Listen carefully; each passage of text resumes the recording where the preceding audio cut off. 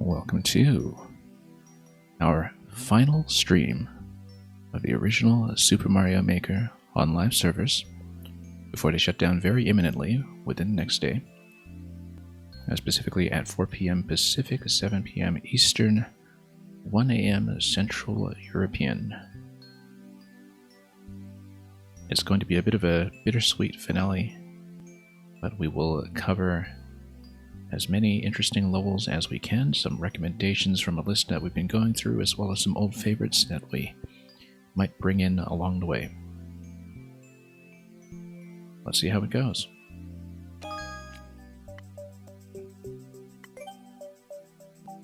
On the last stream, we were making our way through a recommendation list that was posted on a Japanese forum back in 2017. And we're going to continue with that today for the time being, and we'll see how much of that we get through. We've been skipping over levels that have dead codes, of course, as well as ones that we have recorded previously, either in our coverage of Years of Mario Maker previously, or in the huge series of retrospectives that we've been doing of individual makers since January. Regardless, insofar as we're following along with the list that I've linked in the chat, and which I'll hopefully be able to pin successfully this time, we are currently at number 32. And I'll punch in that code to show off what it is in just a minute.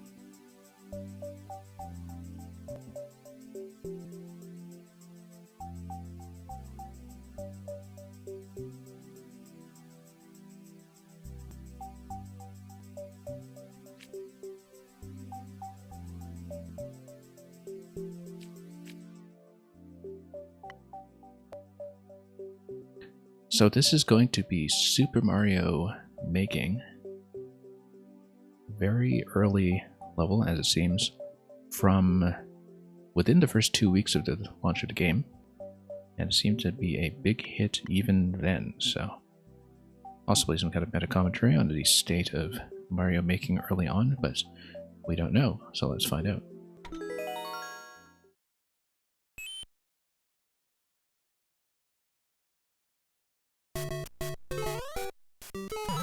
Well, looks like 1-1 to me, with a twist. Yeah, this is, I think, very much a kind of state of Mario Maker level in some ways after the first week or so. You'll notice it is auto-scroll, so everything loads in at a bit of a regular clip. There will be, of course, a whole lot of nothing initially over here in the typical one-up location. And then a little bit of Goomba unloading that you can see here. This is going to blow up. Just like this level. And yeah, I see what the concept is. It's kind of like it's a depiction of the original 1-1 steadily being constructed as you go along. It's not just 1-1 with a twist, Netcat, you look at this. It's actually about the construction of the level, that it starts with something that is not quite the same. And then through a little bit of demolition here and there, it gradually carves out the original layout. So it's kind of an interesting spin on the meta concept of adapting 1-1 that was already there previously, which is why there was the winged block that kind of moved the secret one-up into proper location. Like it's a depiction of Miyamoto constructing this thing in the first place, which I think is maybe perfect as far as a lead-off level for today is concerned. Yeah, because if you look at this, it's like it's placing the original Goomba into its proper location. And then gradually the pipes are being set. The Goombas are being laid in place. Then, you know, you're going to have a couple of revisions here where they think, okay, maybe piranha plants all over the place. We'll need a little bit of gardening, and we'll, of course, take a look at what the underground looks like. So we can see the secret, although presumably it's not going to connect necessarily. Yeah, look at this. It's the depiction of the Hammer Brothers holding a wrench constructing the underground of the level. And yes, here you see that the secret 1-up is placed in a position, some gaps are being carved out, more Goombas are being loaded into place by the spike top construction crew. Of course, if you get up high here, you do see some of the workings at the meta level here as well, but... And then they're gradually going to remove some things here. No star yet, though, of course. That could break something, perhaps. But yeah, the bombs are going to be loaded into place, and then the level is steadily being put together. Yeah, you can see why there wasn't a superstar, just in case it breaks any of the mechanisms that are in the cinematic. And Mr. All Games All Day, rating with a party of 13, will acknowledge you in just a moment.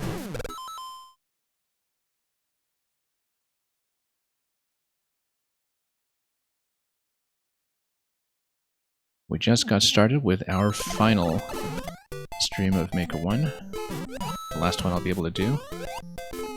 And this level here, look at this. This is like a level that depicts the construction of 1-1. It dramatizes Miyamoto's handiwork. Thank you so much for the follow. Oh, and of course we're just going to fall off here because I was reading the chat. I'm not going to be there for the shutdown time. I'm unable to stream during that time, unfortunately, so... If I'm able to watch, I'll be hanging out somewhere on the Maker streams on Twitch. But yeah, Tetraterix, Mr. All Games All Day managed to beat 5 of your levels in about 6 hours, which is very impressive, particularly given my experience getting through the entire set. I think if you combine the time that I took with Echigo Mole and YMM and the complete retrospective of everything else by John, that I did back in February, I think I must have spent a total of 30 hours or something on this whole set, at least. And that's not counting thinking time off the stream, which is sometimes considerable.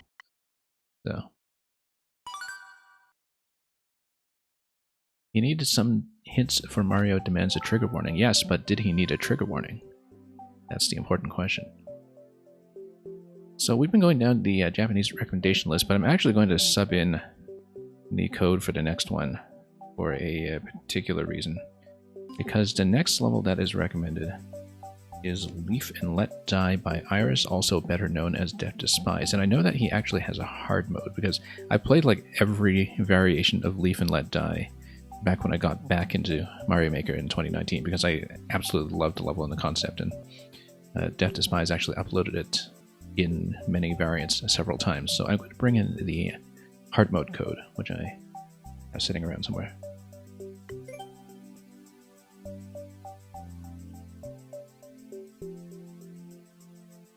So yeah, we've just been continuing with the Japanese list more or less from yesterday. There are a few codes that haven't survived this long.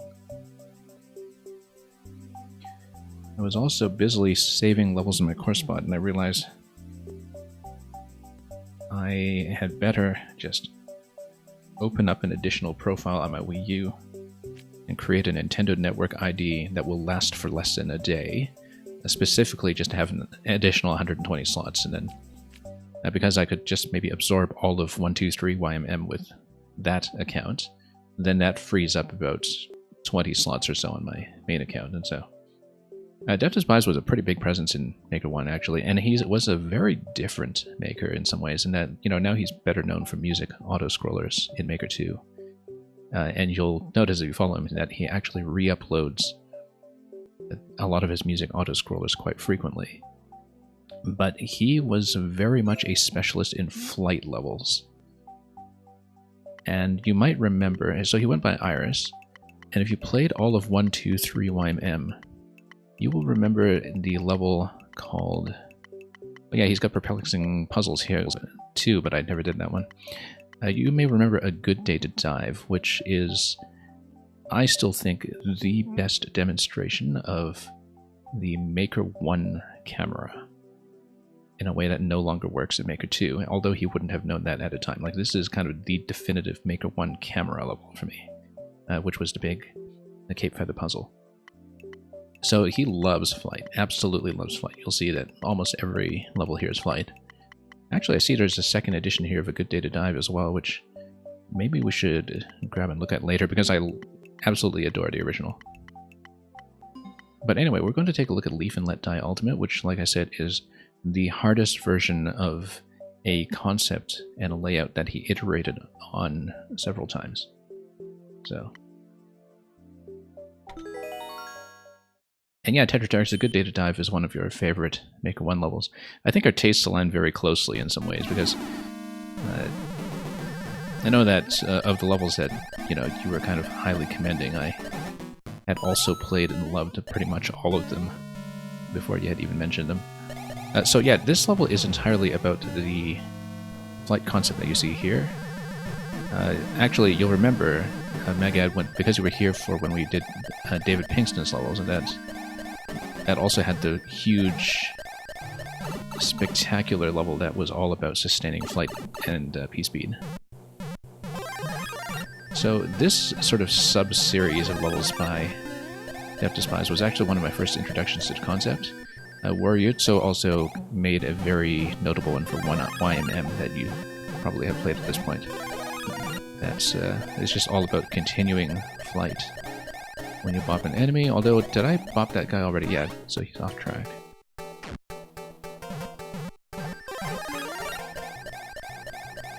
So we just need to get up here first, and then what do we fail to do?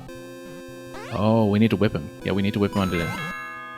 Or rather, we need to stomp him, and then he gets loaded onto the upper track. That's right. I last played this about 5 years ago, so we're reconstructing this steadily. And then we drop in here. Having an entire Tetratarch series worth it. Yeah, it is a set that I think benefits from getting accustomed to the puzzle style and gradually getting into the right mindset as you go from puzzle to puzzle. And then, do we have enough room? There we go.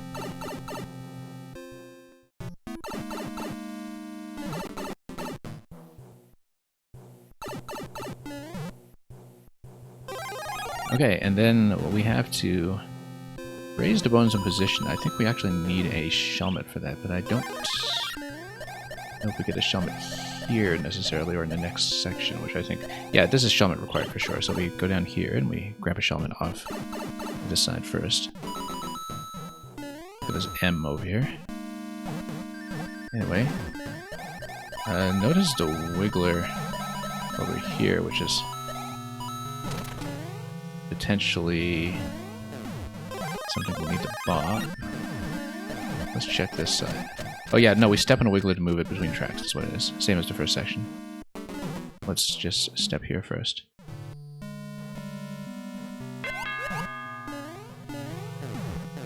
Yeah, I played this about 5 years ago when I was kind of relearning Maker 1 and looking at the community content for the first time, just before Maker 2 was announced.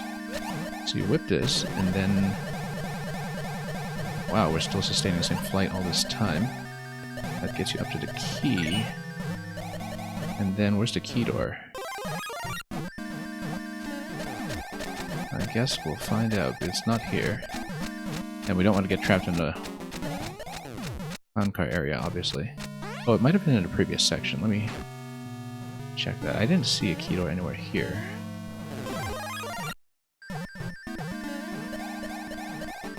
Oh, key door is up here. Okay, there we go. And then we get the Shelmet through the key door. That's what it is. And then we take the Shelmet back to the previous section. Oh, that's one way.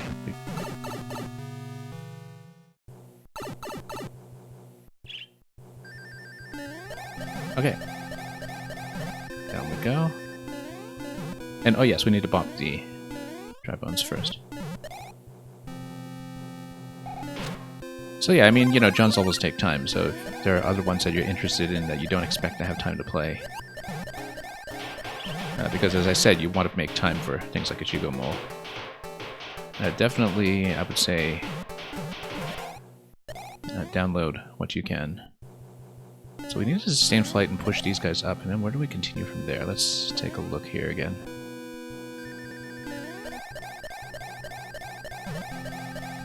All these innocuous little pipe stacks that we took for granted back in the day. Right, because we need to raise this one first by Getting rid of the POW somehow. We would need to stomp on it with something. I wonder where this goes. Let's go through this first, and then I think we'll have our solution to that. Yeah, big boot. That makes sense. Checkpoint.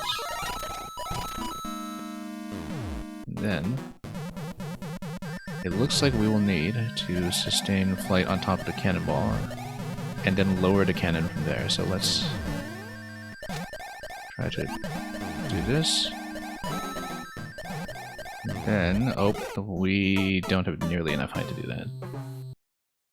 Right, because we need to use 2 successive projectiles, maybe. Let's take a look at this. Yeah, budget as much of your time as you can for Return of Ichigo, I would say.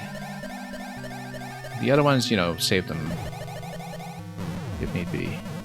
But you don't want to leave yourself too little time for the all-day puzzle, as John likes to call it. Yeah, there's just enough of a window of time here to pop on a second cannonball. We just need to be much crisper about it. Tetrachex, I thought I found it. The hidden area and power extension, I'm pretty sure I found it. I'll have to check, but I'm pretty sure I did.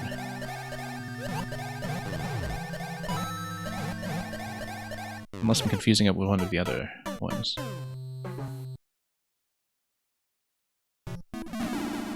I'll have to look up my footage for that. I saved a level regardless, so...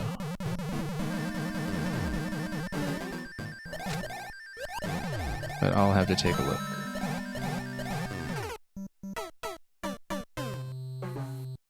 Yes, actually, no, I did find it. I did find it. I remember that, I'm trying to remember if that was the one where I actually had like a disconnection or something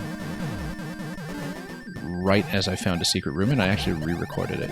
I think that was actually the one. Unless I'm confusing it with one of the other puzzles that was in the same theme. But no, I think that actually was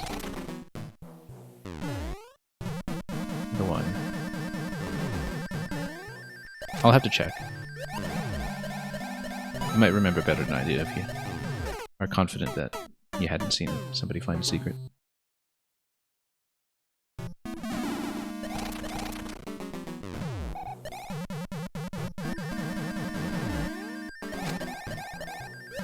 Oh.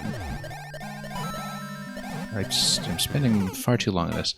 I do need to wrap around. It's clearly the way to do it. It's just that you have to fly quite precisely to do this one.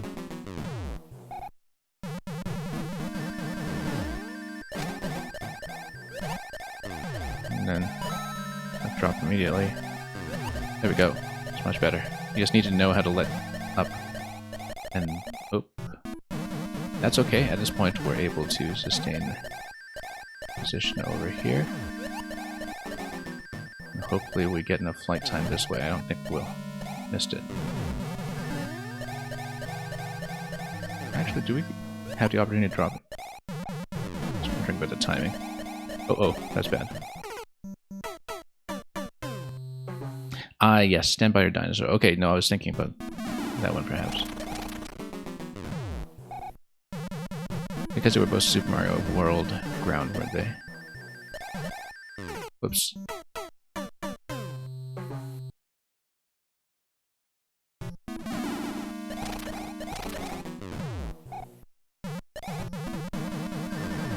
Wait, what do you mean Monday when the servers kick you off? Did I miscount the days? Because I thought shutdown was tomorrow. Or is my numbering totally off?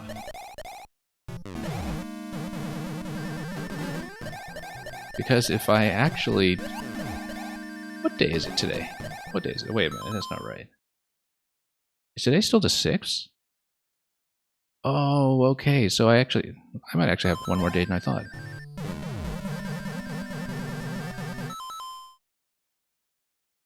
Okay, in that case, maybe this isn't the finale. Maybe I should change my stream title and...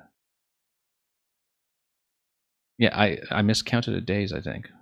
Because maybe I actually have tomorrow available. I have to check, because I don't think I was expecting to be able to stream tomorrow. Let's not start over.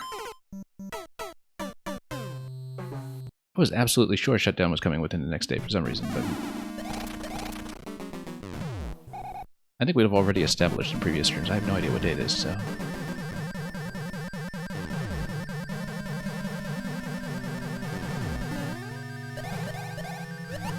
Okay, that means I can take my time with some things. Which works for me, because I've been frantically downloading levels. It means I actually have more time to, you know, perhaps start additional profiles for backup.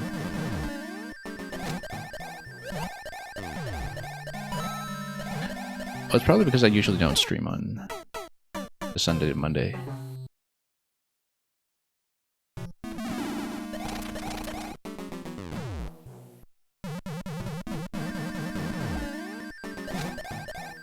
I should actually correct my stream title then.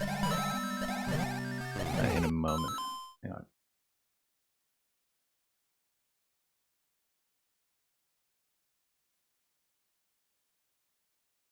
Let's put in the date.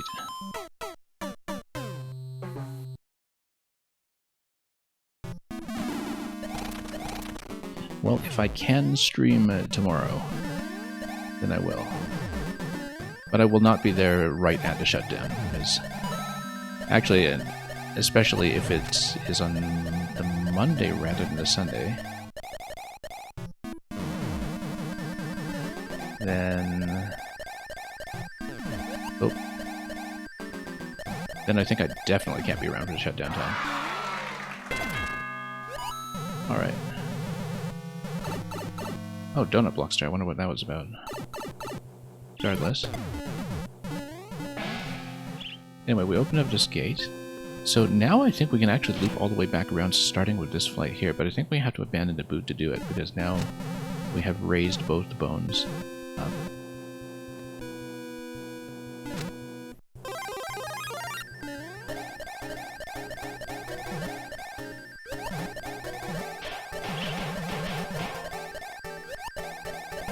In that case... Oh, and then we have to raise this one. This one will require me to ignite the bomb, which means we have to get Fire Flower, probably. Unless the stomp here does anything. I don't think it does.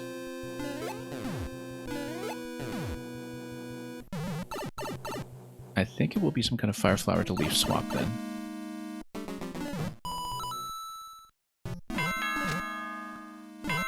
Perhaps you need to reload into this room with the blocks activated.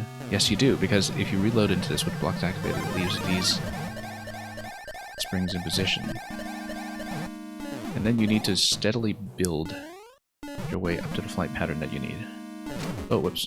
My mistake. And yes, I probably need to hit that block. Let's try that again. I need to jump up and hit that block. Hang on.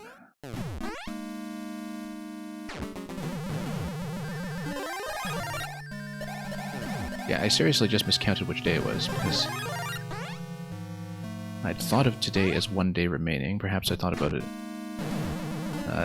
not inclusively, and I've seen some other streams like Panga's, for instance, labeled as this is the last one to make a one that we're running, so I kind of naturally assumed.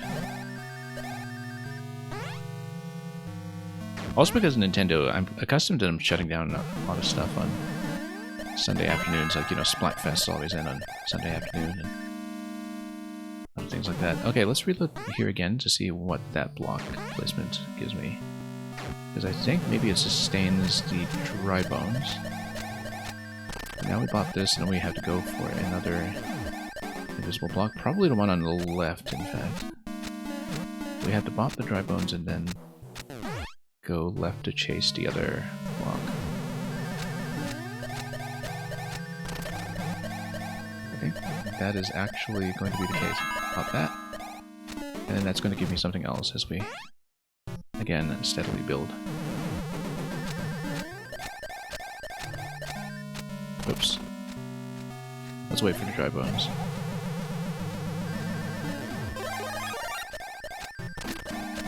And then now we push out the other bones you see here. Because it walks in that position. Now we can grab the Fire Flower up here. And then that allows me to ignite the bomb. That opens up this passage. Then we get the boot to open up the previous passage. And that steadily connects this part of the level to put all of the bones into position such that you can hop out of the boot and fly across all three.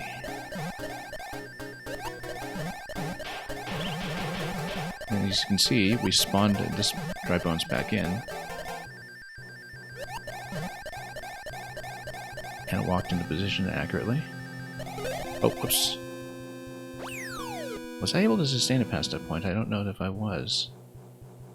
No, because I would have to activate the wiggler on the right side first and then probably come back here with this destroyed, probably with a stiletto. Anyway, it looks like we have a boss door here. What is this door, though? This door is the exit that recycles you past the boss door. Okay, so you beat the boss, you come back through here. I seem to remember the boss was one of the big changes in the hard mode. Whoops. That was a bit of a slip there.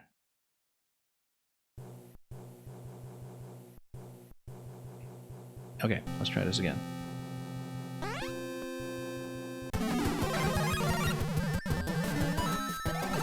Oh, whoops, nope. Yeah, I remember that this boss room, compared to the other easier editions, was one of the things that was substantially revamped. But we will still do it, of course. And then, yeah, I'm supposed to loop accurately over to the next dry bones after that. That's the correct pattern, though, if you look at the fire bars there. To loop to the left and then to the right.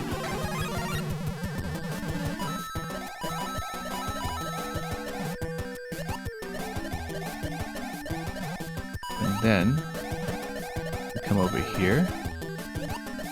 The coin tells you where to go next. The coin gives you a pretty good signal, actually, of where the next valid location will be.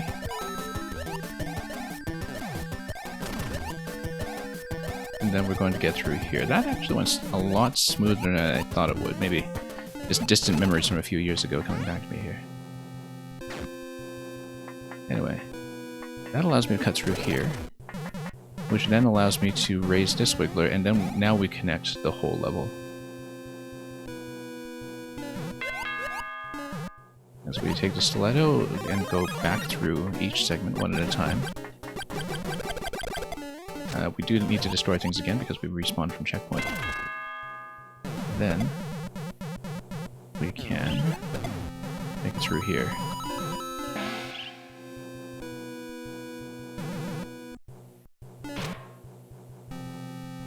Okay, let's drop this.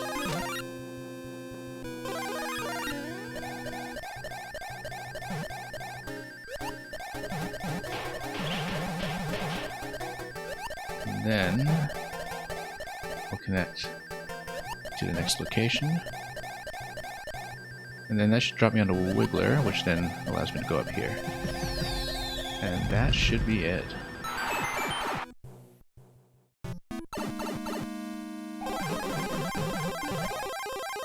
We will of course check the left side.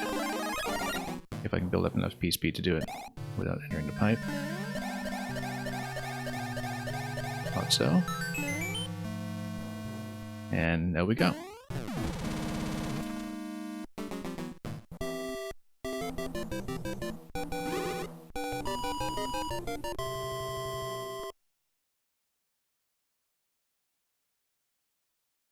So that was Leaf and Let Die Ultimate. And thank you for the GG, Redbeard.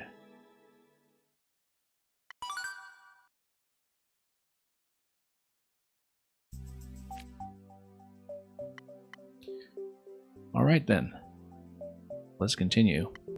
I'm going to go back to the Japanese recommendation list for the time being.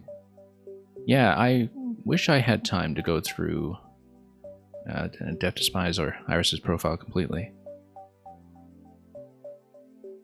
But, alas, that may have to wait until Pretendo, so that goes for a lot of the makers that I have been seeing rather too late in the game.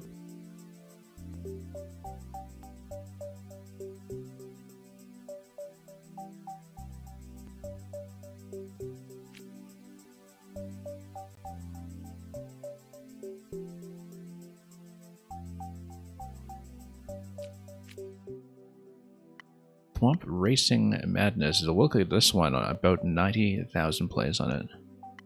I don't believe I know it. This is from April 2016. This one is new to me. But apparently not new to that many people.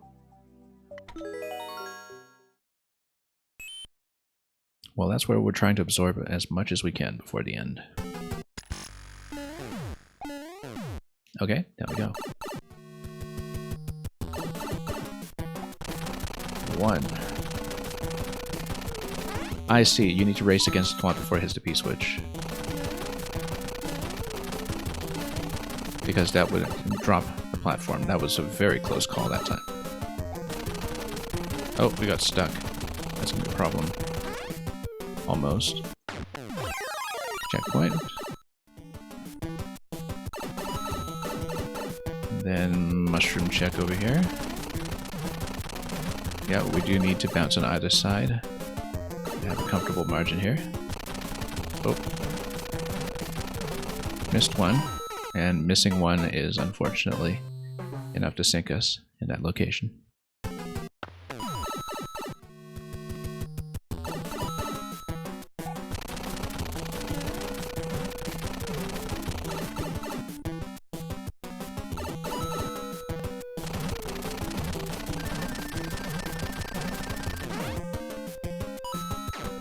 Okay, let's head over here. Whoops.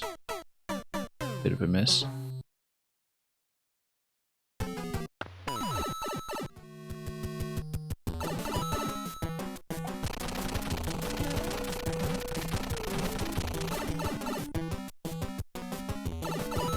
And then we'll continue this way.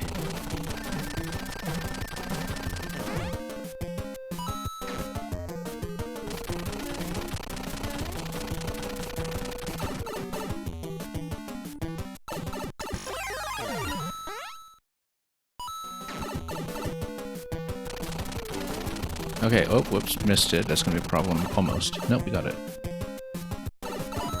But we'll consider that a bit of a warning shot over here. Because we will need to land on this one accurately in order to head up past the next column.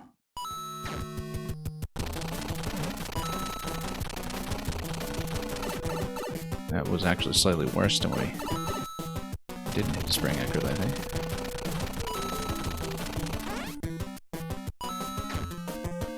Then, no. Oh, I see, okay. Read that quickly, thankfully, because I definitely didn't see where I wanted to target that shell. Oh, missed the spring on the way down. I knew I was supposed to go for it, we just didn't manage to hit, so let's be careful with the shell in particular, because that one caught me by surprise.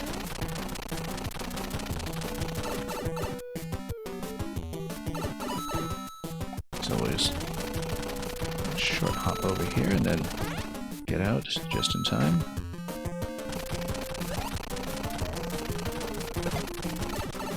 And yeah, we just tuck ourselves against that wall, and that seems to be the cleanest method for it. Just in time, once again. Backed off a little early there, but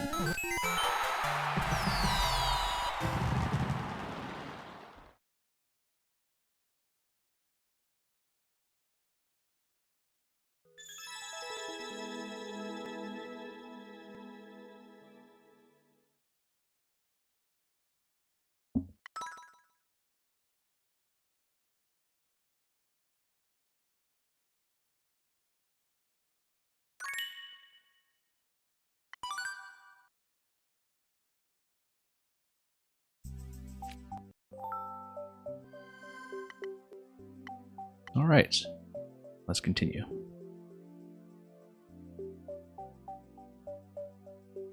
Next up.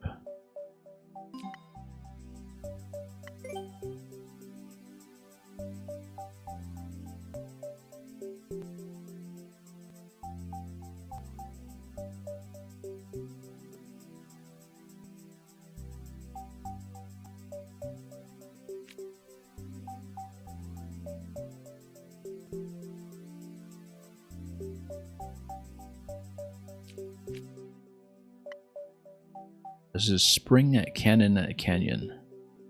A level from early 2017. Not one that I've seen. So let's see what it's all about. I don't think this is a maker we've seen either, although I haven't really kept track of a lot of the Japanese makers precisely because a lot of them have been new discoveries for me as we go along. Which is part of why we've been going through all these.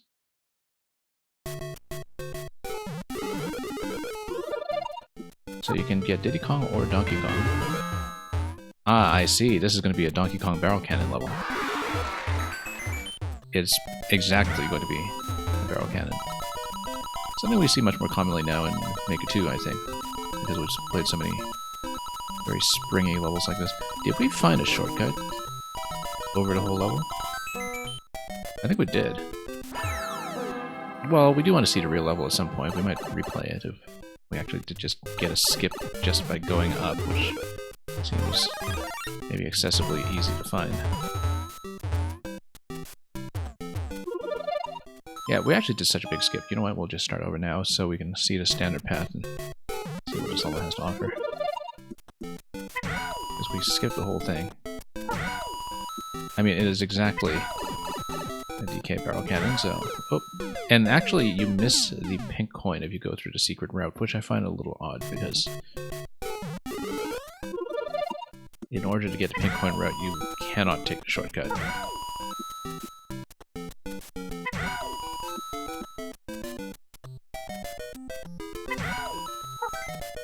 Anyway, except, of course, you could drop down to the cloud if you know it's coming.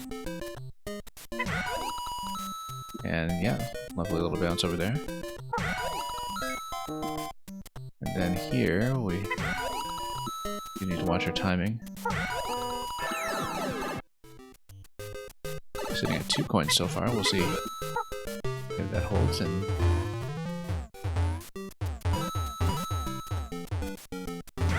we'll just do this segment by segment. Kind of plays itself in some ways. Except we do need to time ourselves accurately against some of these. We do want it to be down, so we can grab this coin. Now, what about this question block? What's that all about? Oh, I see. It changes your launching pattern, perhaps. Because you do want it to dunk you a little bit and change your trajectory on the way down. I wasn't quite sure about the question block there. We'll go back and see. As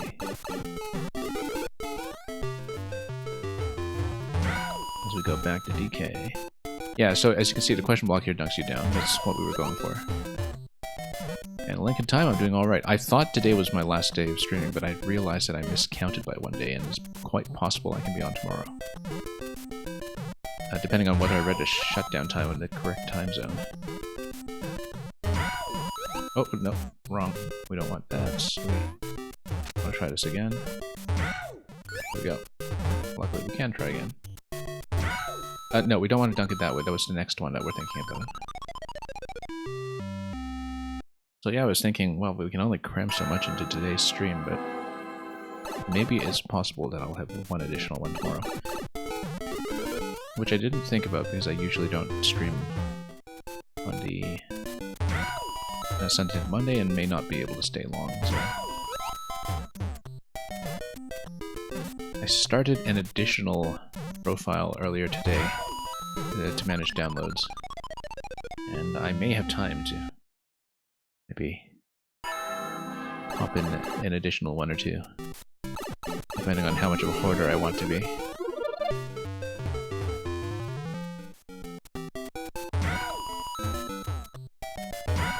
Okay, let's take a look at this.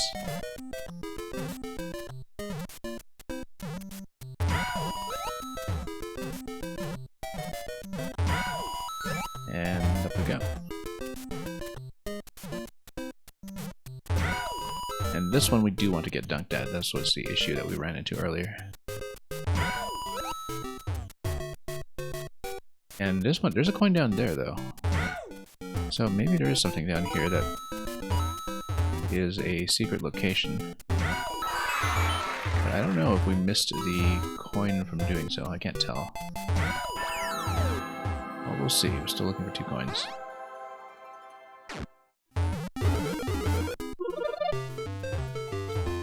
Diddy and Donkey once more. Yeah, this one we want to get dunked out. Well, nope. Actually, I could have just jumped back for that one. We could have just doubled back by jumping onto Goomba in that location. If we miss.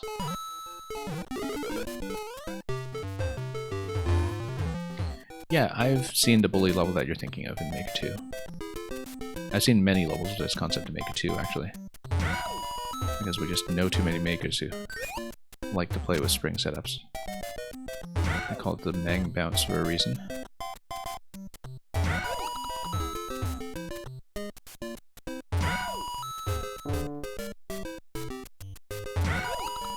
And then we climb up this way.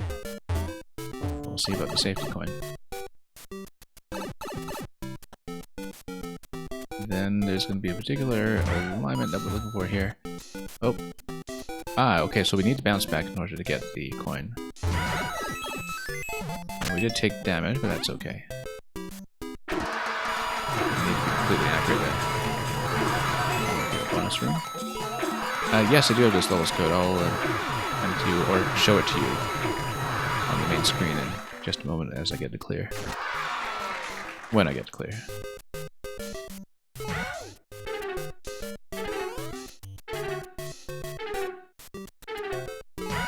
Nope, hang on.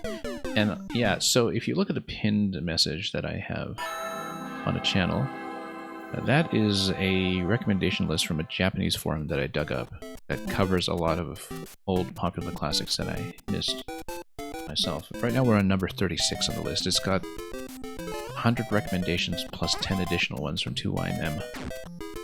And because this was made between 1 and 2YMM in mid-2017. And so, we've been reminded of some old classics there, as well as introduced to many new ones.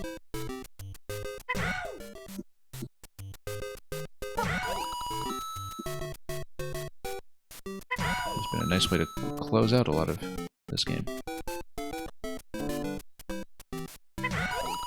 Yeah, because I'll have more time to stream than I thought I would, it might actually be... Oh, we took a key death, I just realized. We can't actually do the... That's okay, we've seen the secret already, so I don't mind. We already got past the key secret here, so we'll just continue.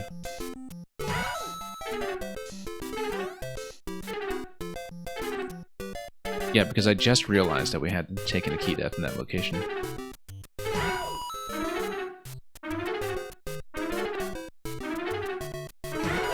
There we go. How did I find that list? I was actually trying to look up some Japanese makers that I know in Maker 2 because I was trying to track down their Maker 1 profiles. And that's what led me to that. Because I don't read Japanese, I would not have found it otherwise.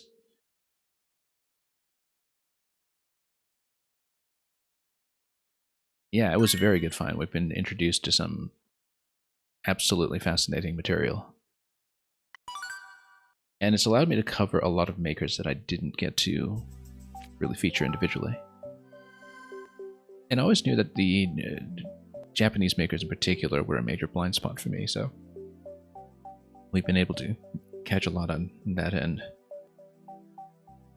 Especially because I've never really played off popular lists or whatever. A week. And it's been a good mix on that list as well, where there have been some levels that are harder platformers, some that are more easy showpieces, and even a few auto levels. And I think the next code that I'll be bringing up is also auto. But anyway, you can see the code here for the current one if you want to jot that down. And I will bring up another.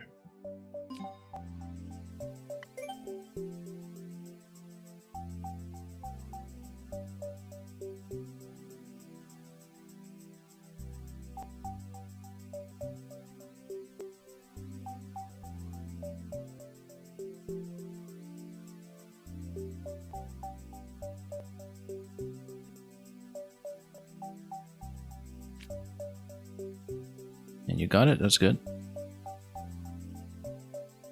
Yeah, we've seen some really fun ones. Here's the Kingslayer. This is an auto level.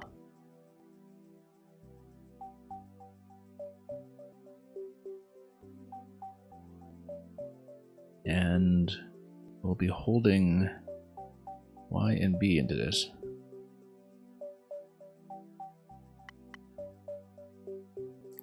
Yeah, there was some other reason why I thought today was going to be my last Maker 1 stream, now that I think about it.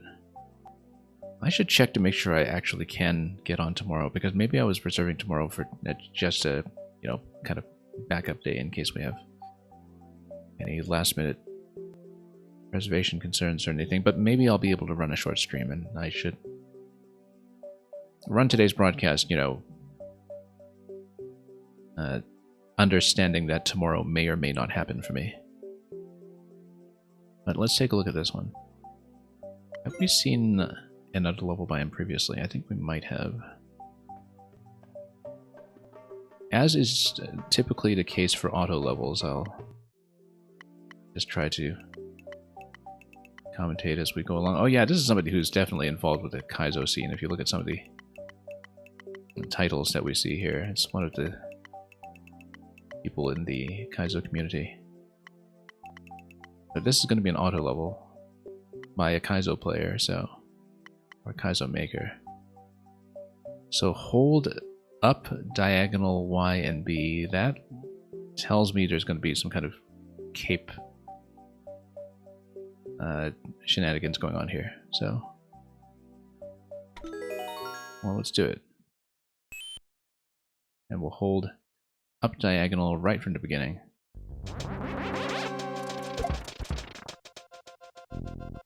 Wait. I am holding up diagonal though, so how come... Hang on. Okay, no, we didn't have a sufficient diagonal, so let's start over. Might be easier for me to do with a stick. We need to hold right as we load it, and then it's going to be Cape Tech, and then Mario's going to dive, and then do a backslide here and there. And just very stylishly dodge every firebar. Kind of reminds me of that one GDQ Trick Showcase level that was actually secretly an auto level that was created to trick people out and, you know, pretend to be some kind of massive technical demonstration. I don't remember which one that was, but this is what this reminds me of. We should actually be holding with a stick, I think, because holding an accurate up diagonal with a D-pad is actually not the best thing to do long term. Regardless, Mario's going to scooch around a little bit and just let the skewer do its work.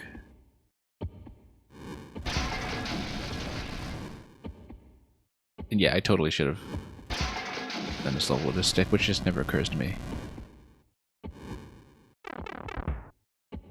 And then P-switch surely activates at this point. Yeah, there we go. And then we'll jump into that. Gets you into this little spin.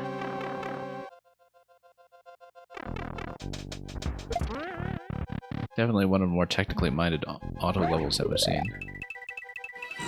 So we get into the spin flight over here and drop off without being able to capture the Bit coin, but I guess that's what we'll be doubling back for in just a moment here as we head this way.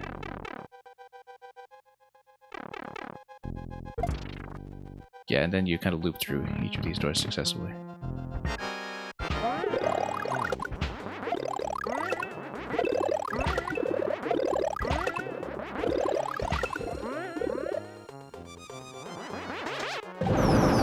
And then Bowser's just going to be dispensed with very quickly.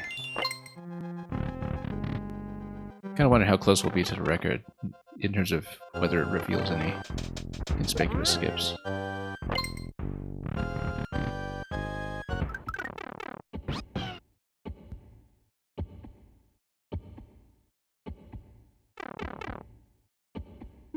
wonder how prevalently it happens that sometimes people make auto levels without telling people that they're auto levels, and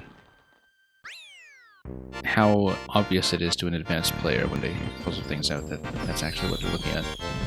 Especially if there's a particular input like this one, up diagonal Y and B, that isn't necessarily what you would think of offhand with an automatic instruction.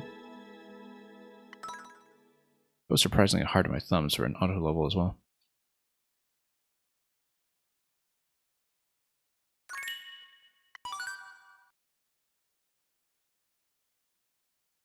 Just because of the way we had to hold into that, but anyway, let's see something else.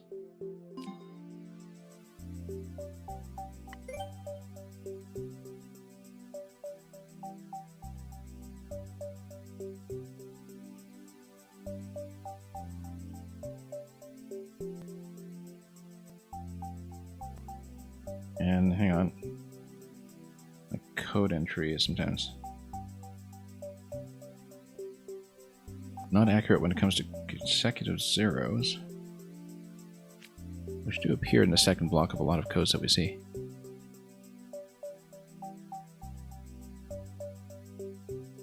The code format and character set in Maker 2 is much richer and capacious, and easy to type, apart from the interface. Anyway, here's Blaze of Glory, and hopefully my thumbs have recovered from the Kingslayer just now. We see fire.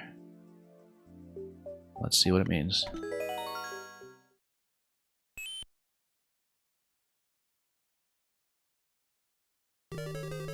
Okay, so boot with a helmet. Now this is no longer an auto level, I actually have to play this now, so oops. Let's keep that in mind. I have this issue where sometimes my mindset from the previous level carries over to the next one that I look at, and does cause problems. If I have time, play just one more of your levels, make it Super Mario Maker Forever. Right, the last one you made in this game. Yeah, I could duck over to that while you're here. And we could take a look at that for sure.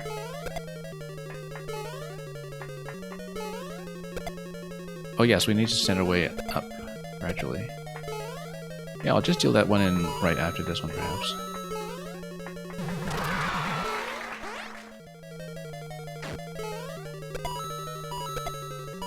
Oops.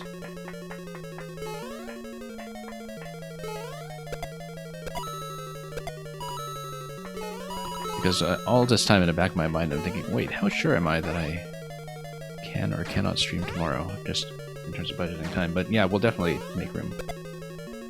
Oops. I noticed, I don't know if you've just been setting your levels to a lot of streams in the final week or so. I noticed that you've been steadily climbing the weekly leaderboard. It did not escape my attention. So, hopefully you've enjoyed getting some attention on stream. If that's the case.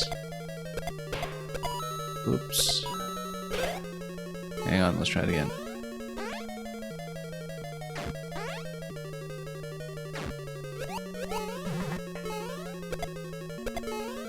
Hang on. No, let's do it again.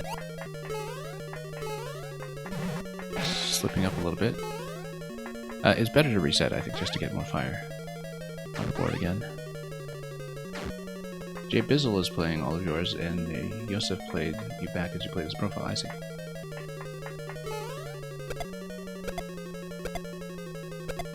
Yeah, like I said, you've been seeing completely different people than I have, so...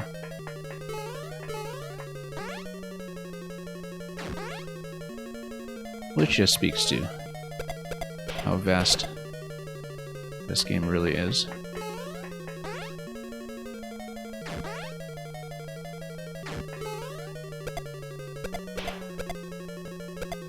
Oops.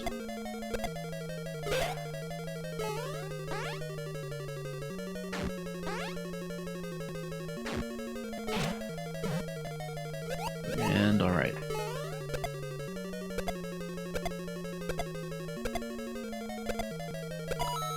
And then Yep, we'll just bust this, and of course we were off center, so that didn't work out, but we did bust the bricks, and so at least one of them is down in advance this time. And should not be a concern. Whoops. Really nice timing this.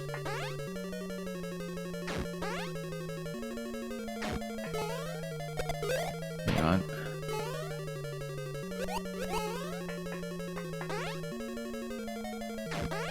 This is a bit of a tricky spot over here. Oh, nope, just hedged on that a little bit too much.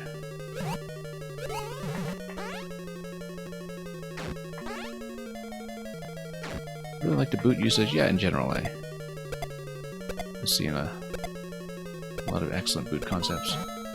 And then, wow, just completely missed.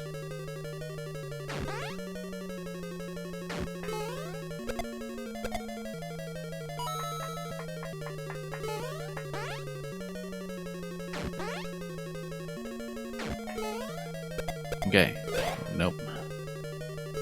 Been very inaccurate about this.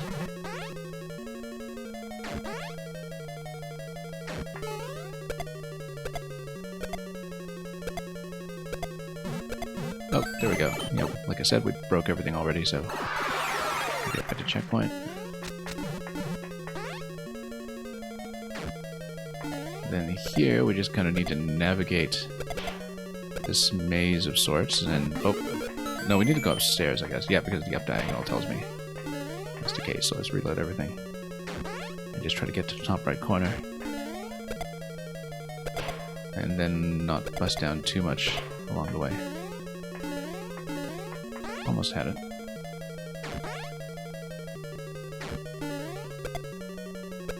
I think the strategy is to go for the middle tracks until it is time to go for something on the top corner.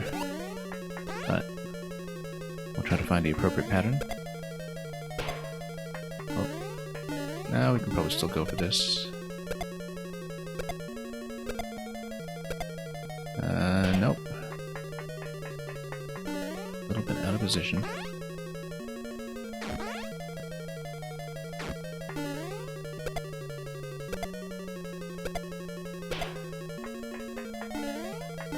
Yeah, just trying to find a clear path.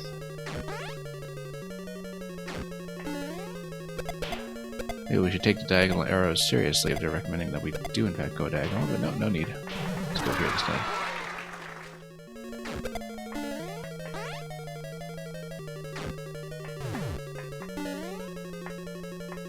Ah, I see.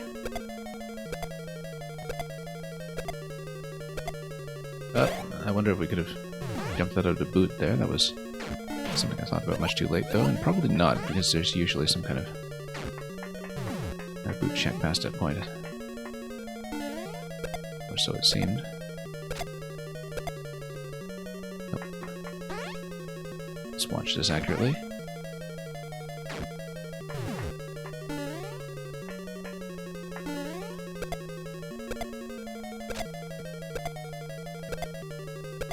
And there we go, and yeah, there's a boot check over here. As well as a place to drop back off and reset to the left if you had happened to lose the boot by that point. Let's try to hit one at a time, not two at a time, if we can all avoid it. And then... Oh, that's a return path. Okay, I wasn't sure. Yeah, it's not something you're supposed to step on, it's something that is purely there for the deflection. I did not realize that. We actually left that a little early, I think.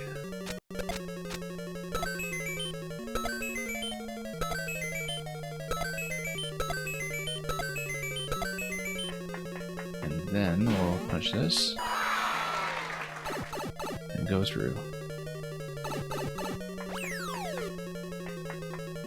Okay, I guess everything's going to come up at some point. Oh. Ah, no, it's as they're coming out of the pipe, then you go for it. Because then you can use the helmet to push through everything above you at a time. But I think we offset the spawn timing at this point, so we should redo it. Because if you start taking out the Buddha boost Discriminately, the timing will not work after that, I think. I have to say. Look at this, what's this? Nope, that's just give me additional boots in case.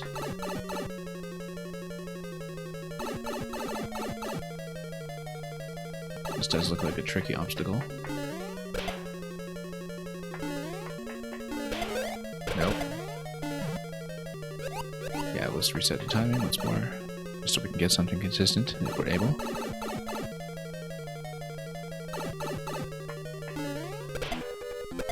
Yeah, you just need 2 bounces actually, that was easy. For some reason I expected something much more involved. And then... oh. I mean, I guess we can still just, you know, use the helmet here and... just for completionism, we'll try to pop everything before we touch the axe. In trivial fashion.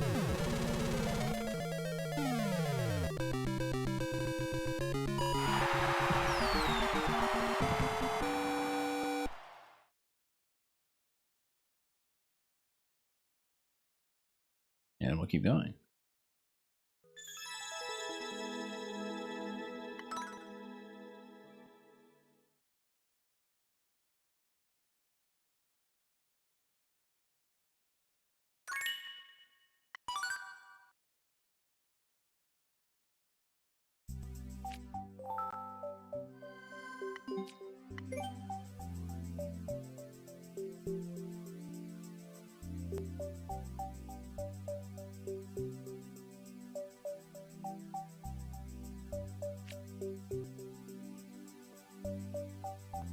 Thank you for the GG. Now let's take a look at code that will hopefully work on the Lava Dragon. This is a very early one from 2015 and very well liked at the time. Let's see what it's all about. Yeah, it would have been about 2 weeks after the checkpoint patch.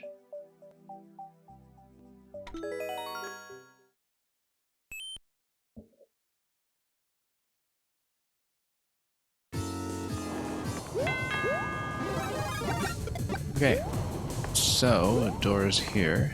Oh, that's the dragon, and we call that on the telephone apparently. Ah, yes, no, it's overlaying blocks.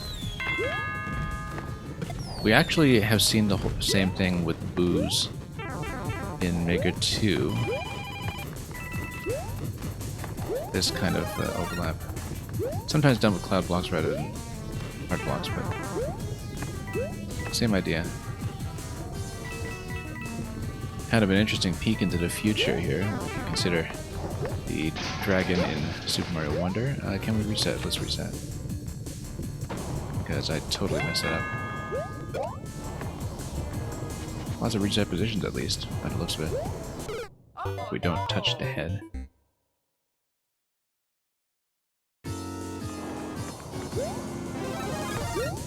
Not quite Tears of the Kingdom here, unfortunately. You can't just land straight on the head and go for it.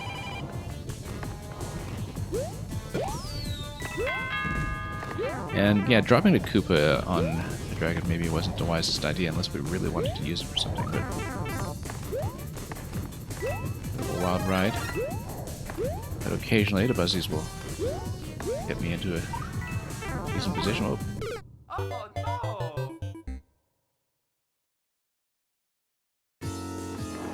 That's alright. Grab this.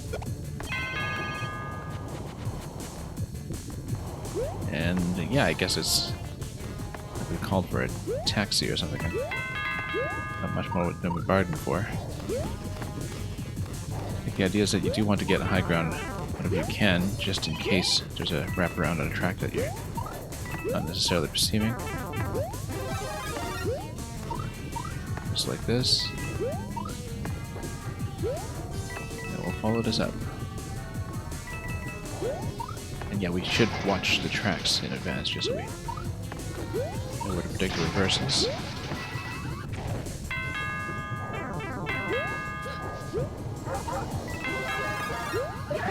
Oh, that was a mistake. That's okay, can we still catch it? Maybe. I don't think we'll get up to Yoshi at this point though. I mean, we could theoretically have triple jumped up to it, but let's go to the door instead. this is a full reset up to the beginning.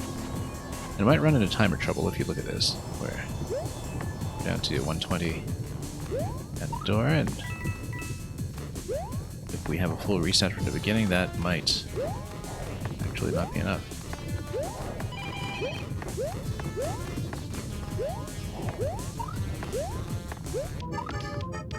Anyway, we'll walk around this way. You can absolutely tell how this would have made a huge splash in 2015. Just in terms of taking advantage of the hitbox priority here with the track setup. Oh, got stuck around that corner for a moment.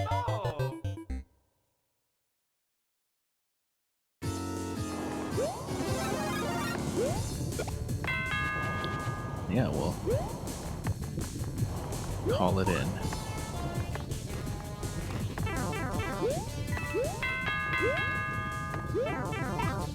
And take far too much damage as we just get through the early segment.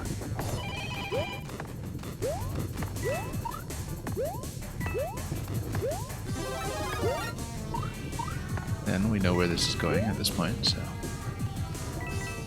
just let it do its thing and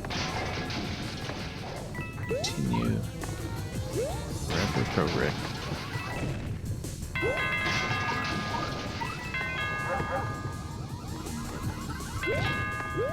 Yeah, let's not get stuck around there. Let's... Oh, didn't mean to lose Yoshi there. That was an accidental spin.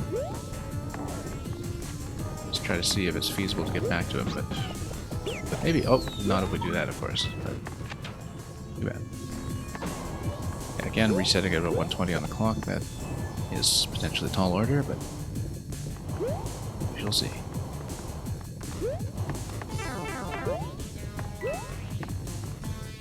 And we'll slip back and forth this way and that. Don't absolutely need to ride the dragon the whole time if we prefer something a little more stable. Oh.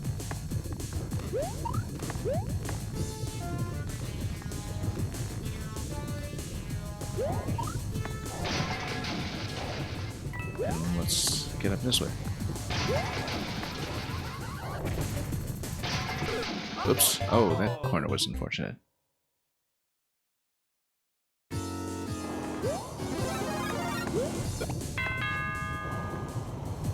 Anyway, let's wait.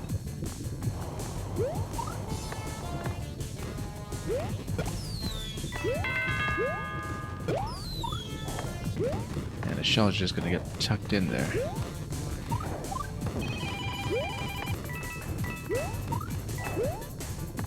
Yeah, we'll leave the flower. I mean, we never know when we might want it upon the big door reset. However, it is going to be carried all the way. I mean, as long as we don't consume it on the head here.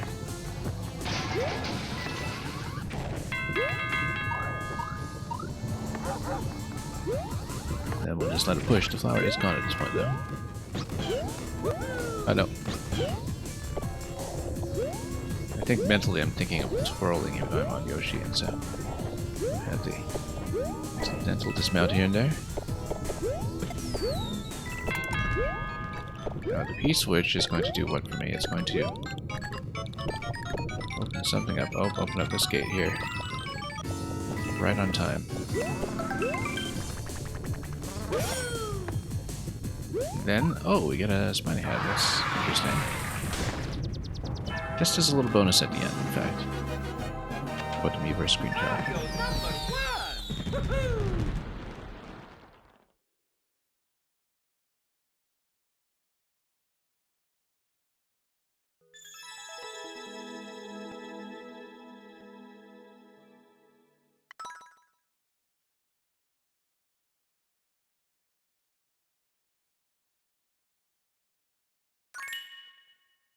Well, let's see some more.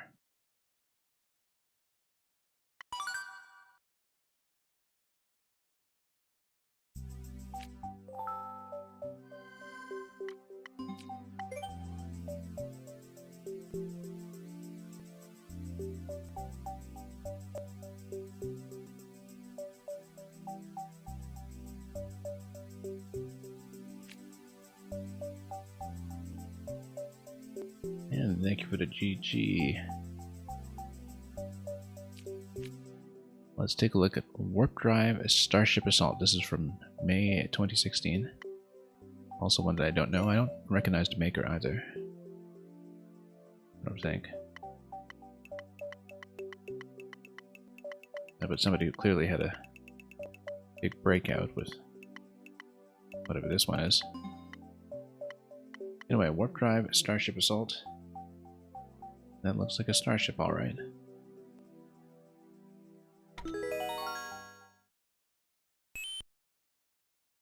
We'll have to deal with this starship camera bob. So... Oh, I see. This is just a launch pad, perhaps. Then we board over here. And then we get pushed.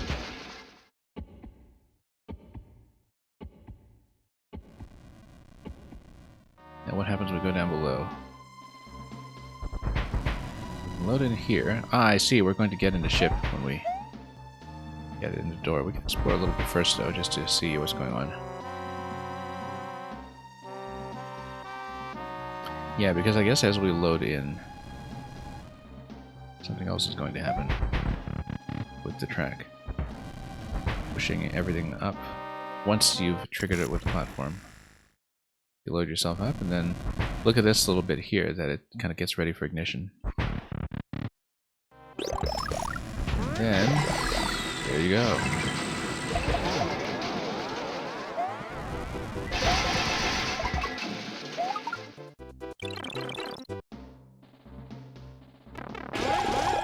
And then, oh, here's another bit over here as we board the lander. And just smush everything along the way. My god, it's full of stars. There is a little bit of exploration that you're capable of, though, if you just kind of back throughout the level. You really want to, and it even gives you a little sound effect for your trouble. But yeah, this would eventually just send you back once it loads in the initial vehicle that you boarded in the first place. Whoops, there we go.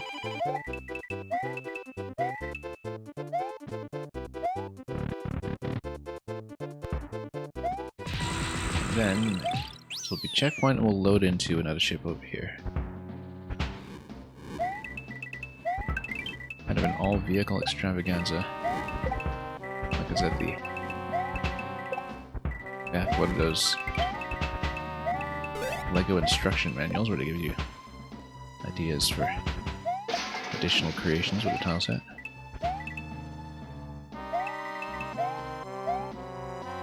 I wish I knew where my paper copy of the Maker 1 idea book went. I couldn't find it when I was locating a lot of my Wii U materials. Anyway.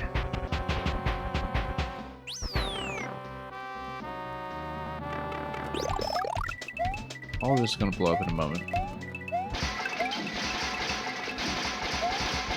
We'll just keep going, and then there's the gate, and then we'll check the door just to see what this is all about. Oh, interesting, that the door actually just pops you at the gate regardless. I did not get the special Wii U that came with Mario Maker. I already had a Wii U at the time, but I did get one of the 8-bit amiibos that launched the same day. I got it with a classic color. And I did get the launch edition of Maker 1 that came in a box that had the idea booklet inside.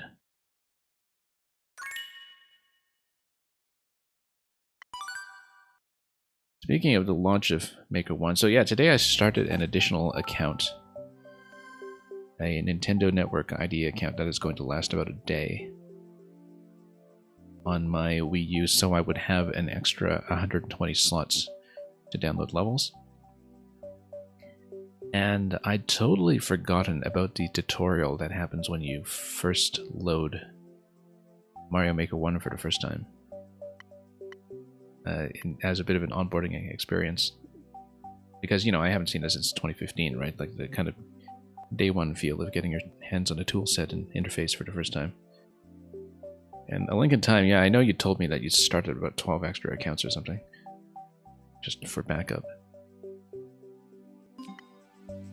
Maybe I'll do that with my time tomorrow. But I would like to stream as much as I can. Welcome, it is almost over. I actually thought it was over sooner than it really is because I totally misread which day it was today. I thought today would be my last day, but we might actually be able to stream more tomorrow.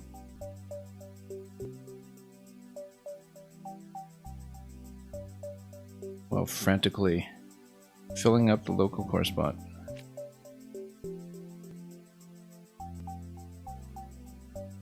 Yeah, I mean, I'm definitely going to be looking into modding the Wii U to connect to Nintendo when they get everything up and running. Because there is so much Maker content I wanted to get to, Maker 1 content, that we didn't manage to make it to in time. Anyway, here's Fireball Chase. So yeah, today we've just been going through a recommendation list that was on a Japanese forum that I found a couple weeks ago, and we've played a decent chunk of levels on it already, but I'm filling in whatever I can, including a lot of Japanese makers I don't know at all. So let's see what Fireball Chase is all about. This is from June 2016.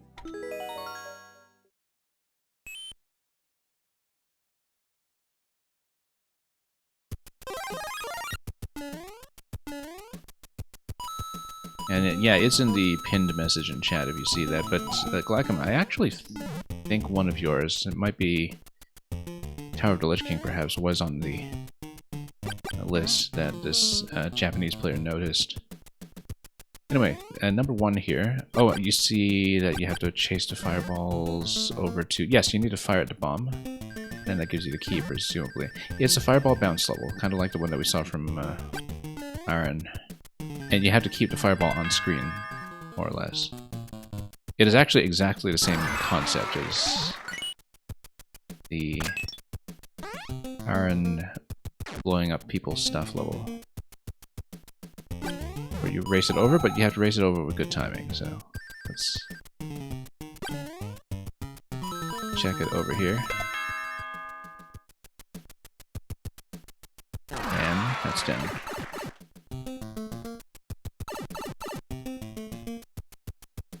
And then you race it over without hitting the Goomba.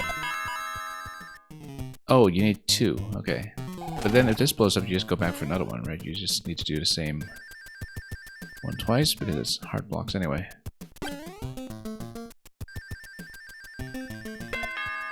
And that will go down.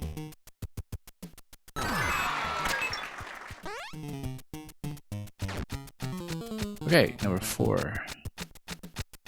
There's going to be some kind of bounce back here where we do need to go both ways. Oh, yeah, you blow this up, then you blow the other side. After that. That totally isn't in position here. No, that's okay. We just need it to be within the horizontal loading range for that, so.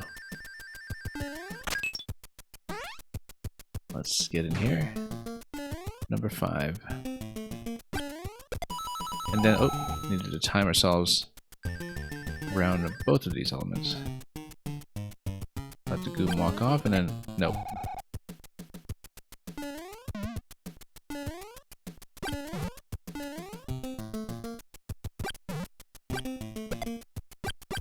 Okay, we might as well just fire twice. And, oh, bumped into this one as well because we were too busy watching the fireballs. That's okay. Just worry about the buzzy timing. Goomba will just sort itself out with multiple shots. Oh, so again, let's watch where we are.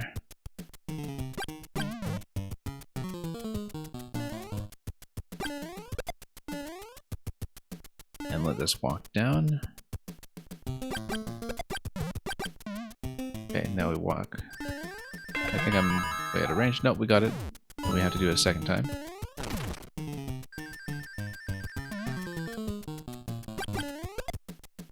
Yeah, the double shot actually does work out quite well here.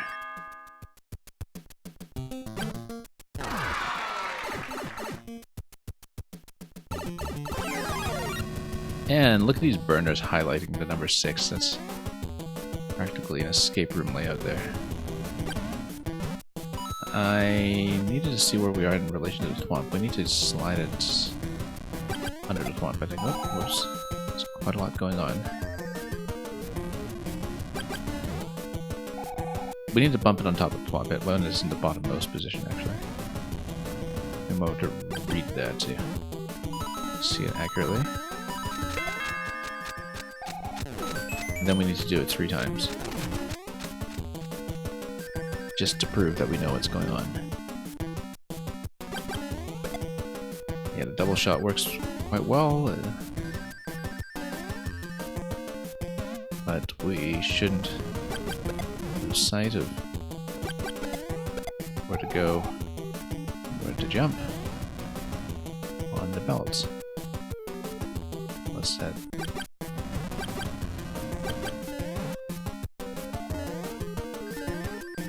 Go over, and then as the second one, one more, and then we hit the goal. So, fairly straightforward.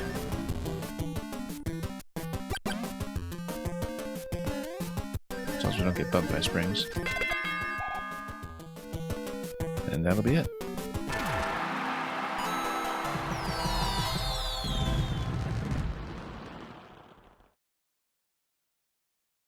Yep.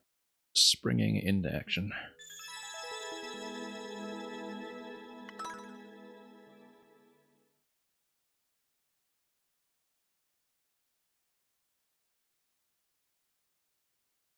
Anyway, let's see another. Oh yeah, Lincoln Time, you mentioned your level earlier. I totally forgot to put that at the end of the level where we had discussed that. So we'll head over to yours first. I'll bring up the code that I had for you, unless you have it even handier.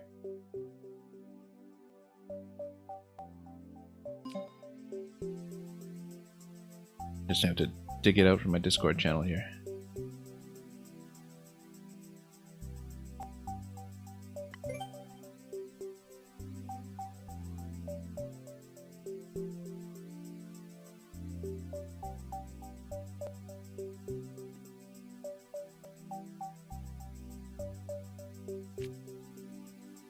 You're downloading 28 more levels tonight and heading to bed. Yeah, I don't know how stuffed a Wii U is at this point, but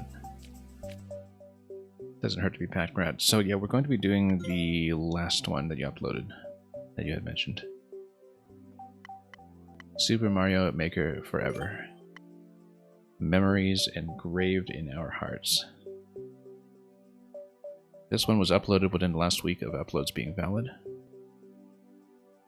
And Glacom, you haven't really had a chance to try anything, you're just cooked. Yeah. That is totally understandable.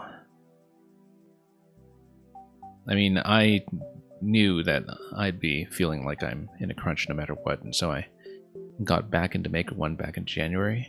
And even so, I wish I had started even earlier, like when the shutdown was announced in October. But I was just too busy at the end of last year, so we crammed in what we could, and I would have liked to do a lot more. There were so many makers that I kind of had as a priority that we just didn't get to, but that'll have to wait for Pretendo, so let's take a look at Super Mario Maker Forever. You're happy with how this turned out overall? Yeah, I mean, it's nice to have some closure as far as the upload deadline goes. Let's see which costumes we have. Okay, we'll go with Mars. And whoops, totally shouldn't have done that. But it gave me the damage boost there, I suppose, so we'll stand by here. This is just a bit of a longer jump. We'll work our way up. More costumes? Thought so. Let's see who is here in the party. I did find a code for an all-costume mystery mushroom showcase because I'm certainly nowhere near unlocking all the costumes and will not be able to do it, so You got your own closure, Glack. I'm looking back at the stuff you made, but you're kind of not going to get over that the levels are going to be gone without a fan server. Yeah, that's... I think, especially among people who are very, very dedicated to this game and for whom this was a significant chunk of their life at one point, I think it's a very bittersweet moment. I mean, you know, I think we all knew it was coming in some form at some point. And it still feels much too early, in spite of the fact that Mario Maker 1, I think, was really kind of taken for granted in recent years, with activity just kind of cratering after Maker 2 came out. And even among the people who didn't like Maker 2 as much for various reasons and couldn't get into it as much, you know, that wasn't enough to keep the Maker 1 scene alive, because what happened instead was that they just left Mario Maker, right? As you probably know yourself. And so you had a couple of years where, you know, Mario Maker 1 was just kind of sitting here inactive and overlooked, and you don't realize how good you had it until it's almost gone. Oops. Hours of your life daily for a solid year, exactly. And yeah, in that cat, it was really interesting over the course of all the retrospectives I was doing in the past few months to realize just what a vibrant sense of community Maker 1 seemed to have at the time, in terms of the rapidity of how ideas were being exchanged and developed. And considering that, you know, unlike Maker 2, people didn't really have any basis to start with, other than their own imaginations from playing Mario for so long themselves, that things developed and things were researched so rapidly, and that people were so active in the first year of the game in particular, and we could tell that just looking at the upload dates on most of the profiles we've covered, that, you know, the huge burst of activity up front. And then after that, it was just a matter of who stuck with it for ever greater and more complex creations. Anyway, here we have both styles of the 8-bit amiibo. I haven't been thinking about the pink coin collection at all. We haven't really seen it. This is a stump, of course, that we totally failed to step on. Oh yes, we're supposed to get over here. So I am not supposed to fall down here, I guess. The Nintendo recommended level set list. Wasn't that just something that was on the website at some point? Because I remember that being a thing before the bookmark site was established, and I know we'd noticed a couple of makers that I played suddenly had a level blow up that was clearly Nintendo helping promote them.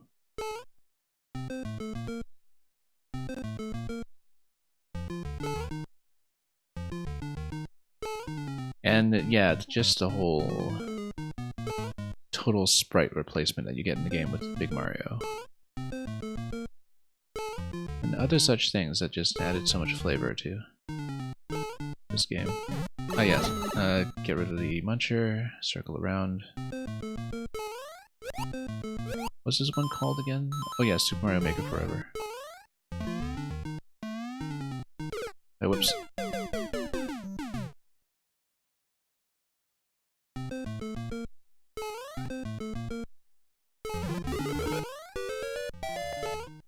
And yeah, because I played all of the sort of official Nintendo character levels a couple of weeks ago, you know, by Yamamura and Mario and so on. I understand that a lot of those were originally part of this webcomic from Nintendo that was about learning level design, and that too has kind of dropped off, and it was very difficult to find anybody who had archived the English localization of it, because there briefly was one on the website, but so many of the old web features just went down around a time that Miiverse was also taken out, I think. We have more mushrooms available, yes we do, so we'll damage boost off of this one instead. It looks like you are required to take damage here, but that's okay, we'll make it through.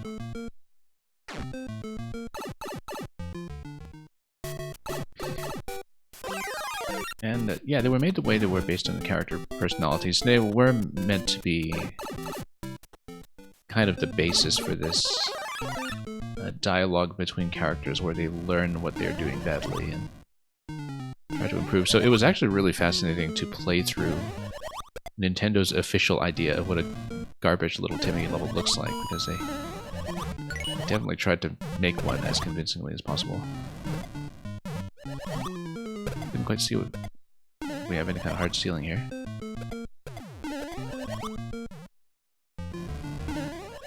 And the Bowser ones were actually quite good in terms of accommodating multiple power-up paths and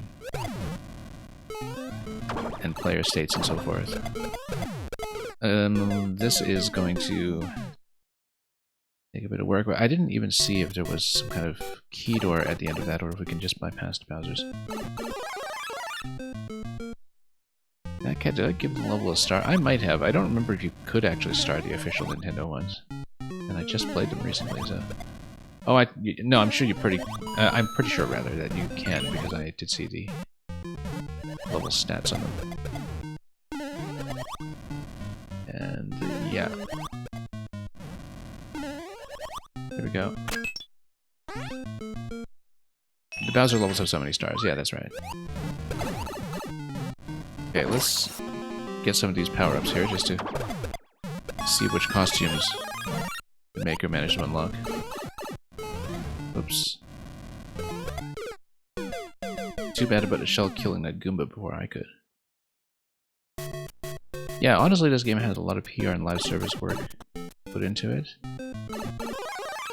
Maker 2 didn't even have the public bookmark site, which, you know, people complain about to this day.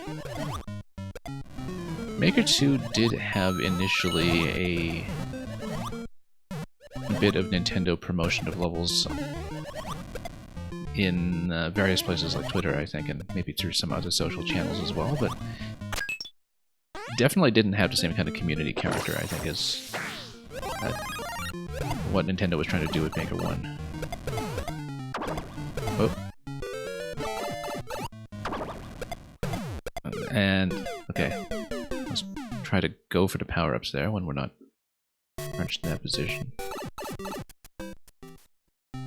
But in general, I think there was this whole kind of social philosophy around Miiverse in particular, with what Nintendo was trying to achieve in the Wii U era, that had totally dropped out by the time of the Switch and by the time of Maker 2. Which is too bad, because as I've been saying, you know, Miiverse is... I remember... it's probably the most pleasant community that I've seen in video games, because, you know, you are just specifically networking with people who have the same interests and want to see the content, which is the problem with most social media, is that, you know, if things are set up in such a way that it's meant to be a promotional arm for the content, that means that you're trying to reach people who didn't really want to see it in the first place. Oh, here's Hello Kitty.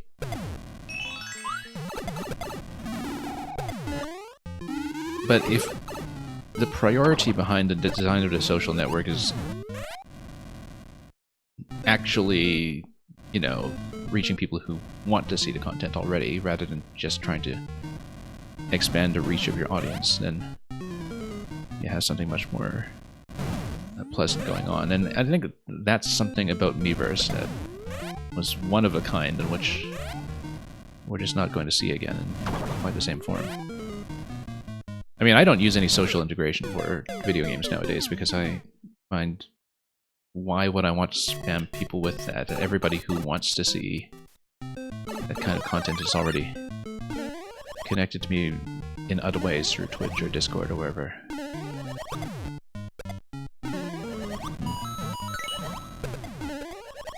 Yeah.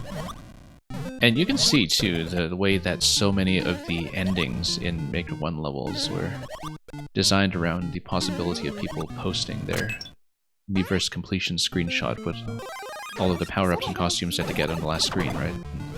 It was something that I think was very specific to the character of optional objectives in Maker 1 that we've been seeing all over the place.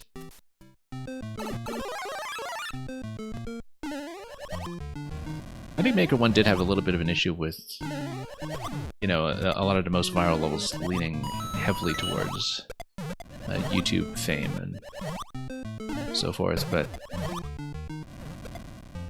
where it often seemed like the garbage levels by famous YouTubers were the ones getting a lot of the public attention. But then that was before, I think, a long-term community really coalesced among people who were serious about sticking with Maker, right? And so... And Maker 2 had a very different social problem, I find, that we've been talking about quite a bit, where, you know, people kind of balkanized into their own sections of the community way too early in Maker 2, and I think it had a very negative effect on the design diversity of the game. Like, totally apart from the toolset, there are definitely kind of social reasons why Maker 2 could not have the same sort of character. And... okay, we really need to survive at least as far as getting the clown car here.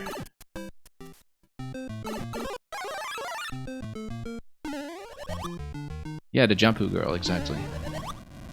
Couldn't remember who she was, but we've been seeing her as a random draw on and off as I've played a lot of these, and it's always kind of a pleasure to see her take the flag.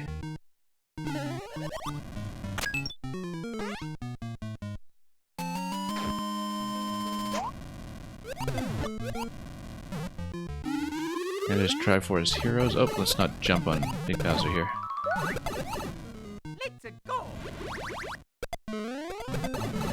Okay. Oh, now we've got the mystery mushroom here that was just about to zap me. Ah, yes, that's right, that was the character.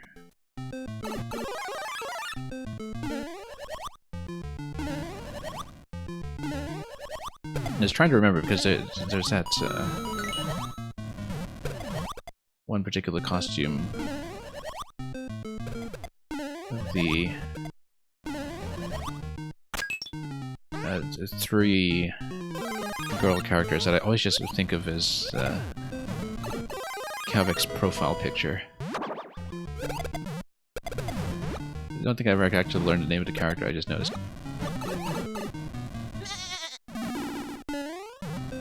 His avatar, but... whoops. Anyway, let's actually grab this, and let's try to grab the mystery mushroom as well, if we can. I can just have a clear opportunity. Nope, that was not. Right, Degaspan Brothers, that's right.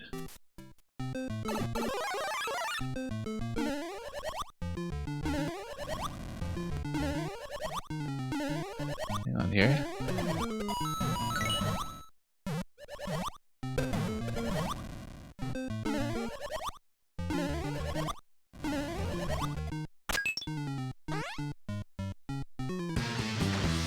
But yeah, I'll probably run through that costume set level at least once on stream. At some point, I mean, you know, we're seeing so many costumes already, but... the target priority here is obviously going for Junior first, but I find that I'm always tempted to just go straight for more mystery mushrooms just to stay alive. That might not be the best idea, given how closely the pack's being to Bowser himself. And yeah, Glaucum, thanks so much for dropping by, and once again, it was a great pleasure to play through so many of your levels, actually all of your levels, back in March. And you have a great finish to this game as well.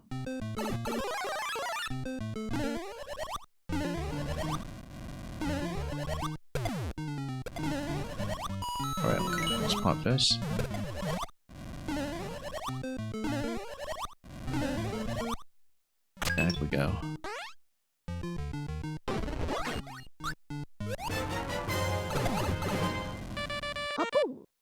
And then, oh.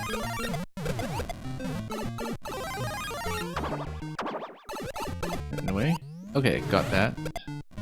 We don't really have a mystery mushroom available right now, so we'll just have to be very careful. Mystery mushrooms down below. Okay, if we can have an opportunity to jump out towards them, we'll do it, but we're going to get zapped anyway. I was trying to find an opportunity to maybe zap some Goombas to clear some space to get a power-up, and that did not happen.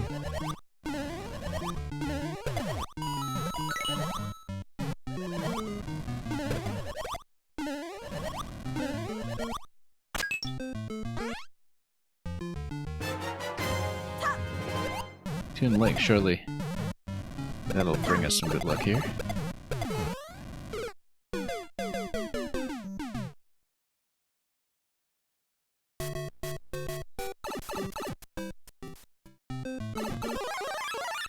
As some of you can probably tell from my stream alerts, Wind Waker is a very big deal in this household.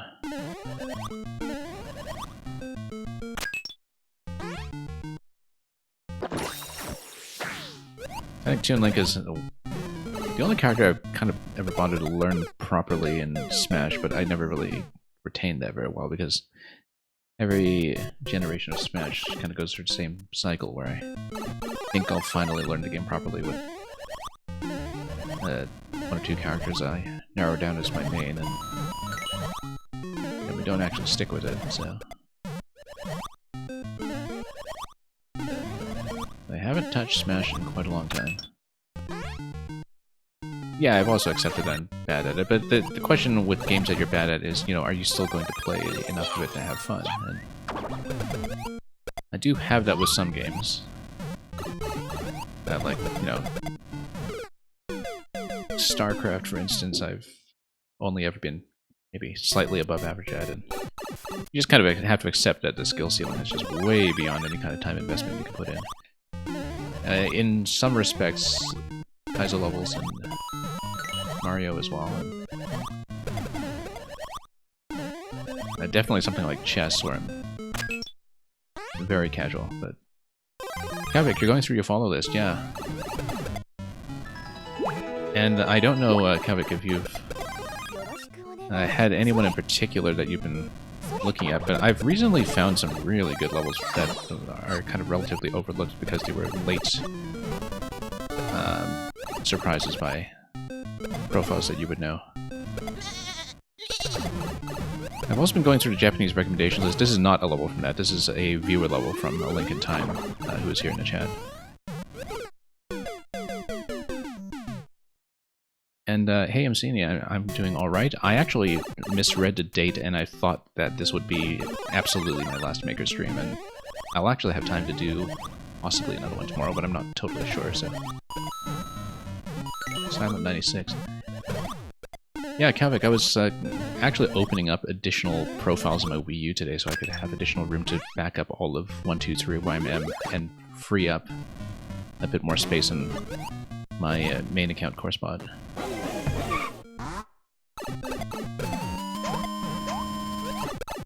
But yeah, there were a lot of creations that I wasn't aware of until very recently.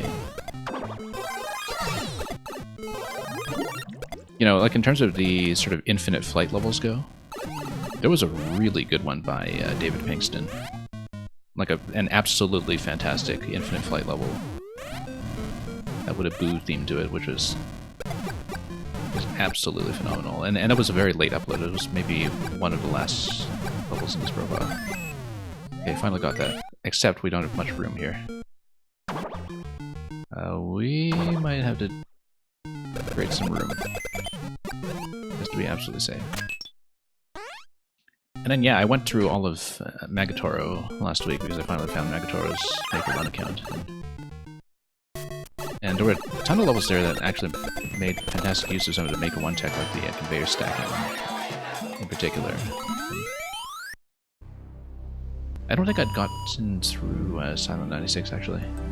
Maybe one or two specific levels, but I'm trying to remember. Anyway, thank you for that, A Link in Time. We are going to go back to the Japanese list, though, unless people have anything specific to recommend me. I mean, Kavik, if you see something spectacular, do pass it over. But in the meantime, we'll go back to the big recommendation list.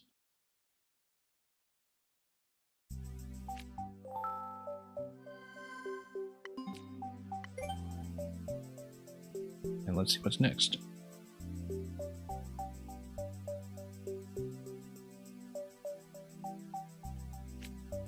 And yeah, now that I've belatedly realized that just opening up additional accounts on my Wii U is an option, I may actually spend some time just doing a lot more hoarding. Even though, of course, all fingers crossed that everything with access to the archive restored through Pretendo is actually going to work out. Anyway, here's Blocktopia. This already looks like one of those semi-solid mega stack levels by Ragnarok X, actually. The quilted cell one. But we'll see how this concept differs.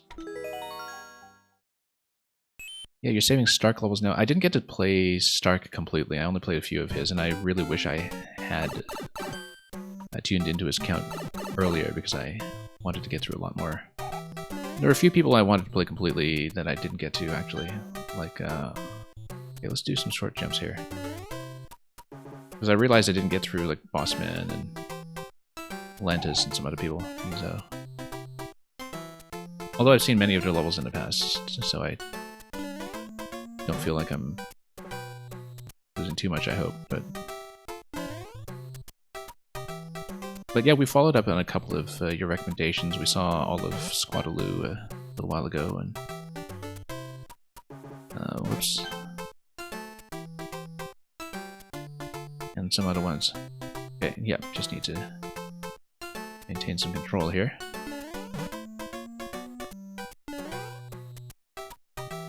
All this semi-solid stacking, you'll notice immediately, is not possible in Maker 2 because of the way that level data is stored. Whoops. Let's just try to go through the semi-solids on the side, just find a decent pattern. It's kind of a labyrinth in a way too, where you just have to find a path that is somewhat navigable like this. There we go, that's much better. It's symmetrical, we could have just found it on this side too, but we'll take it. This one was famous, saying, yeah, I never saw this one. And oops. Hang on. Yeah, no, there's no way you could build this in Maker 2, I don't think. Because there are too many overlaps, you would get over the limit of 5. You could build something that kind of approximates this, but it wouldn't quite be the same. In terms of the valid landing platforms, like aesthetically, you can't recreate it.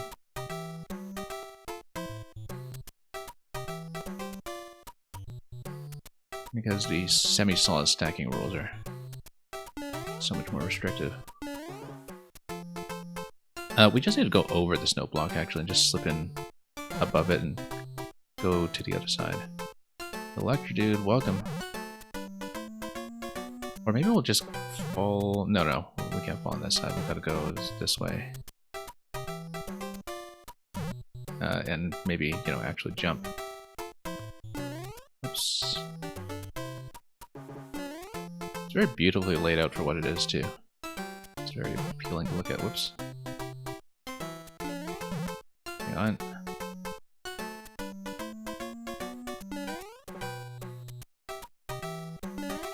Yeah, it's been a real treat to go back to Maker 1 and just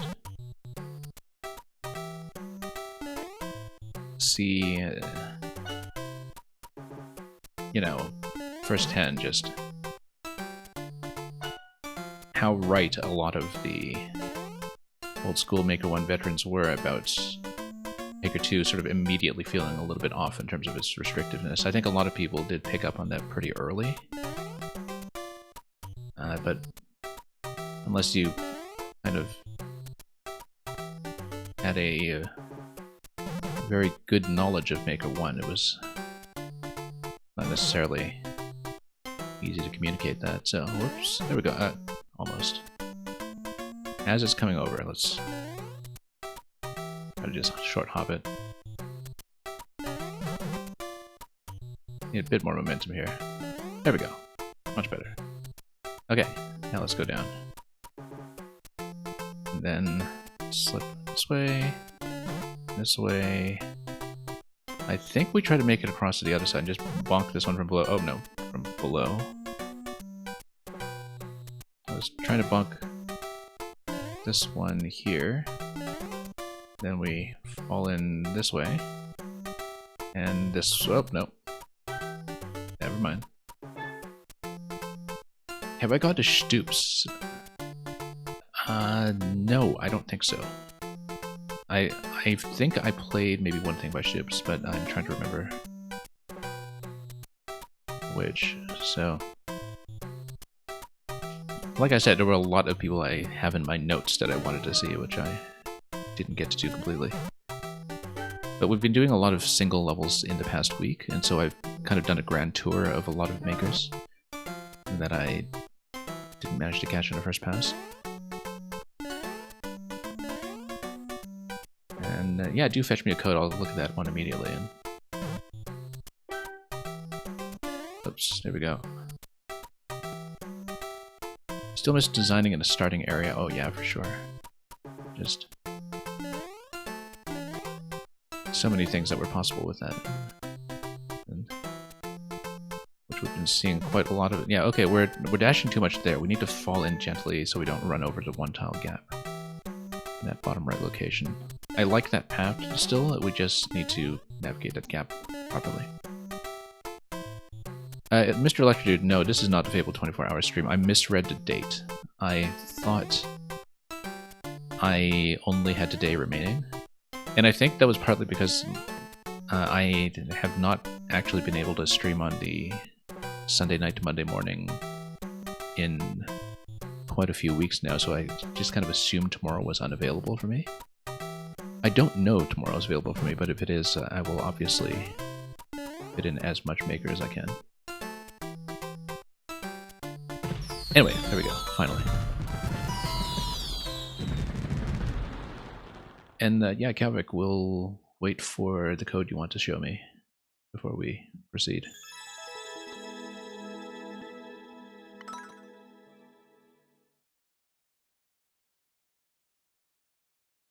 But I definitely need to make some time to do a bit more archiving as well, if I can, especially now that I'm just opening more profiles on my Wii U. To grab things that I may or may not get to.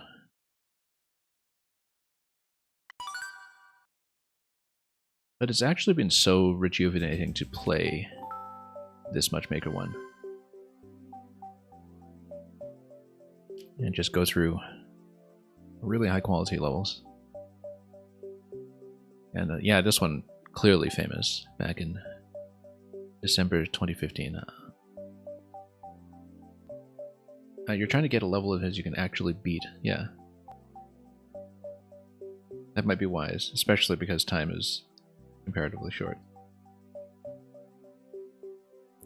As a skill. Well, I can go on to another one while I let you search.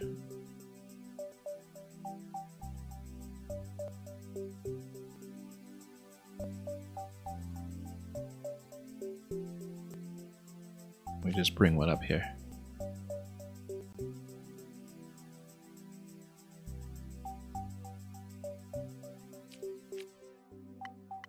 Coloring World from November 2015.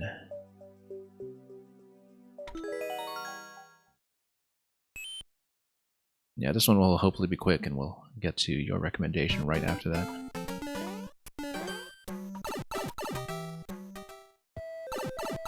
anyway, we just went from white to black, I guess. There's a 1, 2, 3 here. I mean, I guess these are all just invisible blocks, so we'll take that and jump up here. What is this? I guess we'll just try to activate everything and see where it takes us, given that it might end up being necessary. Ah, there we go.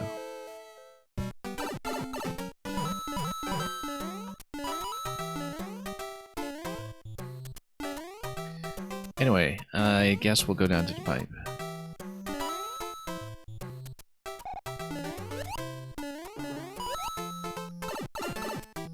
We could have hit some of those question blocks from below as well. Checkpoint up here, but we'll need the cannonball on this side to do it, I think. But... oh, actually, no, there's going to be something that loops around at a later point, unless that was an optional exit that we didn't see. But let's see what this is.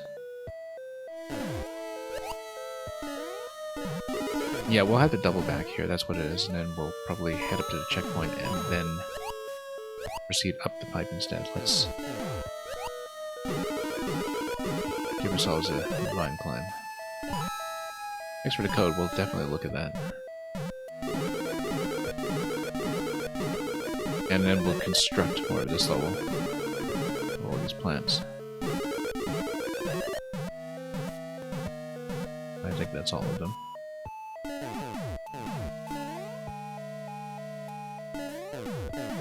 Then that will, at this point, take us across here, although, oops, that's not what I wanted to do. Still wondering how to go through here, but I guess... oh, and we got rid of the Koopas at this point, which I don't know if that's a problem. Interestingly enough, you probably could, you know, skip this with a shell jump if you wanted to pick up the Koopas, but we're not doing that. Or playing that level, look at his other levels and thumbnails. Yeah, will do. No, I recognize Stoop's name, so I feel like I've looked at that profile before, I just don't remember why. Unless there's something of that account that I've played before and don't remember. Oh yeah, okay, we just didn't drop the vines over here on this side, that was a simple oversight. Just didn't go far enough to pay attention here. Anyway, so yeah, there's a black world and a white world, and then you kind of color things in. And then when you color things in, you kind of create a layout like this. 2 paths available here. The other one is not really that available. Let's just go through here. I mean, you could damage boost through it, but... yeah, so this is one of those kind of aesthetically connected dual zone levels that we see every so often. Very popular concept across both Maker games. Which I guess is what happens when you just give people one subworld to work with. Do we get a boot yet? No, we don't, but perhaps through the pipe. Yeah, it is very much a dual world level, so to speak. With munchers converting to piranha plants over here, and we would probably could bounce across, but at some personal risk. So yeah, all these plants are dead. And we could go through here. This is telling me to go up.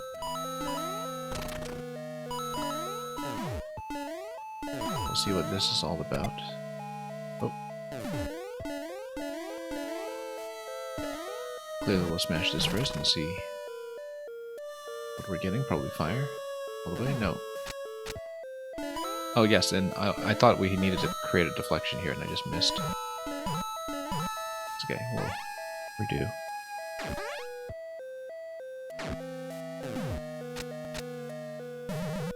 And yeah, at this point we bumped this location, and then we're able to just continue past this point. In case we need to redo anything. Close it all off.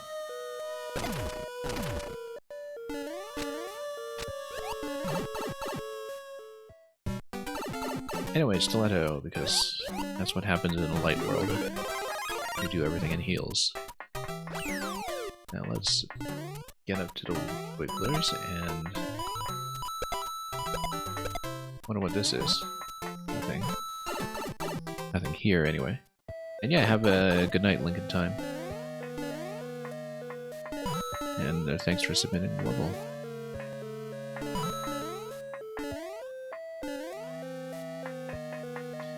You switch over here. Let's see what this gives us. Don't know yet. Although this is SMB3, we could just take it and place it somewhere. But I think I'd rather keep stiletto just for flexibility. Oh, okay, no, that's what happens.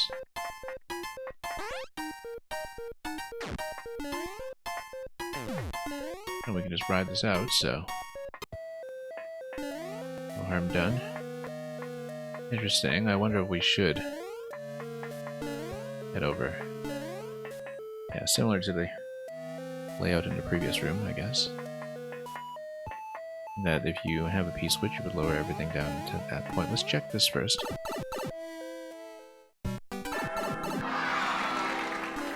And bombs and pows galore.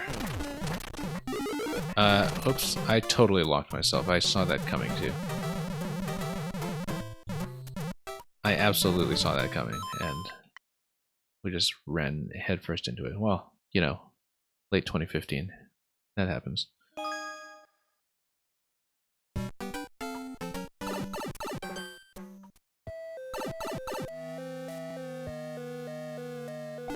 Anyway, let's head back in and try it again.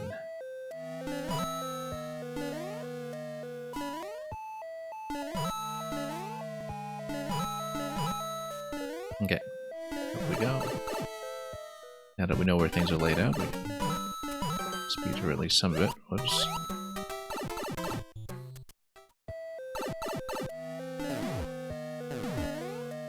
Yeah, just Koopas over there. We don't care too much about them.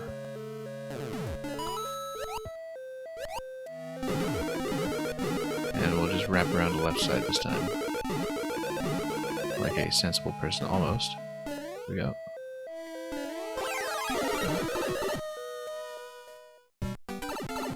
Okay, all that was bypassed relatively quickly, so...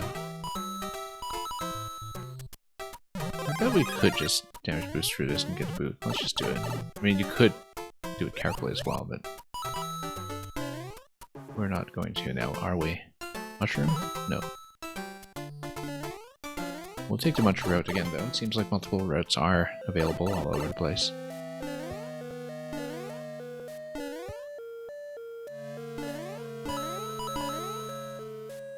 And we'll just hop on up.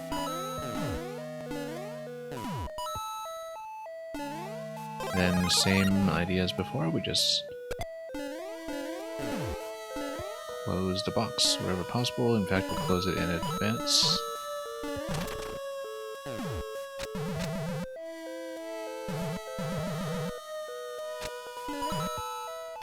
And here we wait.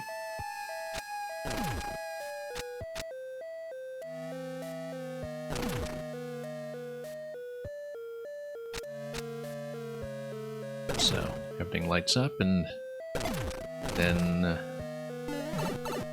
we'll just try not to get locked this time in the later zone. Change to stiletto. We'll grab a checkpoint, which we totally can't use, so we lock ourselves the same way as before.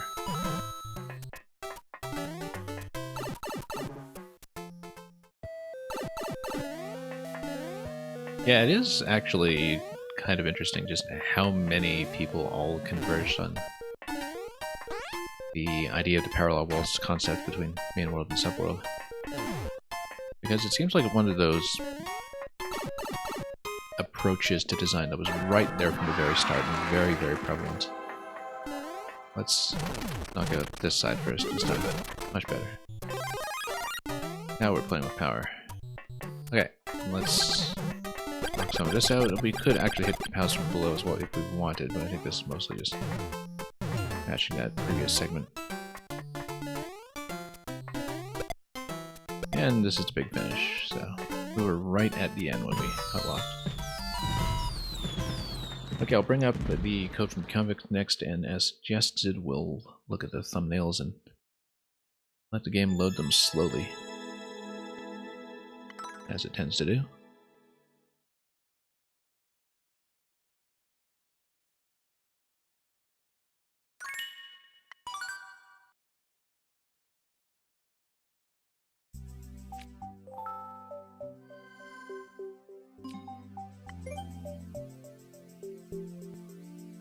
How many times I'm going to die going back to buffer jumps this week? Oh, yeah. It'll happen.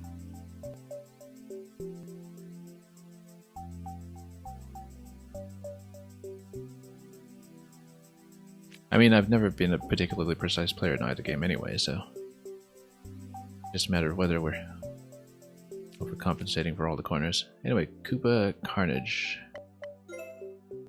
And as suggested, we'll look at Stoops. Yes, we played the 3YMM, of course, Maggot Brain. Oh, I remember this one. I remember this one quite well, in fact. I don't think we ever went through the rest of his profile, though, outside of the YMM levels. Or 2 and 3, and... yeah, we'll load up the artwork first so we can at least appreciate the artwork, then we'll get into the level.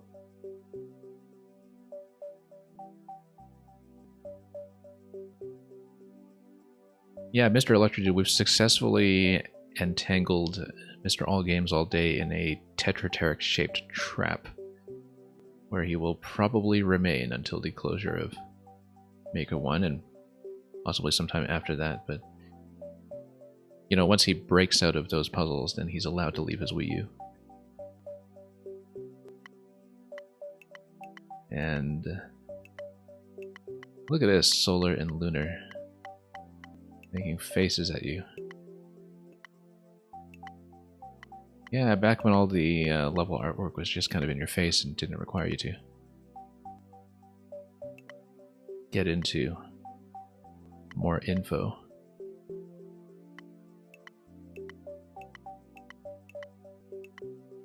And, oh, look at this one. It's like the Illuminati put this level onto currency or something. Look at the wildflower. Wow, look at that. Lovely pixel art here. See, this is what happens when you just, you know, give yourself the flexibility to build everything in this subworld and just... yeah, I remember some of this pixel art from the YMM levels, in fact.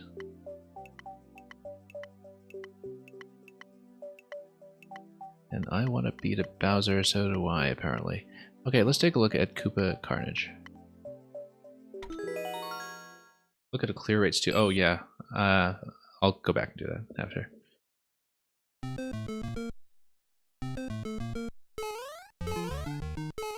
Anyway, let's get over here. And... okay, Koopa.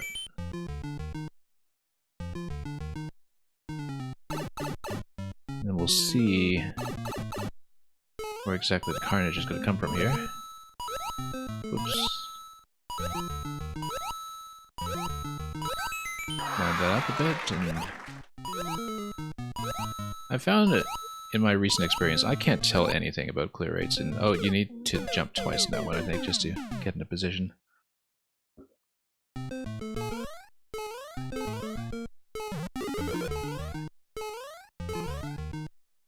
Because we have occasionally seen things that are just down in, you know, the 0.1 or 0.2 range that are actually quite reasonable. But just didn't have a lot of people stick with them for whatever reason. And then we see levels that turn out to be rather hard item handling Kaizo that are, what, triple that or something. But I think that's just a function sometimes of who plays the level in the first place and who sticks with it past the first handful of attempts.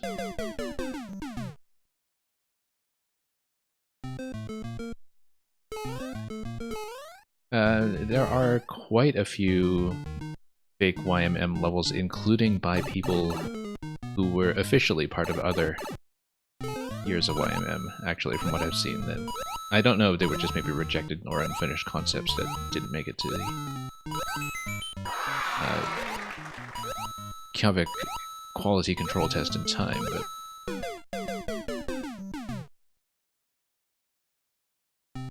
but yeah, occasionally, you know, I see levels that are tagged as YMM levels that I haven't played on profiles that I know are from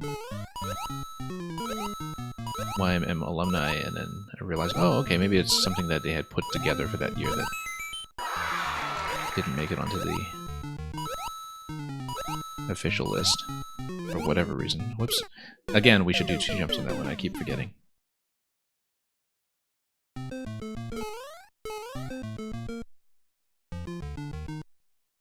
We need more databases. Well, wouldn't you say that that is a job for the sequel? Okay, actually single jump there is fine if you just spawn in decently. Again, yeah, no, this is the one that we need to double jump for because we clipped the wings. Forgetting for some reason. Let's actually read this accurately and find the timing.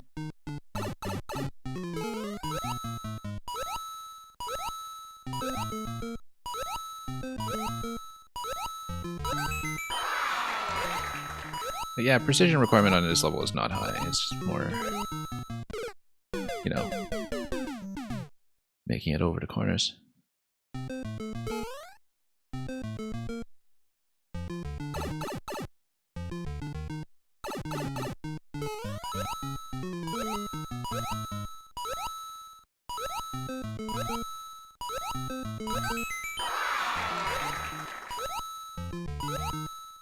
Okay, let's grab this.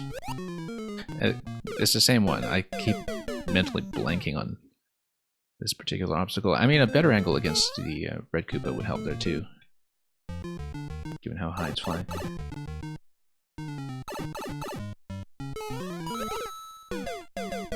Yeah, but I've played plenty of what people consider Kaizo Light. We cleared a few.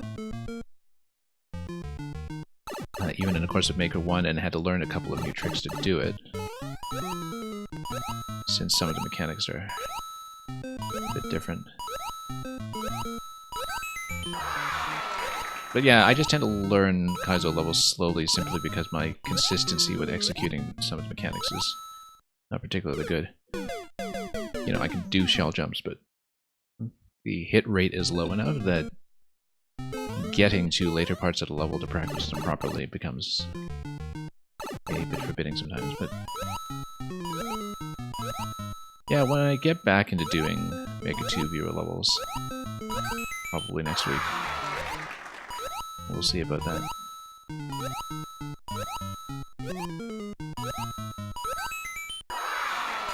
Okay. Yeah, you see that double bop on the winged Koopa earlier really resolves quite a bit as long as you don't pop your head in the ceiling.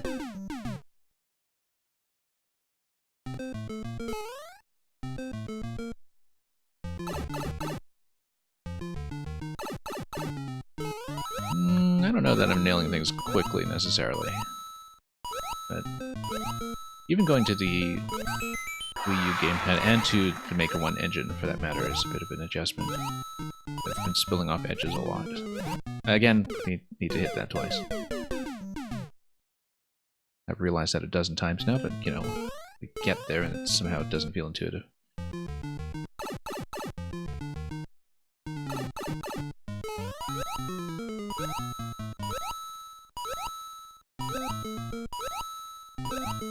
Oh, oops. Yeah. Just need minor head against a wall, of course, in case we accidentally get lined up.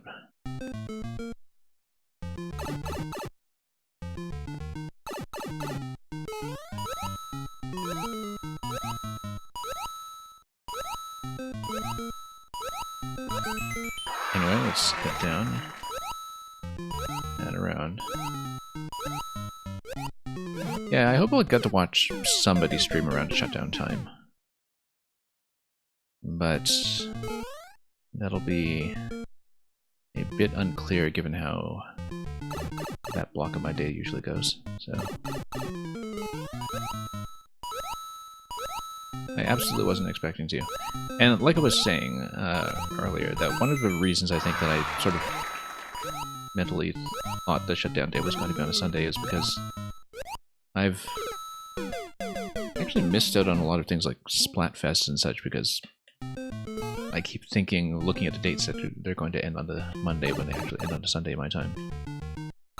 And so I think I kind of become reprogrammed around the expectation that Nintendo shuts things off on Sundays.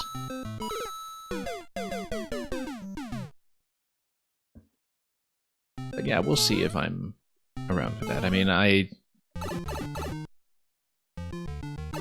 will not be streaming and probably won't even be around my Wii U at the time, but we'll see what happens when it happens.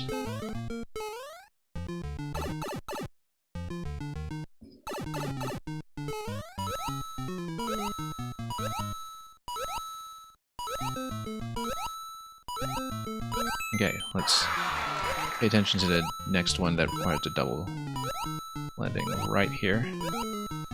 Yeah, this guy. That truly solves all problems.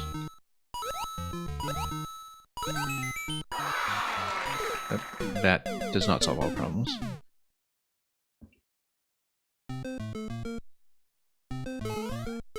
Notice how you kind of exit from a previous cancel transition here too, so true SMB1 style.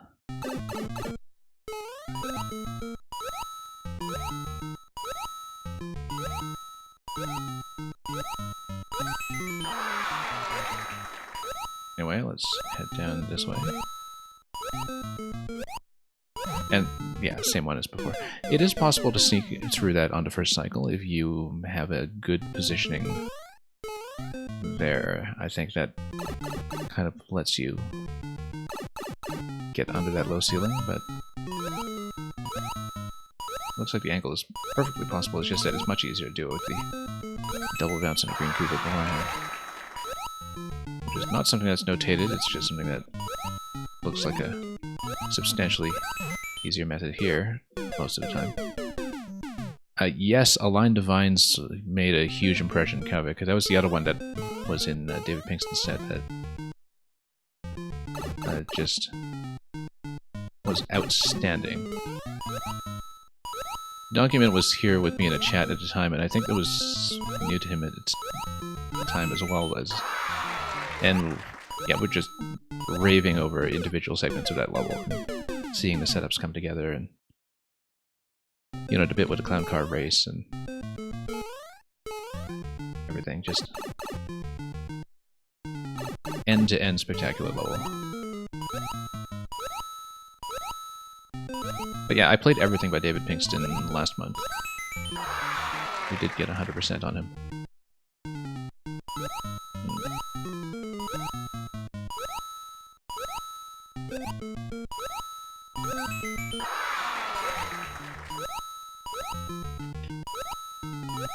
But yeah, that level and some other ones, many other ones actually, I've got a lot of his creations in my core spot now. That one and Fly Day were two of the ones that really stood out, that I hadn't played before. Anyway, we made it through this bit. We're out the back of the Koopa. And what's up here? Just a flag. So let's get out. Yeah, my god. David did make it over to Maker 2 briefly. He has like maybe just a small handful of levels, but he did contribute to 4YMM for sure. He made a cat climb level for that one, as I recall. But he only has a handful of creations in Maker 2 as far as I remember. Kavik, well, we were talking about Aligned Divines, but the flight level, I just remembered that was one called Fly Day. And that's one of his last uploads.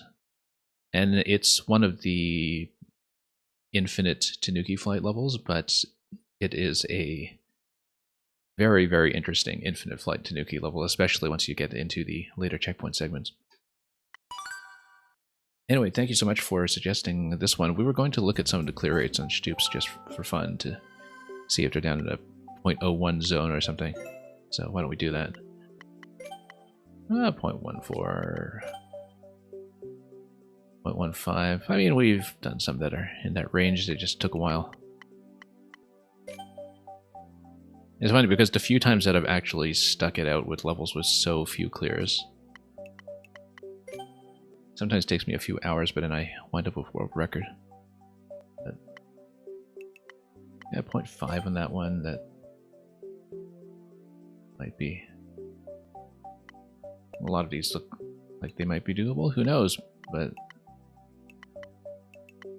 yeah, let me know if you have any particular favorites that you remember, Havoc, because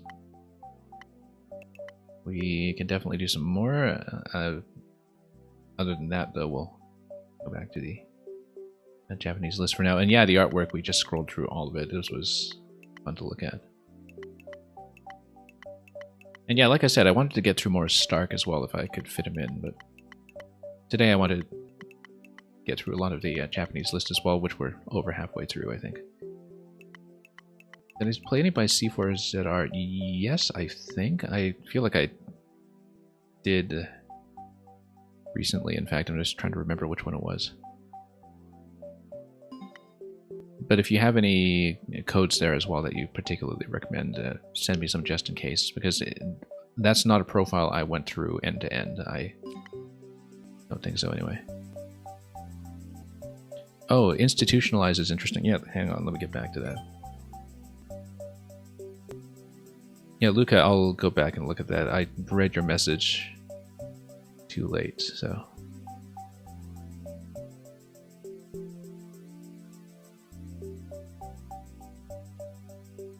We've definitely been on the lookout for mechanics that are Maker 1 exclusive. How do I fetch codes besides looking at the screen before the level?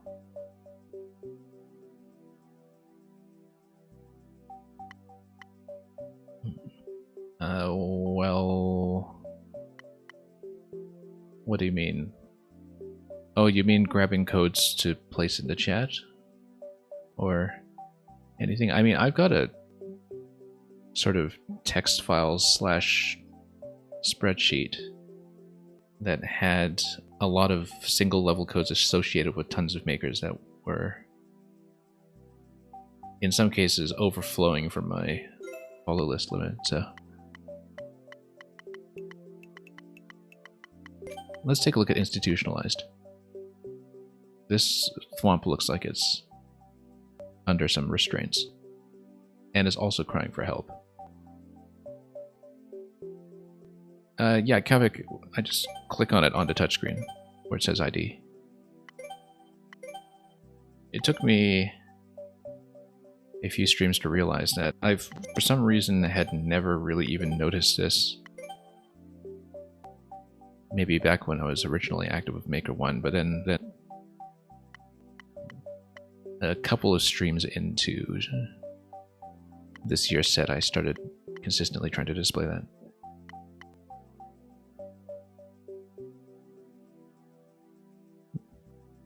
And it's the same in the core spot as well. So, yeah, wonderful artwork. Let's take a look.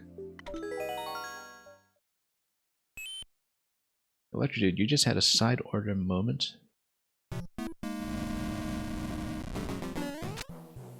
Oh, I didn't even realize it was a random rotation week, but I haven't kept up with Salmon Run lately. Anyway, we're supposed to go through the pipe at some point, I'm sure, to enter the institution, but let's see. Yeah, level artwork always just screams of building everything in the subworld, as you can tell. So anyway, this one's trapped here. I did not mean to jump into that. Let's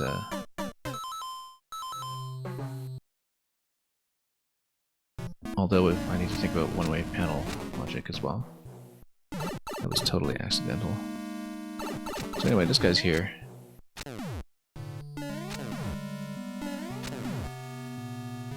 Let's re-enter this for a moment.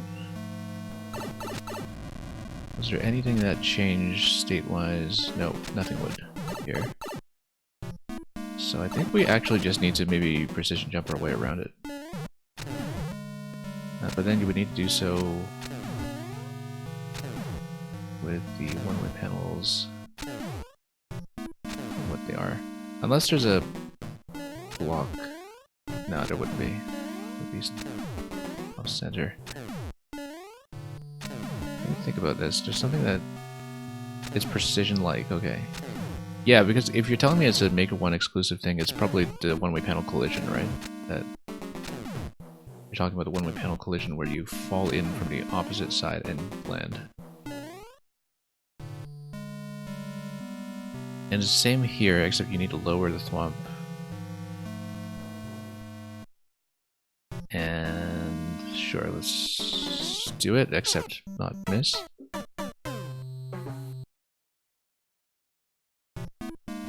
Thwomp institutionalized in a padded cell. I mean, of course it would have to be a padded cell. There's thwomps. They would just bang their heads against everything, right?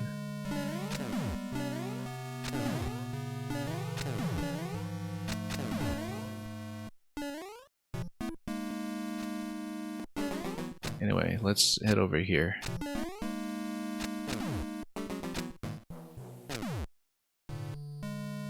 You see, now you've given me an idea. I need to make a link level in Maker 2 and call it One Flew Over to Cuckoo's Nest. Anyway, we just need to make the jump over here, I think, and sneak over? No way. It has to be as the thwomp is going up, obviously. As the thwomp is retracting. Okay.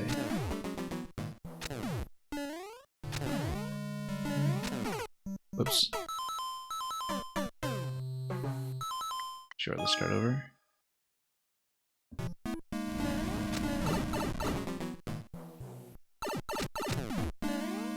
Okay. Up. Up. Yeah, very thematic, that's for sure. You know, we can kind of get within thwomp range jumping like this, then we would actually be able to make it over to the one-way panel and should, in fact, do that. But we'll just watch the timing. You don't remember beating this? The one-way trick got stuck in your mind. Okay, I see.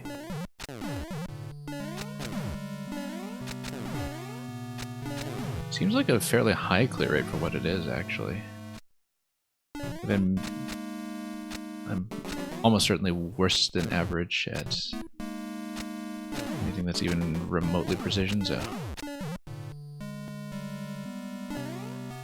Oh, we need momentum here? No, we just take the lower one-way platform and then go around. I think we do need momentum, though, going around like this. And then the... Well, we'll just go over it. It's not going to go anywhere. But we need to find the angle that will not trap me at the one-way panel. Like falling in towards it or something. Almost, actually, just backed out a little bit.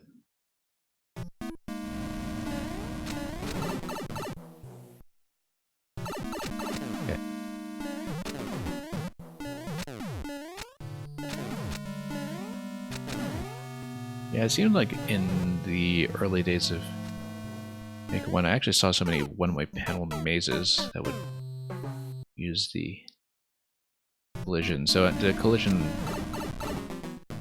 was something I did find quite memorable. There were some highly precise edge cases I didn't know, though, until some of the sort of weird tech levels that Dr. Cliché was showing me earlier this week. Okay, let's do this, and then over. There we go. And then over, whoops. Down, and whoops, around. You're saying there's 100% a troll somewhere in here. It's in a padded cell, where else would it be? Unless the trolls are running the asylum. Oops.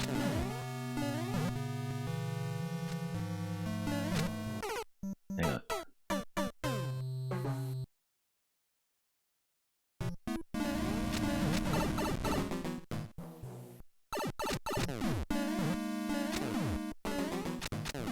Okay, now over this way.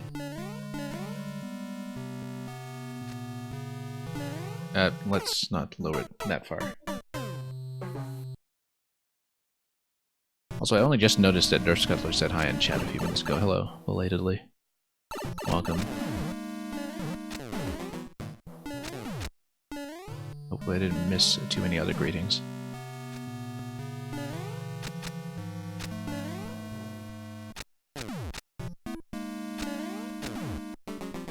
And... oh, whoops.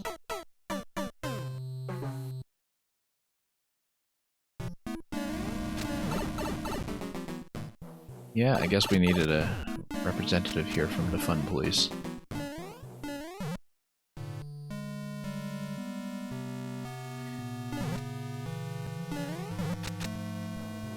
I think it's actually the other way around. You have to be here to make sure that I'm not sleeping, otherwise none of us are having fun. I was totally very sleepy during one of the last levels I played yesterday, which was like bog standard traditional collectathon that was kind of non-linear pink coin collection in a water level, and I was so lost. It was just an easy execution level too, and I was just completely lost. And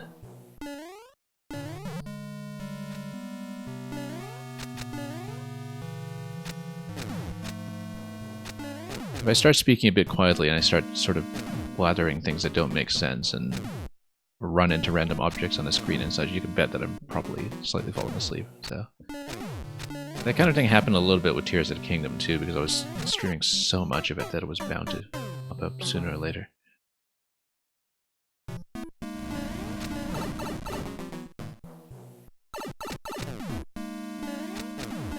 2 AM Back to the Future moment. The clock tower has stopped. Oops. Oh. Hang on here. You need to wrap around that top panel.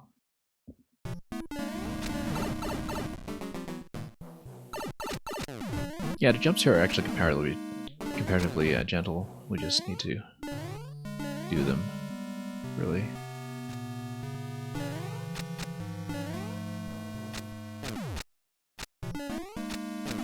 Let's lower it from here, actually. Let's not shave off that jump quite so much.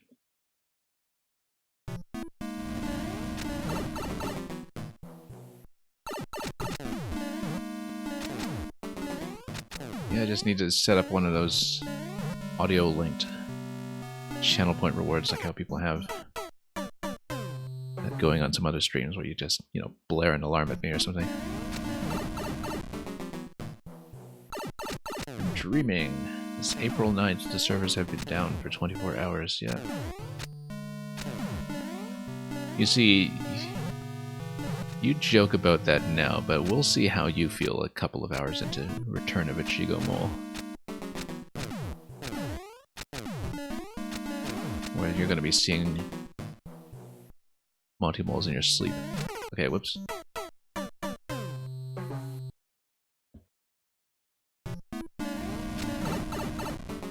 I mean, assuming you don't already. Because who knows.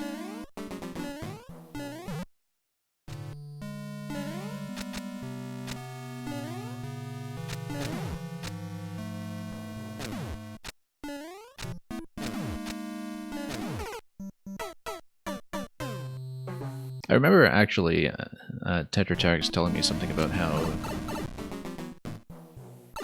his early playtester for Return of Ichigo Mole took like 17 hours or something to clear it, which It's not actually that ridiculous, just so you know.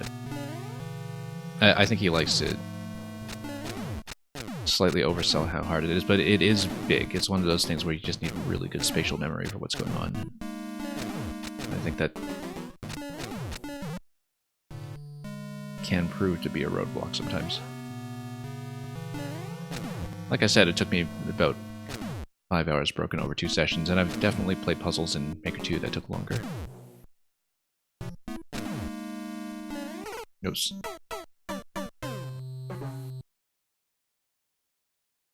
Yeah, Luca actually, Megat got through, what, 5 or 6 clears on John's profile earlier today, which is a pretty good pace. So,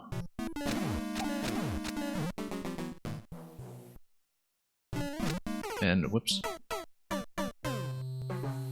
because I was definitely averaging, I think, an hour and a half on most of his levels. Longer for a few.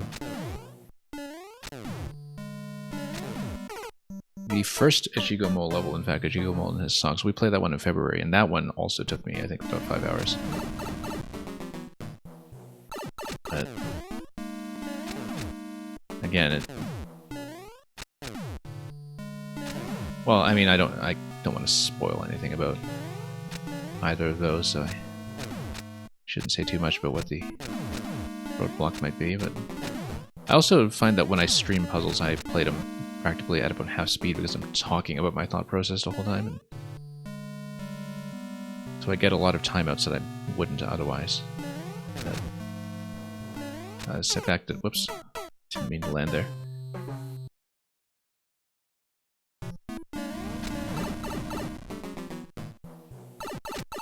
I feel like we can get through this. We know there's nothing in the main world. And we've covered a fair bit of ground in some world already. The precision margins are not actually that tight, we're just imprecise. So that makes up for it. Whoops. Yeah, you downloaded Ichigo Mole 1, so that's going to happen too. Yeah, it's good that you downloaded it, because you're not going to do both in one day. It's not going to happen. Even with some of the conceptual kinship between them.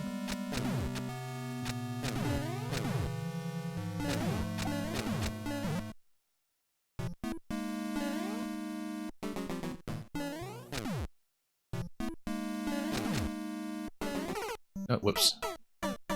You know, I can just jump directly up. I don't see why I keep trying to wrap around the left to gain momentum, because I do lose too much speed from doing that.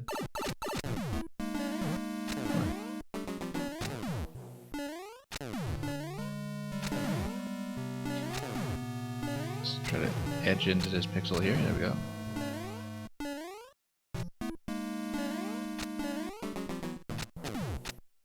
Then we'll get over here. Good. Over here. Down. Up. A little too low. I was already kind of predicting the next movement there, hence spilling off the edge.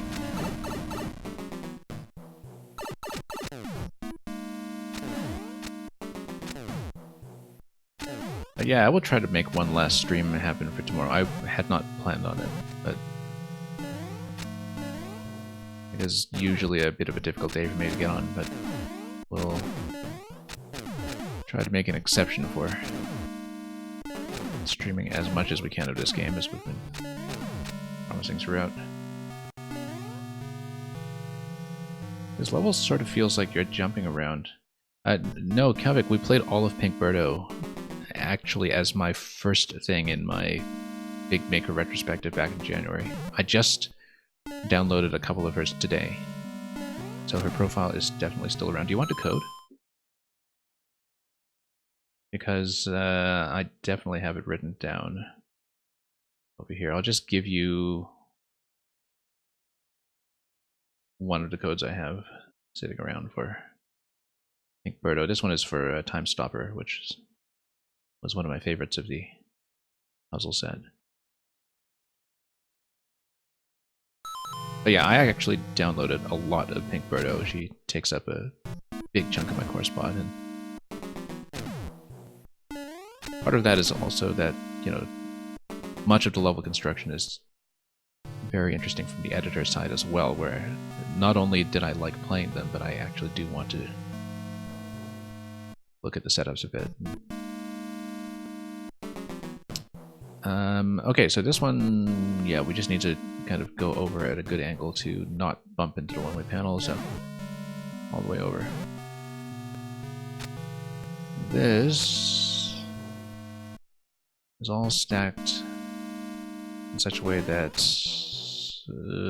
how do we do this? This looks a little bit rough. I don't really see it, to be honest.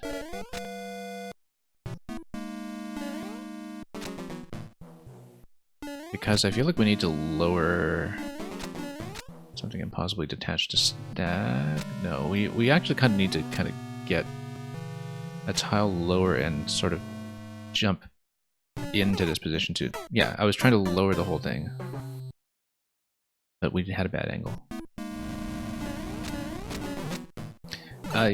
Yeah, there are two escape rooms actually. Mega, there's one that you played for PvP. And the other one, I think, is called the 13 Alien Hieroglyphs, which is in the same format. I think it might share a lot of the same character set, but you'll just need to pretend you haven't seen it.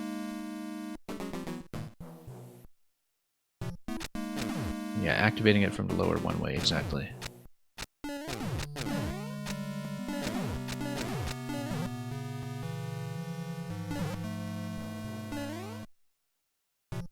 Anyway. Although Kavik, one profile that seemed conspicuously mostly deleted was actually, well, back then, Mr. Yarrow. The 2 YMM level is still up, but most of the profile was visibly nuked, which was unfortunate because I had been looking forward to some of those. And of the people who were in YMM, there was one profile that I noticed even 2 years ago was completely gone. I'm trying to remember who it was. But... And I can tell that... I think it was Evgar who conspicuously deleted some things as well, like from the Super Discord world sets. But... because I was sort of inspecting some codes for that as well. Lower this guy, and then, yeah. Lower this stack. But then you have to wrap over to the other one-way panels here. There we go. I always have trouble visualizing these in some ways. So we need to fall in left to right over here to land on the one-way panel. We can do that. Same here. This one, we just need a good angle to not bump our heads.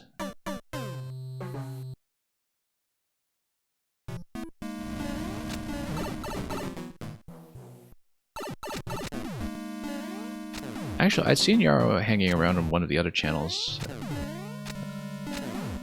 so I should have just asked. Because... yeah, I'd seen Yarrow hanging around on the Gratofi's stream, actually, because Gratofi's been pretty active with Maker 1 as well during the daytime. And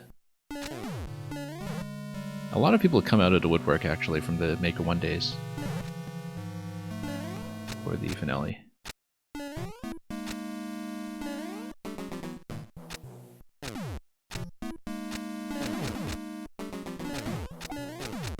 And yeah, a pretty obtuse angle. Way to go off on a tangent. Oops.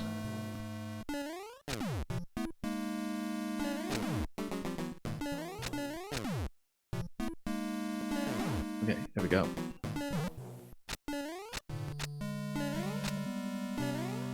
Yeah, this is not too punishing. You just need to have some finesse and trust your visualization a bit. Yeah, Yeah, here we need to leave to jump a lot later than I think I do, but not that late perhaps.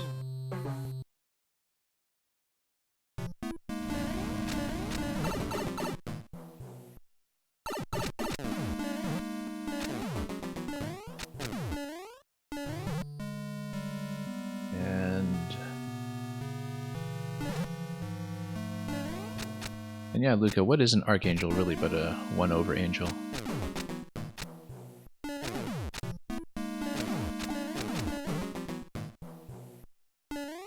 Okay, whoops. That was bad. I actually should have just adjusted forward into the landing position that we wanted.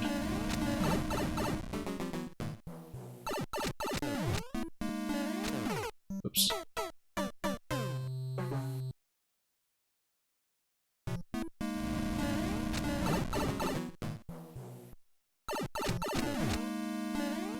Yeah, in general, though, I found that deletions haven't been too abundant. I mean, in the Japanese list I've been going through, we've had a number of missing codes along the way. I don't know how many of them were just re-uploads from makers I'll never be able to track, but...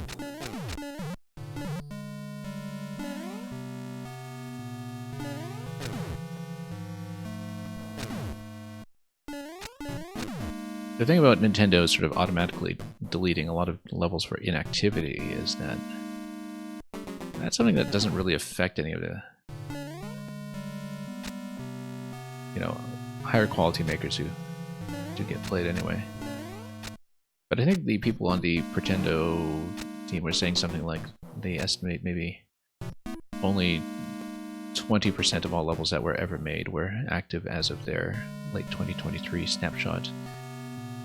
Which is understandable, because you would think a gigantic amount of maker content just never got any plays or likes. It's just that we don't tend to see that side of maker very much, because I am practically always running known makers or known levels, so... Oops. Still this jump here.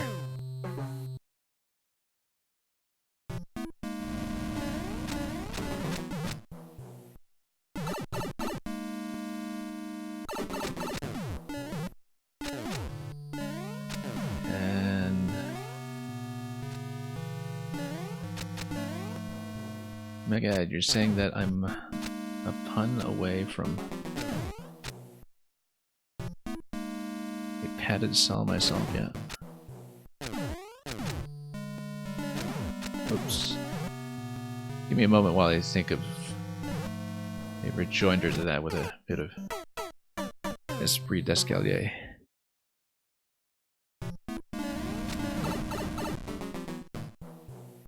You learned the hard way early on in this game. Yeah, I didn't know that, but I...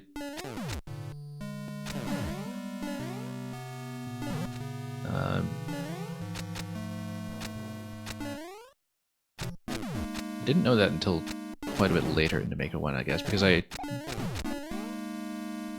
wasn't really personally aware of people who had been affected, but I think a lot of people who were just, you know, kids making levels without any kind of community contact, you could see that happening.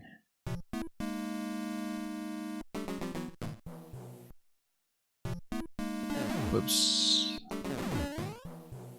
Okay, let's sweep like that. The margins are fairly generous here, you just need to be fairly consistent, and I'm not.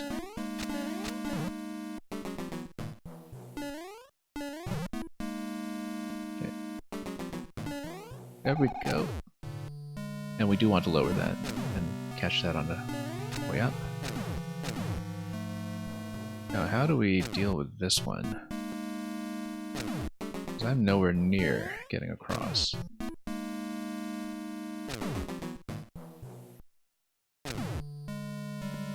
Oh, no, you just go over. Okay. And we just need to find a better timing for that. Yeah. Didn't even count the number of blocks there. And then we need to leave this one immediately upon landing. There we go. And this one is just all about activating the plump and then falling in accurately. Well, accurately. Have I played the Shigoten Bomberman Rail music level? I don't think I have, because I did mark Shigoten's code as one that I wanted to get through completely, because I love her stuff in Maker 2, but I did not get around to the list, so I'm trying to remember if I would have played the Bomberman one by itself. I will bring that in after this one, actually. Kavik. We'll look into that one, because, yeah, Ichigo-tan was high up on my list of makers I wanted to make an extra stream for and couldn't. But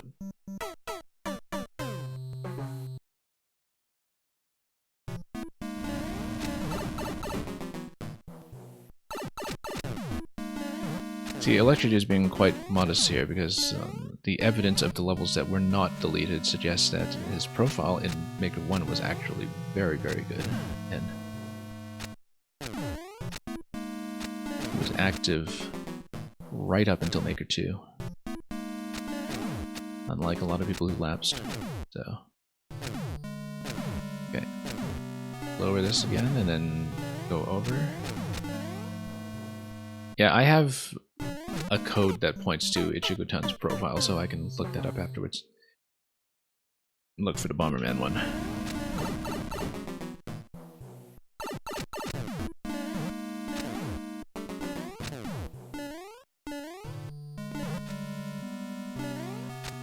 Okay, let's do this one. Here.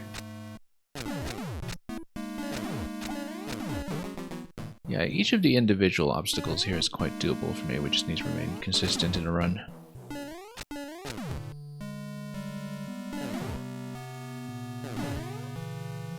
Okay, sweep up. Just need to pull back very gently with that one.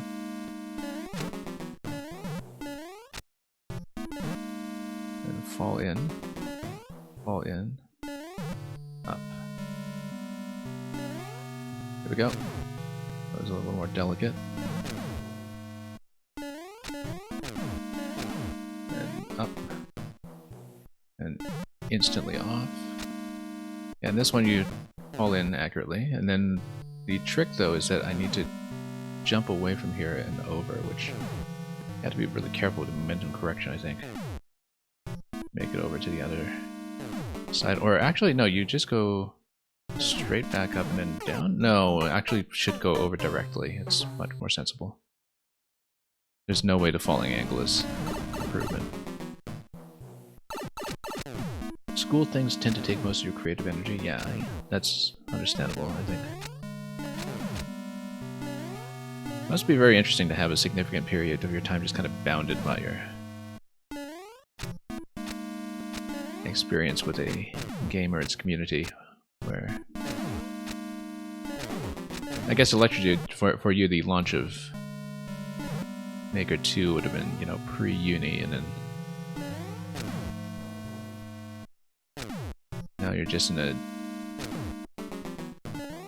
different and much more thesis-oriented stage, I guess. Whoops.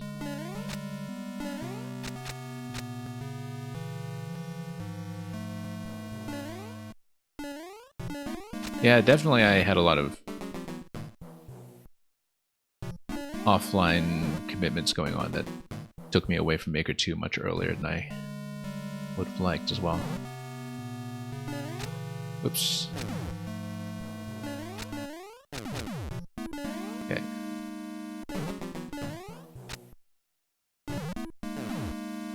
Anyway, your window range just lowered the thwomp directly, so let's do that.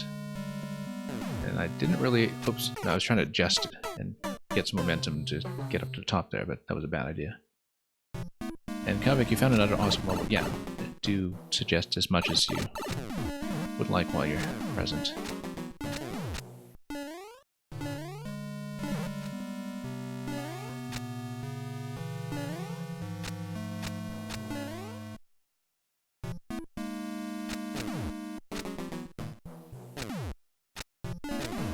Okay, now let's do this and this.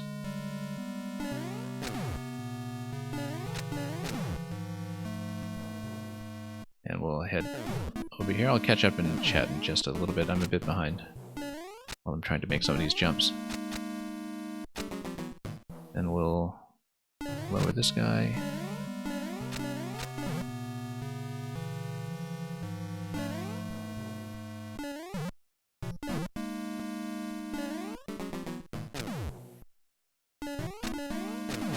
Then over and over.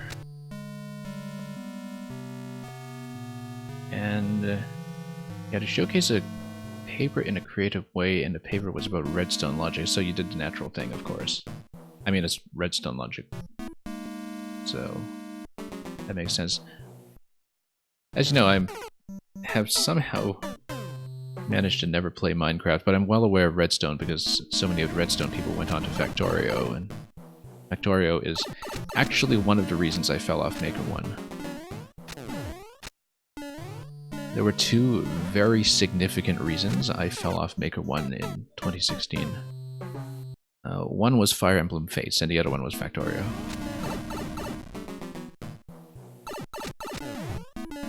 And, okay, let's get over here.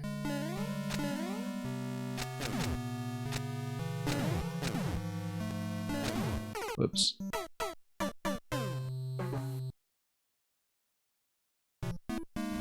Man, your tests always look like a bullet held of red ink when you get them back. Well, I mean...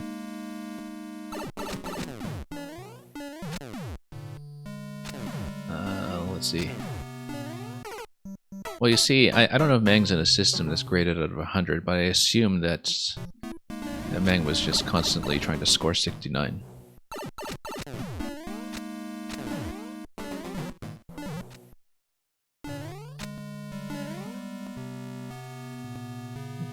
Okay, let's head down here.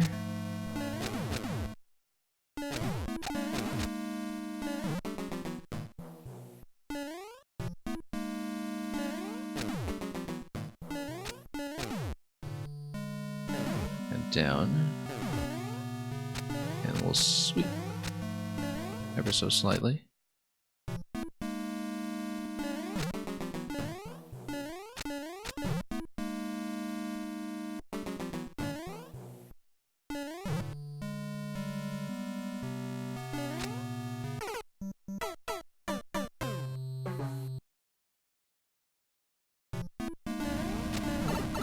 And you're not sure I'm of age to be making a 69 joke, and you might need to take my 69 card. What, are you not allowed to do that until you're actually 69? Or is that when you're disqualified?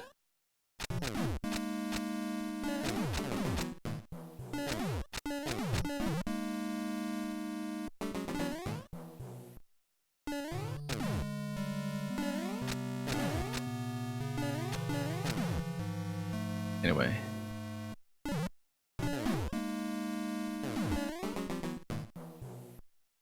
And Nate drops, you are 69. Well, congratulations.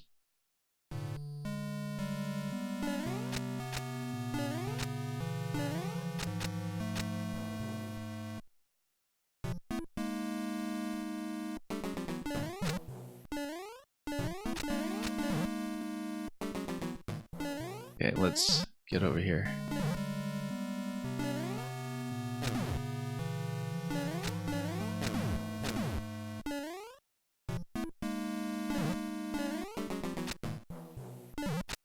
Oops. Oh wow, okay, that positioning was not what I hoped it would be.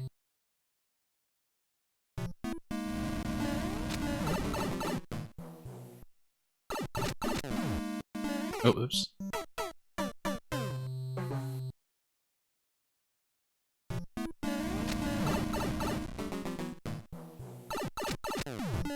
Okay, let's try to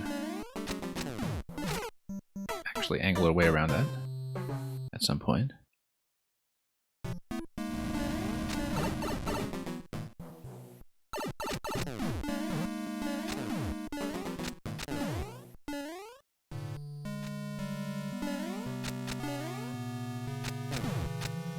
Wait, down we go.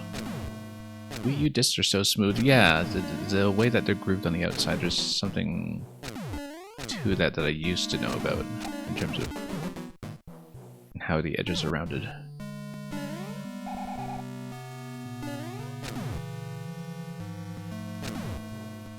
kind of like how Switch cartridges have a bittering agent to discourage people from trying to put them in their mouths. And then I remember when this was reported a few years ago that it was a bit of a child safety measure. Naturally, the first thing a whole bunch of people in Nintendo circles did was try to put the cartridges in their mouths, which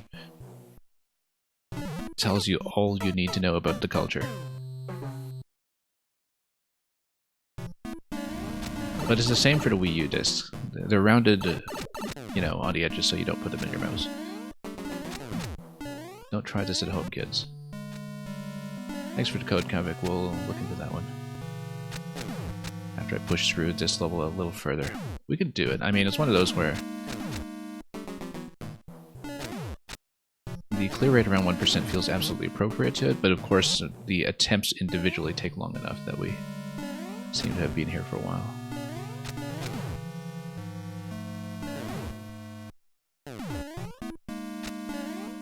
Now this is definitely one of the more striking layouts I've seen for something that involves the one-way panel collision in its former glory.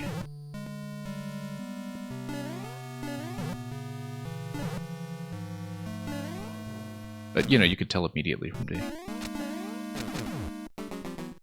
the pixel art just how visually oriented Maker Stoops is. I thought I had the angle that time. I need to kind of get out by an additional half tile or so. I started to miss that. I have not licked a Switch cartridge. I solemnly swear I have not licked a Switch cartridge.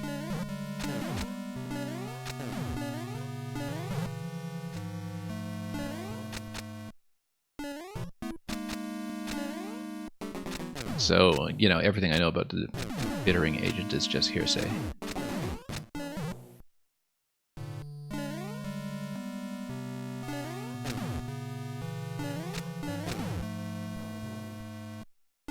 Maybe it'll be one of those things like, you know, blowing into NES cartridges was for a certain generation, where 30 years from now you'll see people commiserating over all the Switch cartridges they licked as a kid.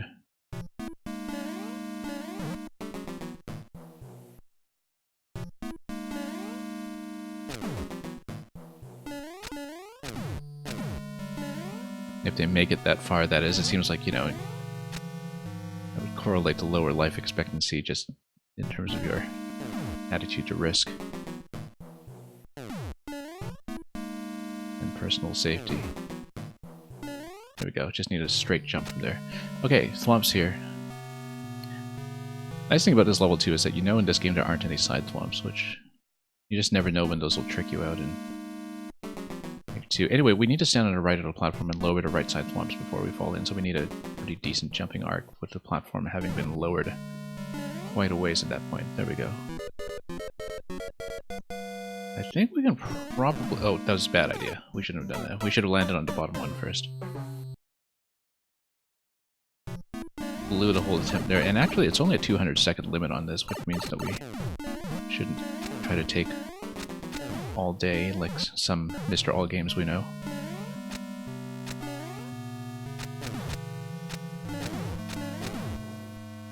And... whoops.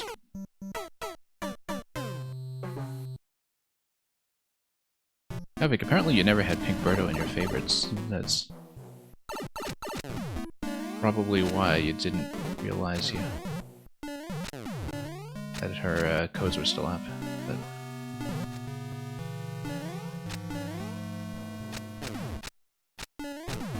that seems to be a startling discovery, just given how much we're all on the same projects and network and so on.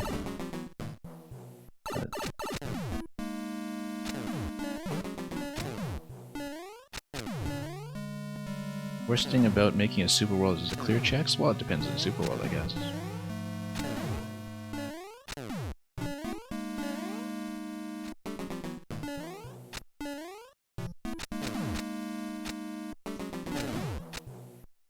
I have not made a super world in Maker 2 yet. we need to, you know, actually make some levels to populate with first.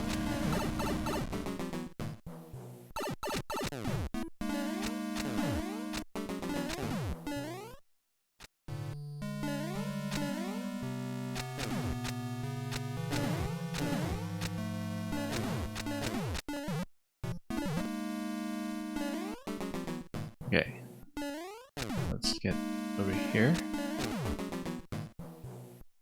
Up above, we've gotten used to a lot of these arcs at this point.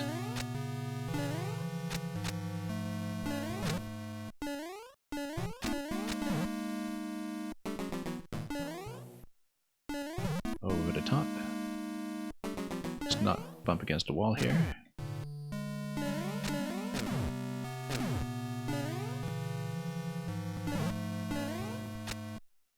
Okay, let's give ourselves enough distance to fall in the one-way panel. Lower this automatically. Jump and up. Oh, didn't go far enough before the jump that time. Got a bit complacent about that. You're collaborating with a bunch of makers and you're clear checking at TJD collab today, but your daughter's making it difficult. Yeah.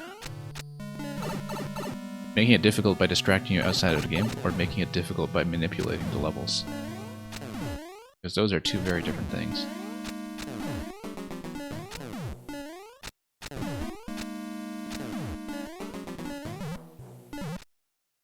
You know, if you have a daughter who's particularly opinionated about excluding a reset door or something, you don't really need a checkpoint there. Take it away.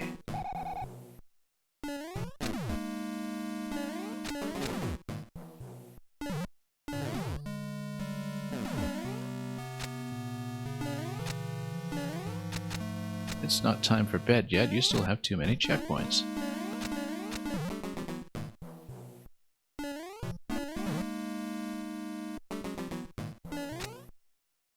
Anyway, let's get over here, lower, over. This is starting to get a little more fluent. Let's lower the thwomp, wait for it to come down, and get over here. Nope, still a bad angle. I still always assume that I'm going to be within range when I leave for that jump, but so long as you do successfully lower the thwomps, you get more room than it looks to get into the exit position there. So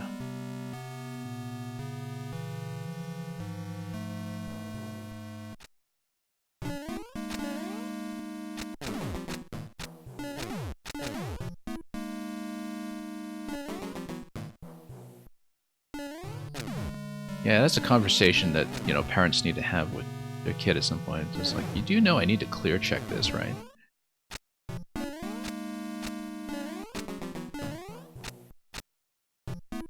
It's the talk. For a certain community, anyway. Oops.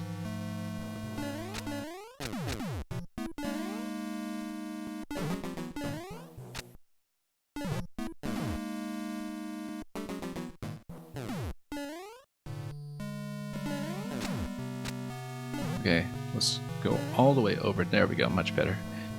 I think we go down to the lower one first.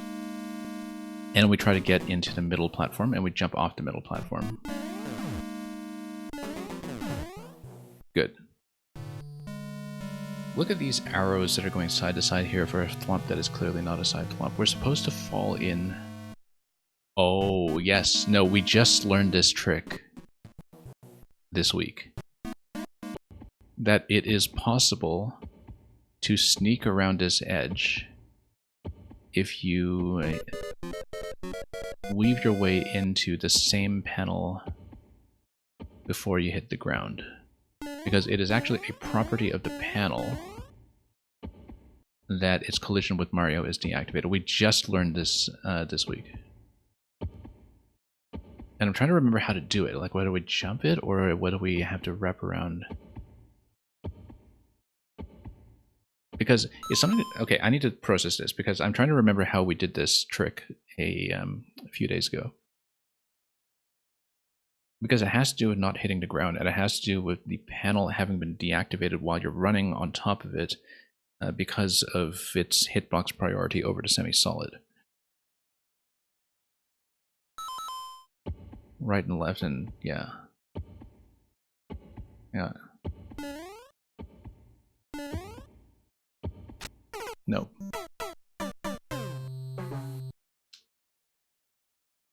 It's not a backwards jump. Like, you actually can wrap around that corner. I just learned this. But you have to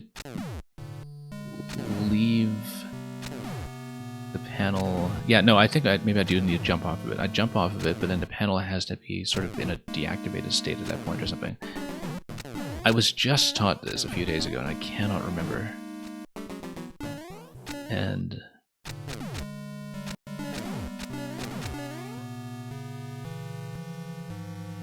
yeah, because we saw that race level that was by Dr. Cliché that was basically all weird collision mechanics in single rooms.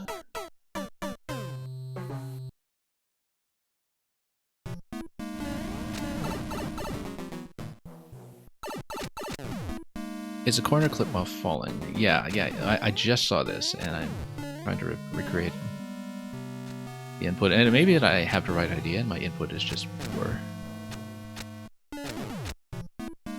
Because I remember just falling off the corner, and you just need to tug back immediately. Because the way it was explained to me is that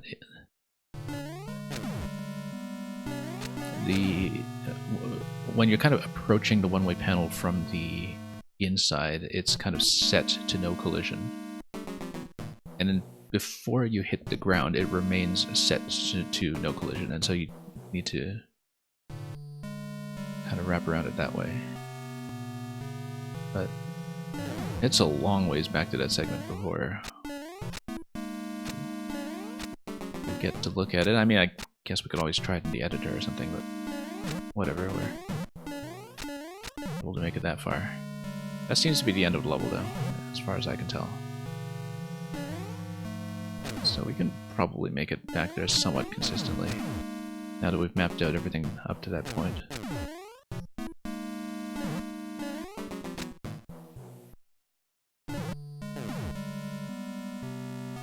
Maybe I need to jump off of it, but fall as close to the edge as possible inwards. Yeah, no, we did fall around a corner when I did it the other day. But it has to go through the top panel, because the top panel is the only one that will be deactivated. Whoops.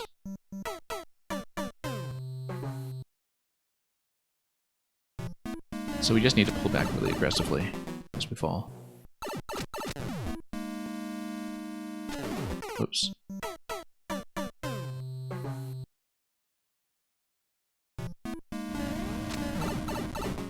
I wouldn't have known this if I hadn't seen this very, very recently. I mean, I guess the level was trying to tell you that with the arrows, but it would have come as a big surprise to me if we had come in unprepared.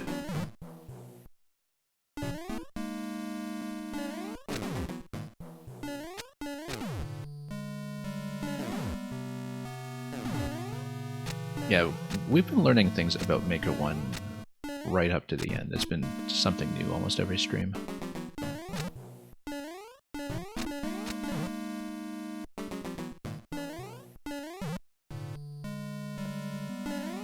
Okay. The one-way panel, of course, I was familiar with for a long time in terms of the ability to land on it from one side. That's something I feel like I knew even way back in 2015, but... can I have a code to a Birdo level? You're saying the chat scrolled too far down. I think I still have the one I copied from earlier. I think that's the one for Time Stopper.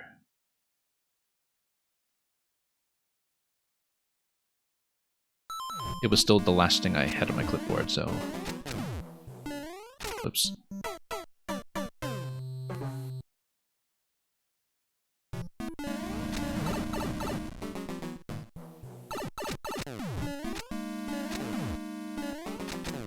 Oh, whoops. Needed to wrap around that one, obviously. Anyway, let's try to make it to that corner. Because that could take a few attempts. Especially because you don't get to retry it on a spot, right? You just die. Whereas... I remember that jump when I did it on that other level a few days ago to be pretty fussy. So... we'll see what happens.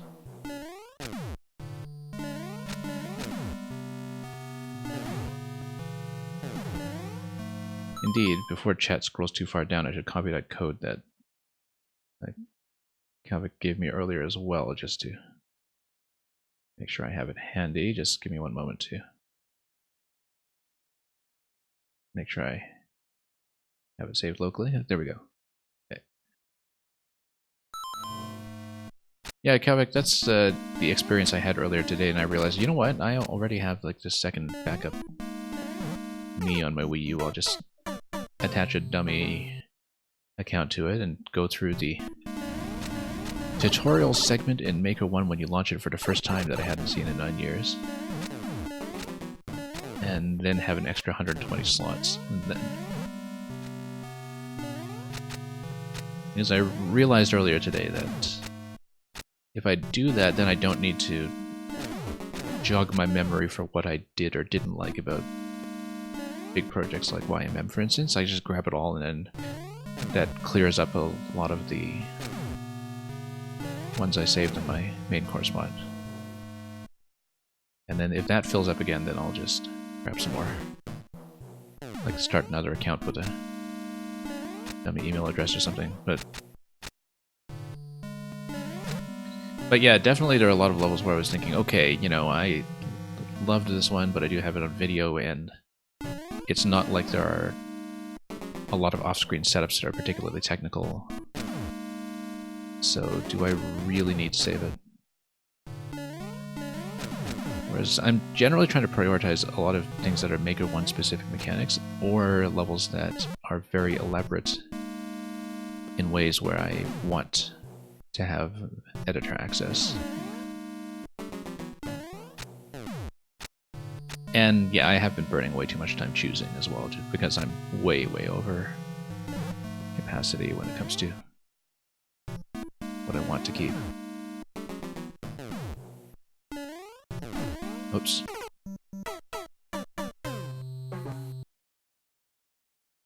And yeah, in the long term, you know, when it comes to playing this game, I'll definitely set up for Pretendo in some fashion.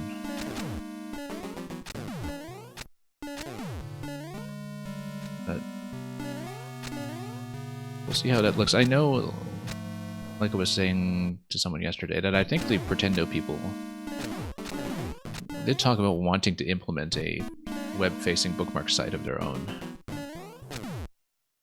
when they get services for Maker 1 up and running. That apparently they do have the capability to do it, so...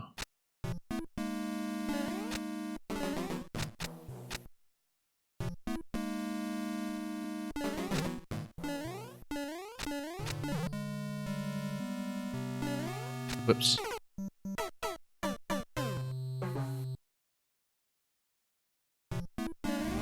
Luckily, I played through a lot of profiles recently enough that I have a good sense of what I absolutely want to save. But it's still too much. Far too much.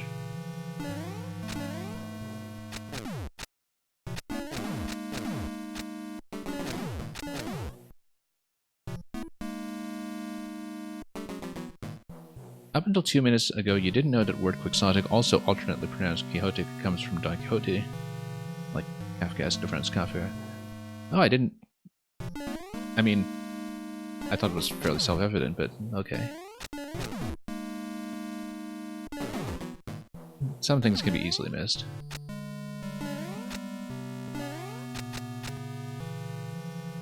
So, the Bescheid Visitor, I thought they shut down in 15 hours, and I'm wrong. I think it's actually 39. I thought today was my last day. Whoops, I totally missed this while talking.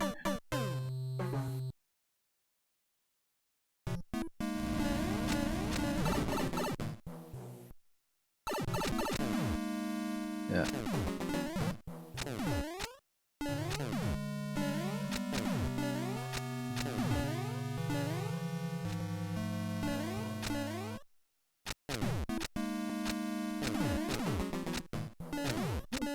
Now let's head down here.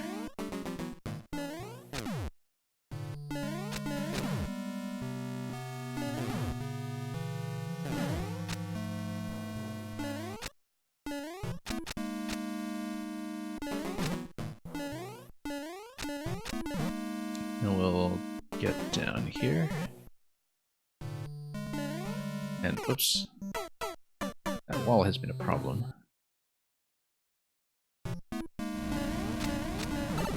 You thought the word was related to quizzical. Well, I mean... yeah, you can be glad you haven't been quizzed on it.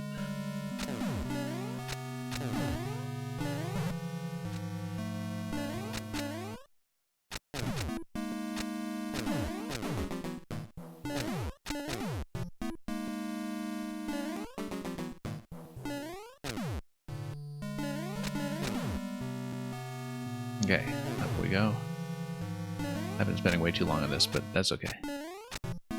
We'll see how quickly I can get that corner jump later on, once I get back to it.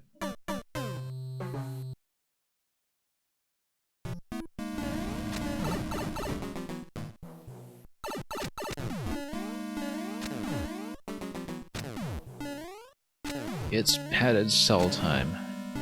Is that the kind of thing you tell people before you take away their 69 card?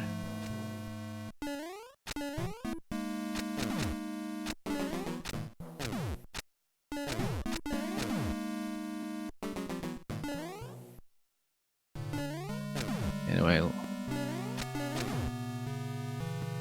just imagine being a latecomer to the stream and hearing me say that with like no context to the conversation earlier.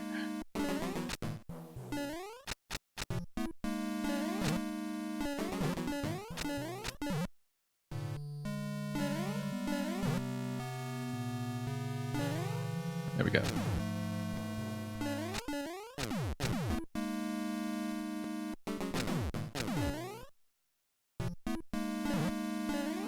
The Electro Dude says, that's quite a cell shock. Yeah.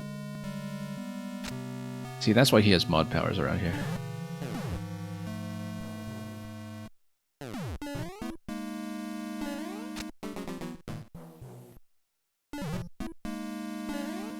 Now let's go down this way. Not quite. Getting a little over-eager to get to that last jump.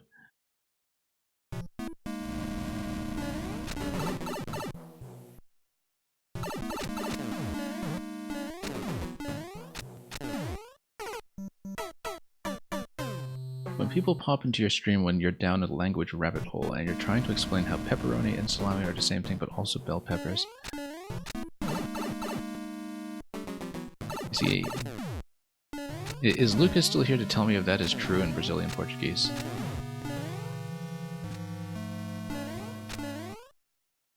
Was that the lore behind this conversation, or...?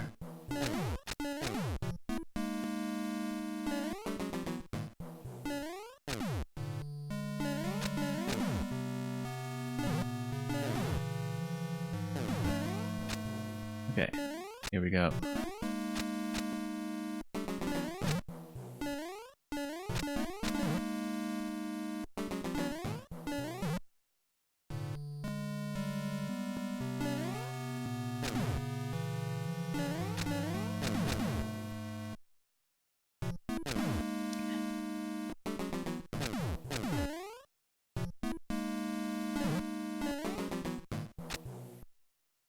Kavik could explain it better, and it's more about Italian and Portuguese, yeah.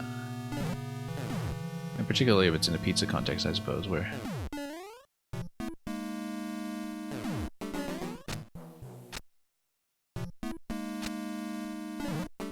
Pizzas I've had in Italy, you know, authentic Italian pizzas, resemble no pizza I have ever had in North America, particularly not those that brand themselves as authentic Italian pizzas, because...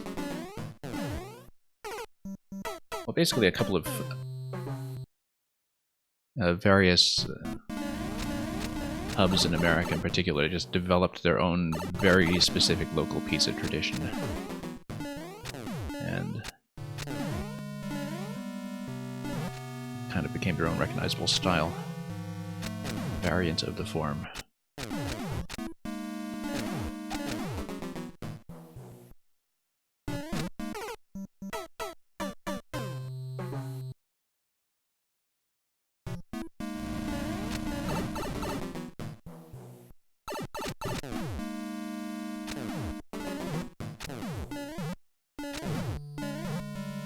And here we go.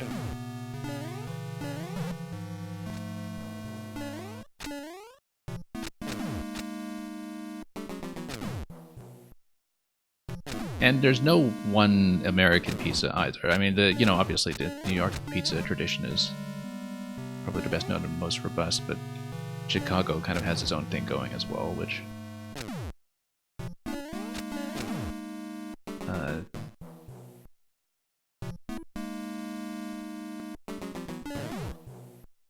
actually, as somebody from Canada, Mr. All Games All Day, you would of course appreciate that there is, of course, this the thing in Canada,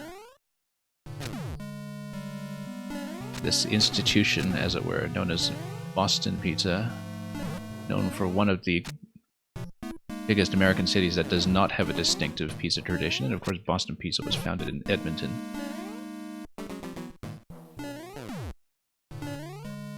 It's like they were asking themselves, which American city is not already taken by a pizza, in terms of having a distinctive pizza style. Okay, off the corner and then straight to the left. Way off the corner. No, too far off the corner. I have to kind of nudge off the corner.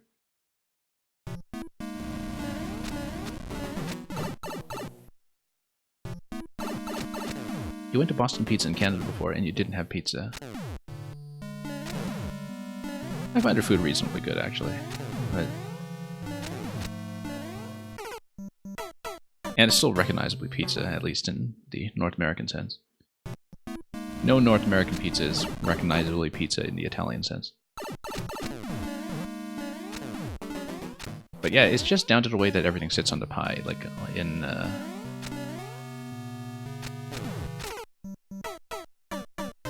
Italy, just, even the way everything sits on the pie is quite a bit different from the way that everything just kind of sinks into the crust in the American format. But I don't have a very precise vocabulary for this sort of thing because I'm not myself a pizza chef.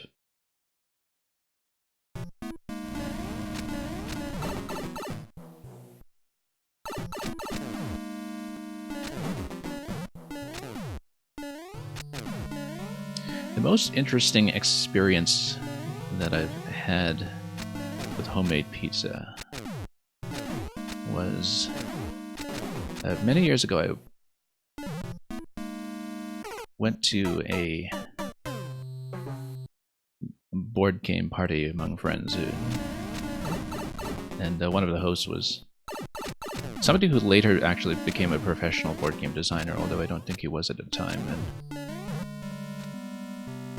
who was also a very avid baker who just loved making pizzas from scratch. And so we had a game of Settlers of Catan that day where he baked 5 distinct pizzas that were each themed after one of the resources in Settlers of Catan, which, in terms of being the appropriate color and everything, so you could,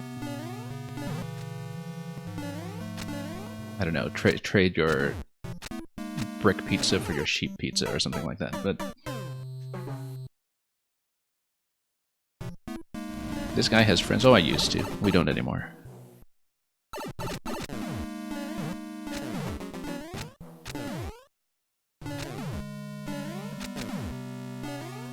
But, that just happens when you reach age 69.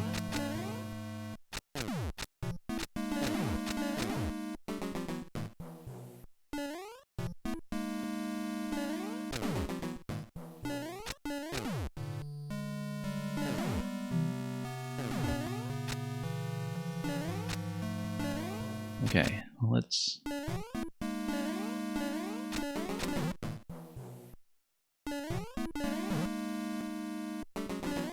Oops. I've been on this for quite some time.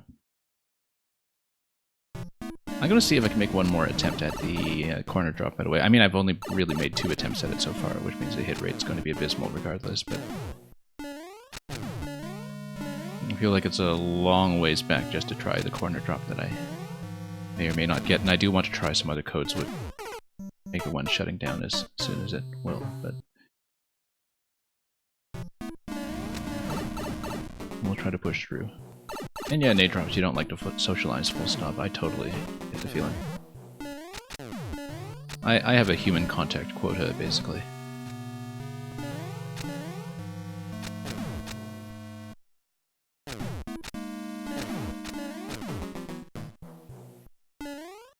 Okay, let's see. Maybe that's a normal thing. I actually have no idea how normal it is to, you know, just be very aware of having a human contact limit that you hit.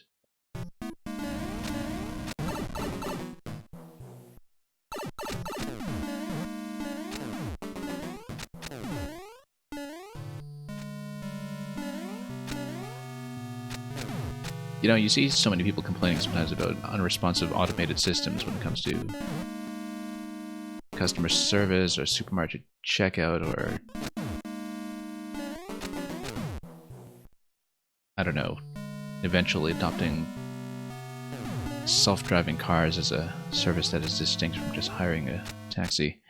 And other such forms of automation where you sort of avoid the human element. And some people just don't see the appeal, right? And they think, oh, well, you know, the #1 request we make with computer systems is, can I talk to a human?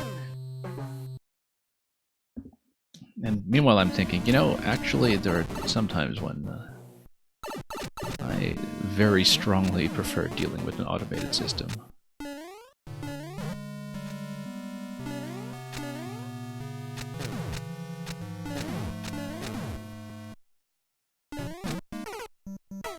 Like, skip the human, just give me the algorithm and we'll get things done. You expected a clear check to take longer than 5 minutes and you don't know what else to do today now. Well, spend 5 hours decompressing, I guess.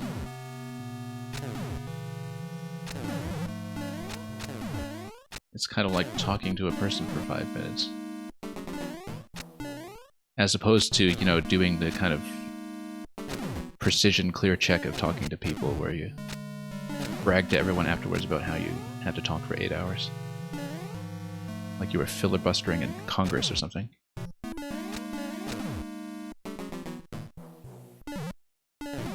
Precision levels for legislators. Okay, let's...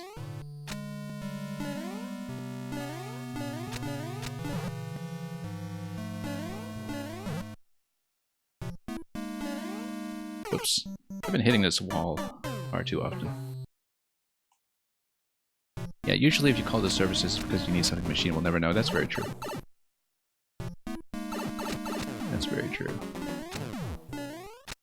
I mean, you know, if you're at the point where you need to seek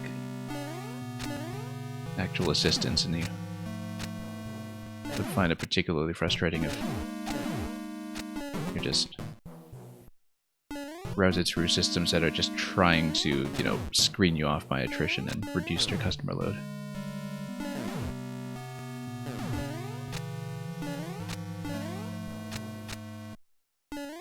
We've been in this pad itself for quite some time.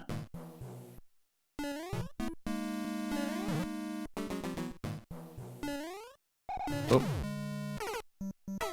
I always think that I'll land safely out of that kind of overextended jump, and it's rarely ever the case.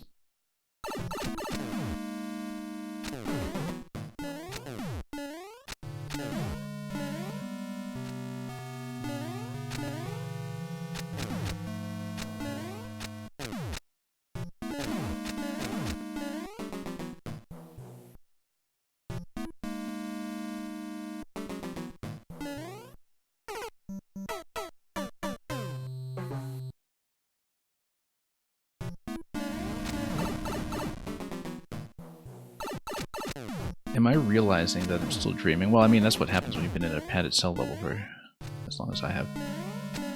I do want to see some other content today, though, at some point, so I may actually be a little earlier than I had hoped. But this has happened to every stream, basically, where I sort of engrossed in something because the clear seems just out of reach. Especially if it's a bit of a longer marathon challenge like this one. Okay, there we go. Finally didn't hit that wall. Now let's not choke too badly from this point. Like on this drop here that we know is a potential problem, let's lower that and go. Okay, this jump here is sometimes a problem. And this jump here we haven't been over in a while. Okay, so we slip like a pixel off the corner, I think, and then hang left.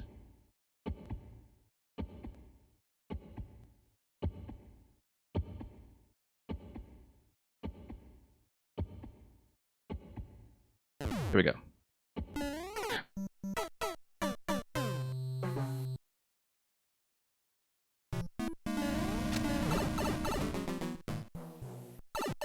Progress.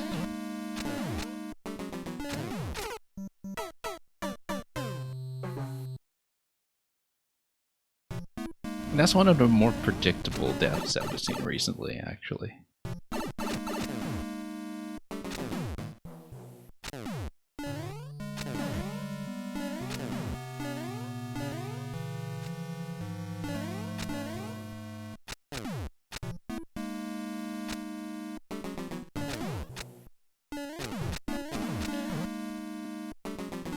Anyway. There's only so much to say about an ending like that.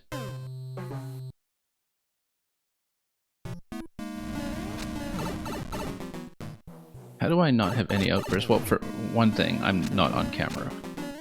You don't know what kind of expression I'm making right now, but...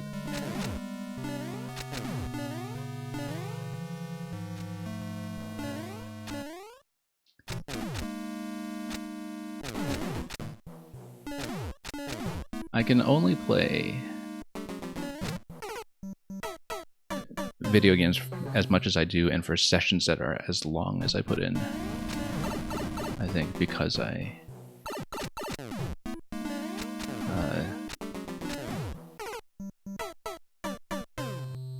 well, take things patiently enough that I don't, you know, get too wrapped up in them. It depends on the game, though. Because, of course, the way I play Mario Maker, and particularly when I'm streaming, is very different from something extremely intense and time sensitive like an RTS or something. But whoops, that's not so much. If you think this would infuriate him, you should have seen him during his Tears of the Kingdom playthrough. Well, what, do you mean the parts where I was kind of starting to fall asleep, or which parts of the Tears of the Kingdom playthrough? Because we definitely had some pretty spectacular pratfalls during that game, that's for sure.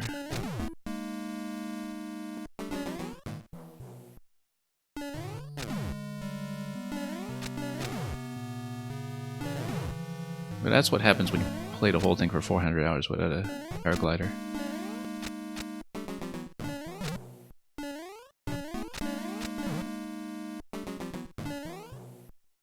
Which I'm really glad I did in retrospect. It was not entirely intentional, but it's still one of the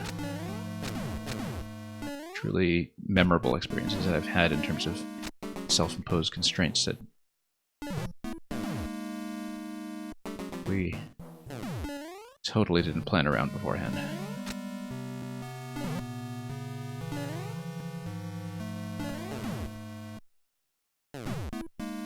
You cannot wait for Scrabble Rage, yeah. Yeah, Dervish Advisor, I was thinking about the The biggest roadblock that I hit in Tears of the Kingdom was getting out of that one whirlpool. I don't know if you were here for that one. Or because I was doing it without fast travel. And doing it without the paraglider, I just could not get out of the whirlpool for about an hour and a half. And we eventually did figure out a method, but wow, that took some time. And all my ammo. Okay. On the edge here. First. Edge first.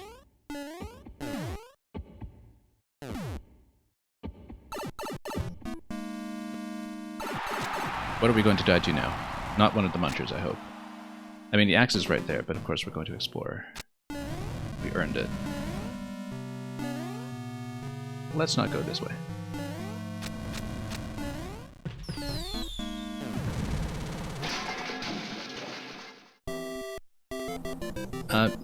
Mega, because when I finished 120 shrines in the launch state of Breath of the Wild, I discovered the joy of playing the game with no fast travel, because I just started riding around everywhere and making use of the travel system, like the horses and so on. And I wish I had discovered Breath of the Wild like that in the first place. So when I got into Tears of the Kingdom, I told myself, no fast travel. We're doing it with the pro camera. We're just going to explore the world as contiguously as we can so we can fully appreciate the total connectivity of the overworld design. What I didn't expect was that we would also wind up playing it with no paraglider. It was just one of those accidental things that, you know, after a dozen hours or so, I realized, you know what, I still have no glider. Let's just roll with it and play this way and see what we can do. We don't believe in convenience around here. Anyway, after that level, I think we all feel just a little bit institutionalized. Let's take a look at the other code that Kavik asked me in chat, and after that we'll look at the Ichigo-tan Bomberman one as well, if I remember. Thank you for the GGs. But yeah, I mean, the whole point of the last two Zelda games in some ways is that the world is fully contiguous and connected, right? And I feel like that's something that you want to preserve as much as possible. Even if the game occasionally breaks it into story segments by teleporting you out of dungeons and so forth.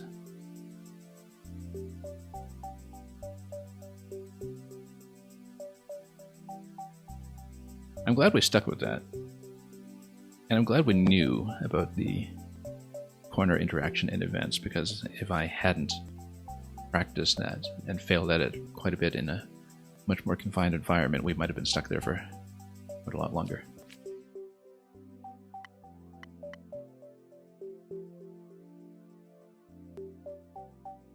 Anyway, I'm going to point machine translation at this unless somebody who knows Japanese can tell me what it is, but we'll fudge our way through it like we usually do, just in case the title is interesting. It's like Collapsed Underground Fort or something like that. So let's do it. And let's see what this is. This is not one that I know. And it's from May 2017.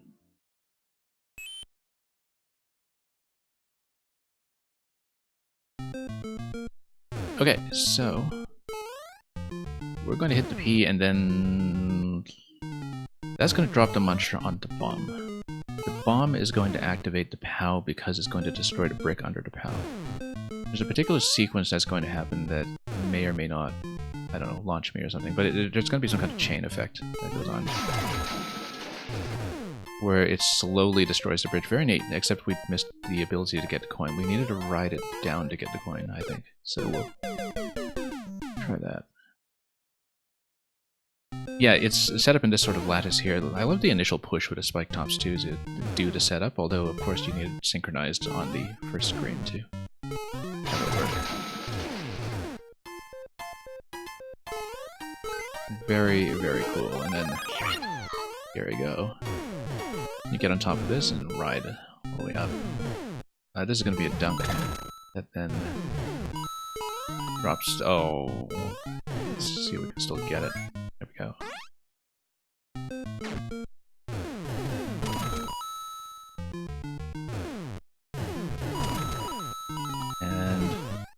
guess this will just blow up one bit at a time, and it falls off once the blaster falls off, once it no longer has a tile to cling to, so it's on a slight delay, which is neat. Just wait over here. I guess we'll hit this, and then survive for a bit until everything falls down.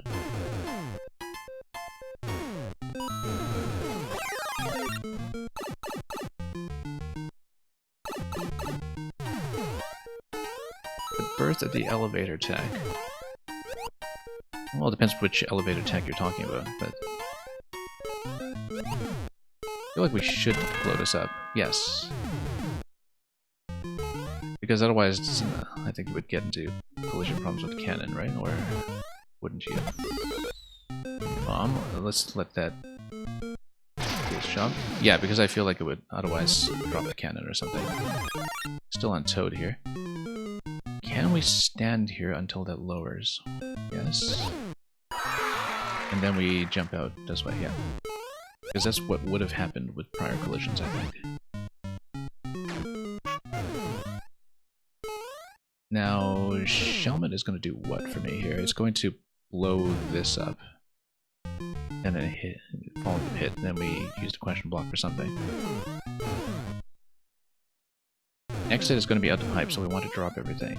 But we need to start a chain reaction somehow, so we're going to kick that anyway. Do the one thing that makes sense.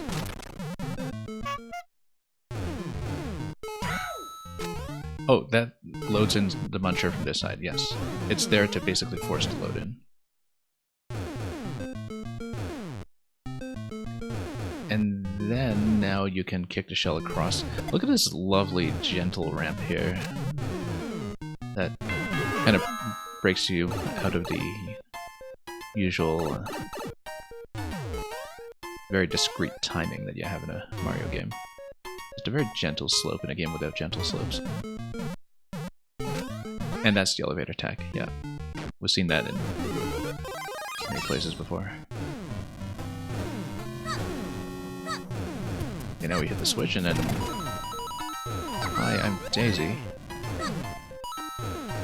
And then this is going to do something, right? It's going to stay in place. Well, we need to get around him, and... I mean, it's a typical kind of Bowser gate where when you hit the P, then... Come on, get out. Or, well, we'll go under. There we go. And we drop him the way we usually do with the SMM1 Bowser gate, which I expected, but I wanted to see it in action. And we're not done yet, though.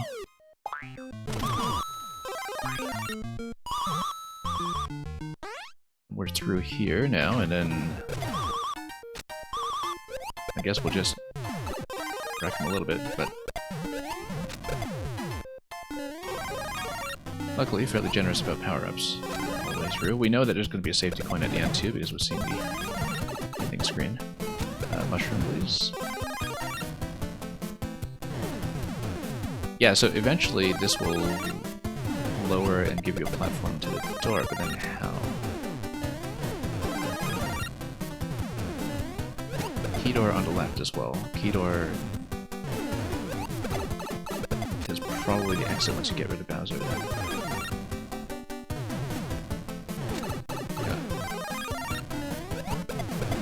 I mean, I don't know if there's much to do other than just kill him at this point.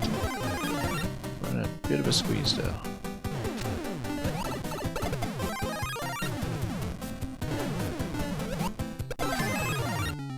Anyway, he's down. This is concerning slightly, but that's okay. That's luckily trapped, and then how drops in like this. Very nice. Just want to poke around here for a little bit. We will obviously do this first.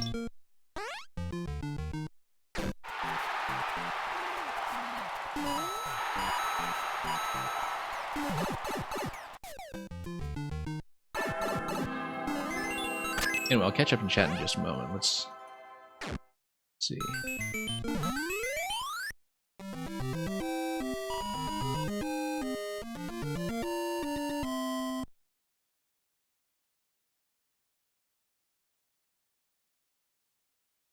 Yeah, you see, yeah, that's the thing, is that if you play without the paraglider, the vehicle design aspect of the game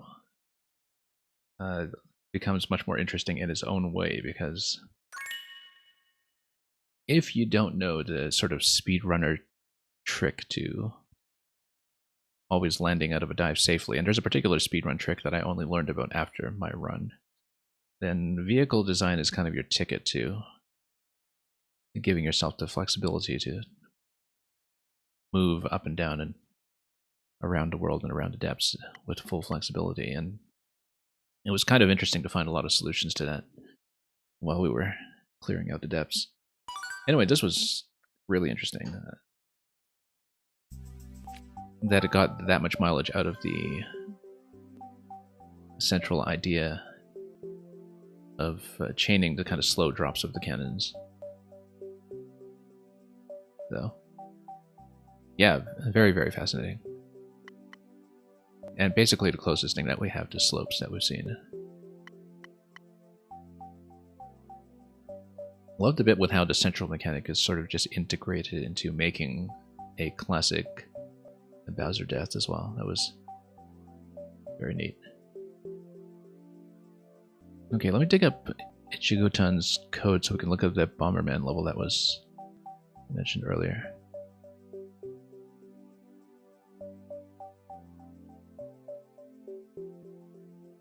And I have it somewhere. Let me just grab my notes.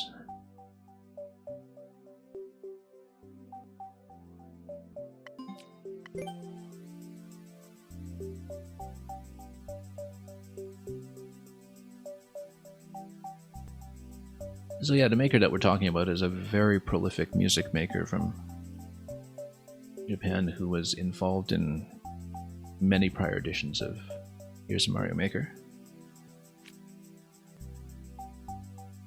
And I've played a pretty big chunk of what she's made in Maker 2, I think.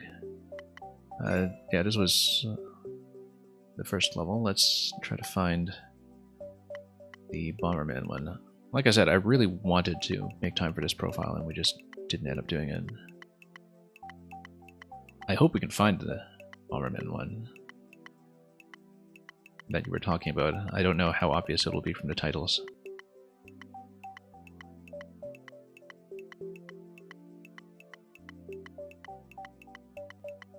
I might not be... Oh, Bomberman, there we go. Yeah, Kavik, I downloaded a whole ton of Document as well. The Pipeline one was amazing. The Piranha Plant one, what was a Prehistoric Plants, was something that I think is severely underplayed. I was doing a ton with global track setups too, like with all the makeshift vehicle levels, and the SS Toadstool one where you sink the ship in the lava, that was just level after level, particularly as you get late into Document's profile, where he's years ahead of his time in some ways. This is the earliest use of track music. Okay, let's load in. Yeah, December 2018. Yeah, I noticed that most of Composer's profile, for instance, really kind of took off after this. That it was something that was later than I thought in some ways, so it was sort of neat to see what an advanced state a lot of track music was in Maker 1, well before many of the tricks for loop management became available in Maker 2, so let's take a look at the Bomberman level.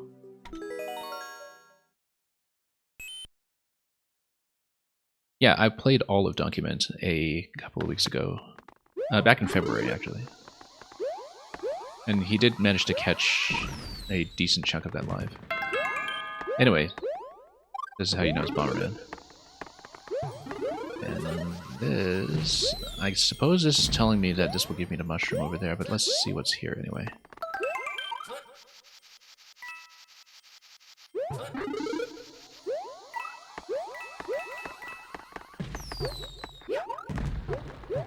But yeah, Document's pipeline level of Pipeline Plateaus, I think it is. It's just absolutely crazy.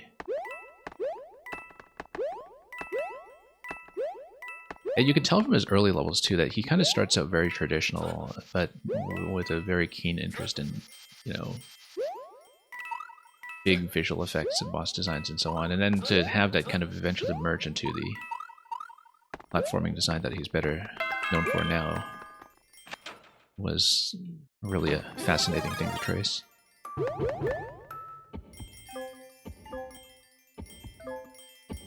So we're going to have the load in here.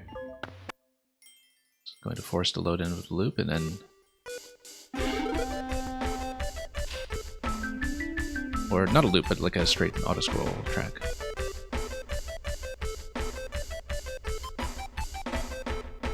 Then... Here we are. And then the loop starts playing. Yep, that's right. Because it's a big loop setup. And that's the big innovation here. Because just kind of scrolling through a track that's non-looping was something that was present very early on in 2015, but...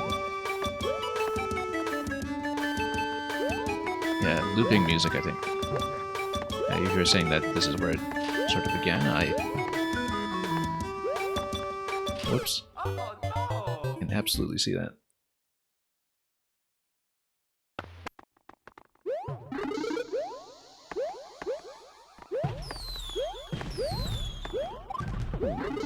Yeah, there are a lot of profiles that I came across that kind of seem underplayed. You know, they still got a lot of attention because they were by people who were involved in the community side and still had their full 100 uploads and medals unlocked and still had, say, likes in the thousands or so. But there are levels that, you know, if they had just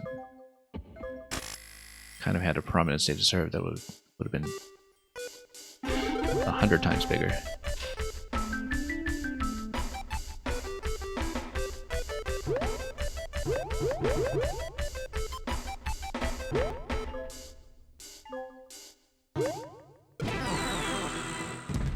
But anyway, let's open this up and let's grab the coins. So yeah, this is your little Bomberman stage here. You need to open up bombs, obviously, and then create a path, which will gradually do. It's kind of neat. You get to play Bomberman effectively with the vines standing in for the top-down layout. And it's intricately designed enough, too, that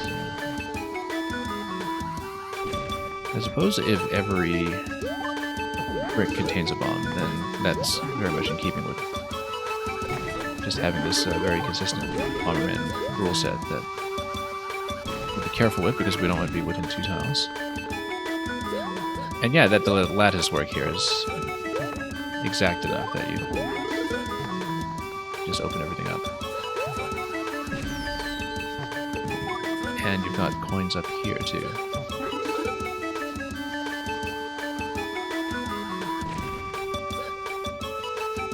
You're saying that I will not see the vines? Did I actually not really climb on the vines in my first attempt here?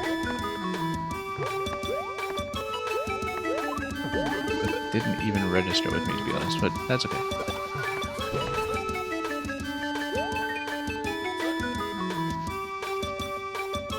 Anyway, let's bomb this guy and get around.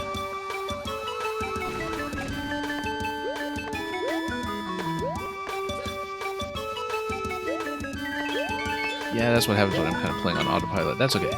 We'll make it through here. We were too busy rocking out. Or possibly even bombing out.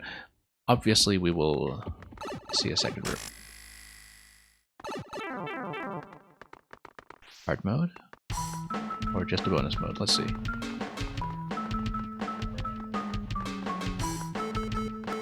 We always take the bonus expert mode if one exists.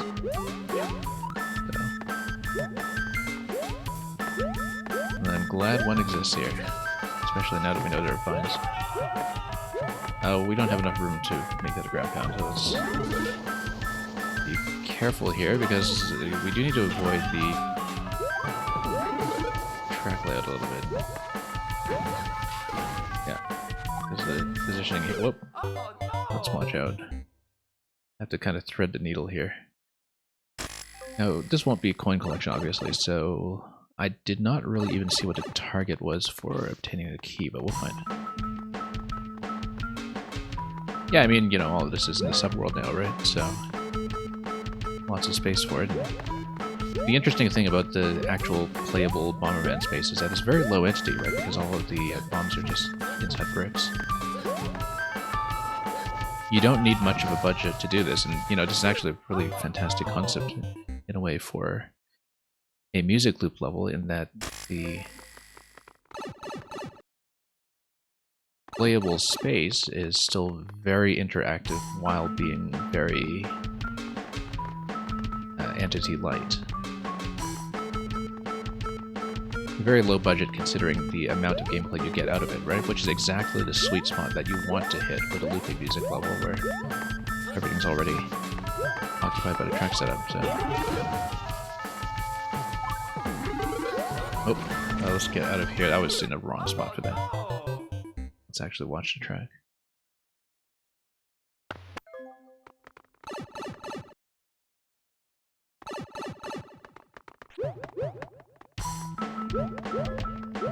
Yeah, it's not even just a function of, you know, how we've been seeing so many extremely accomplished makers. It's sort of a true across-the-board Maker 1 that everybody was willing to be a little bit more sprawling and maximalist.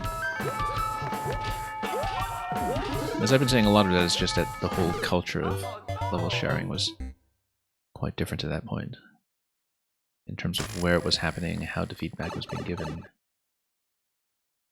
how people were engaging with the content.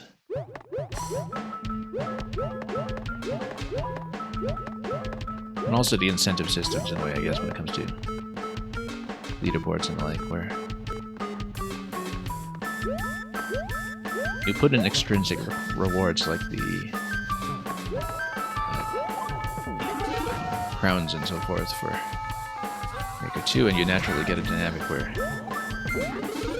you encourage people to build around farming likes, even more so in the Maker 1. And that's naturally going to lead to things like the short level meta, the 20-second speedrun meta, and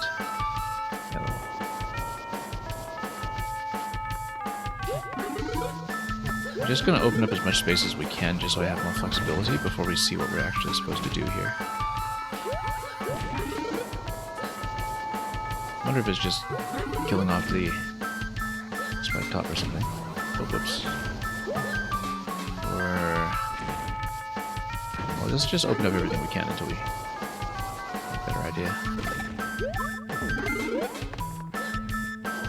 Oh, actually, no, it's the pipe in the bottom right. That will do what? Let's figure that out. We'll blow it up first and we'll see what it's all about.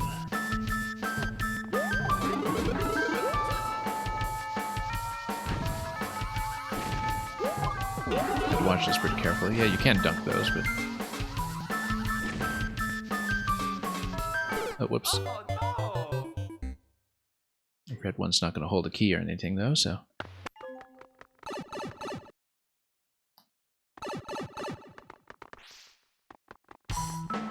we'll see. I mean, you know, at some point you need a pipe transition back to main world.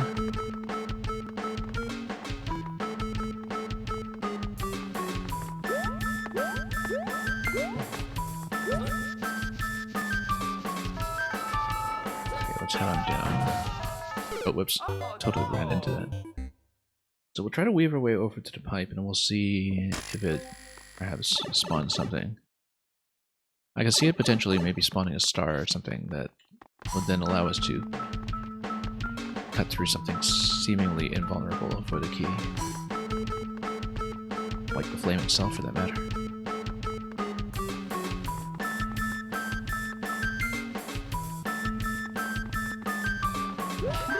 Well, you see, I'm blowing up every possible block. It gives me more flexibility for movement so I don't trap myself, right? I think it's a sensible thing to do. As long as we don't get hit by the burner setup or something. Or by hard blocks that are not so cooperative. Let's go down this way.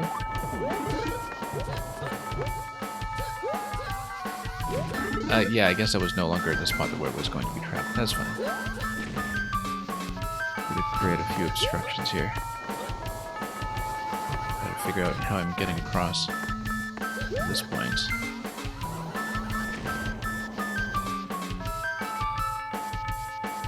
Down here, across this way, when we're able.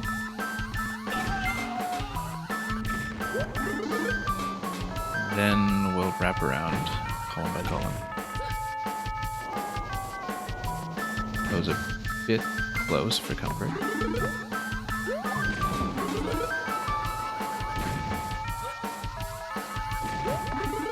We do need to blow that up before we have room to ground pound. And look at that, we have the key, so we can just take the key actually. So maybe that was just an exit pipe, unless it's a star or something.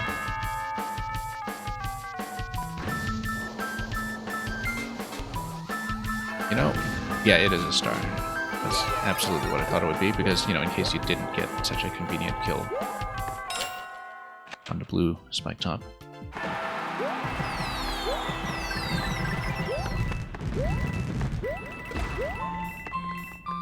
And you'll even get victory music crammed in here.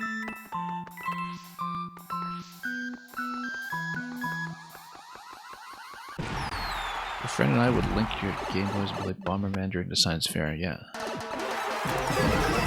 Yeah, there's quite a lot of waiting time in science fairs for judges to come around, so I totally understand that. I actually had a science fair exhibit at that point that did require a laptop computer to demonstrate it. Because I did a computer graphics project of sorts. This was back when I was 13 or 14 or so.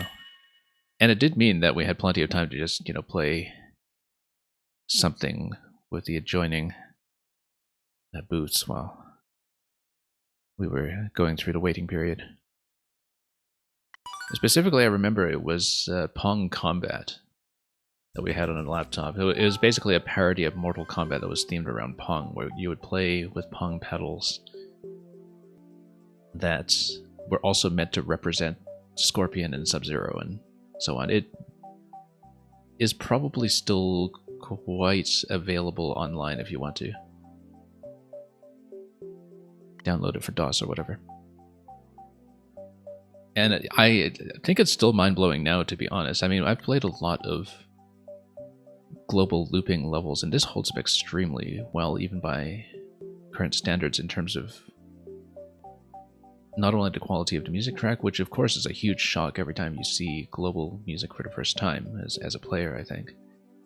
You know, anybody who encounters it for the first time is blown away.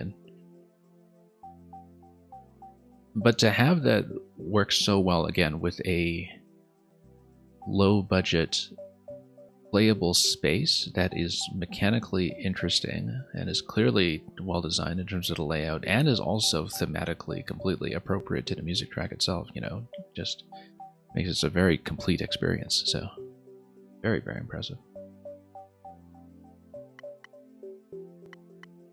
And no, Megad, it was not in 1994 that I was playing it.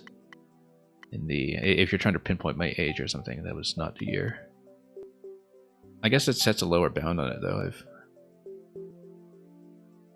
Pong Combat already existed. But anyway, I don't want to give away too much information.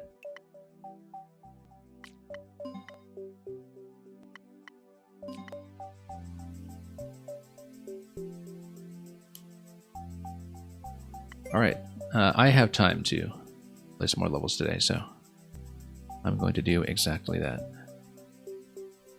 And I'll, in the absence of more suggestions, I'll go back to the list that we had, because there's a maker that I do want to show. Or a level, rather, back to the Japanese list.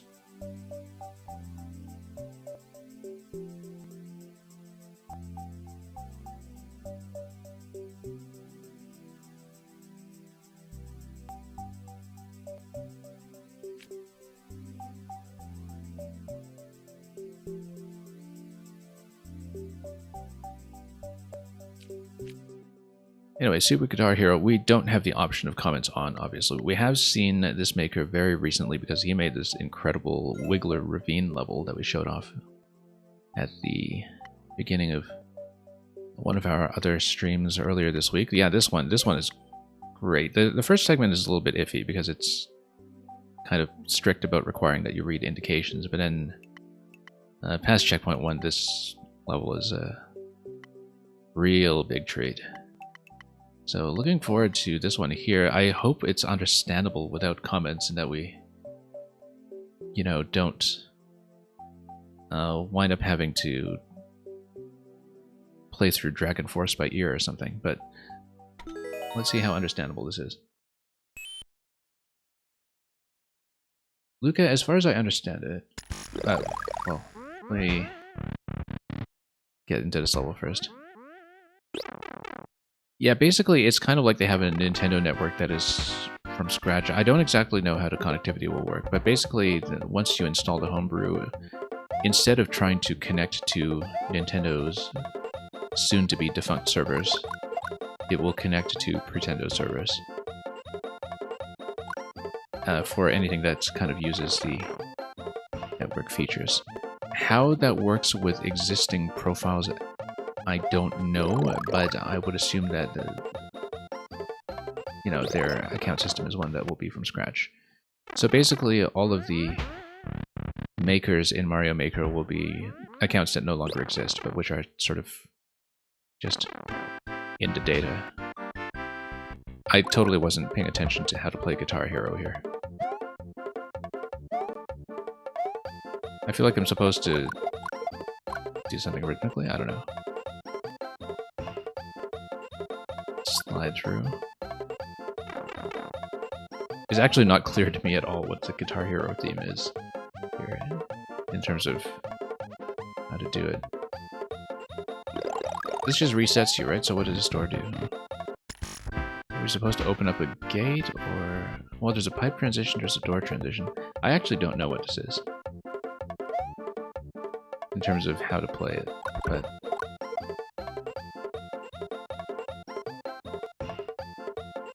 Because how does anything we're doing here interact with anything down below, unless...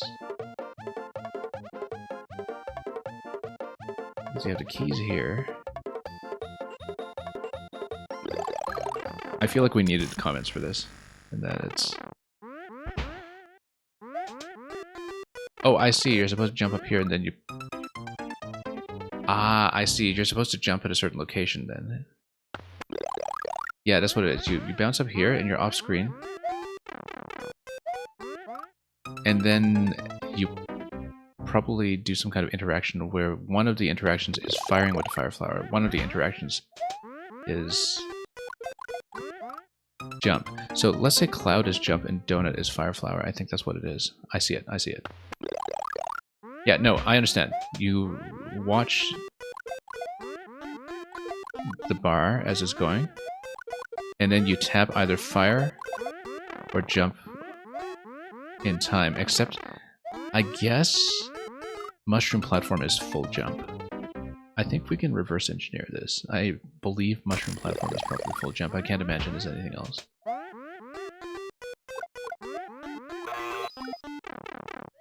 Except Mario's position... Anyway, we died like crazy up here, so...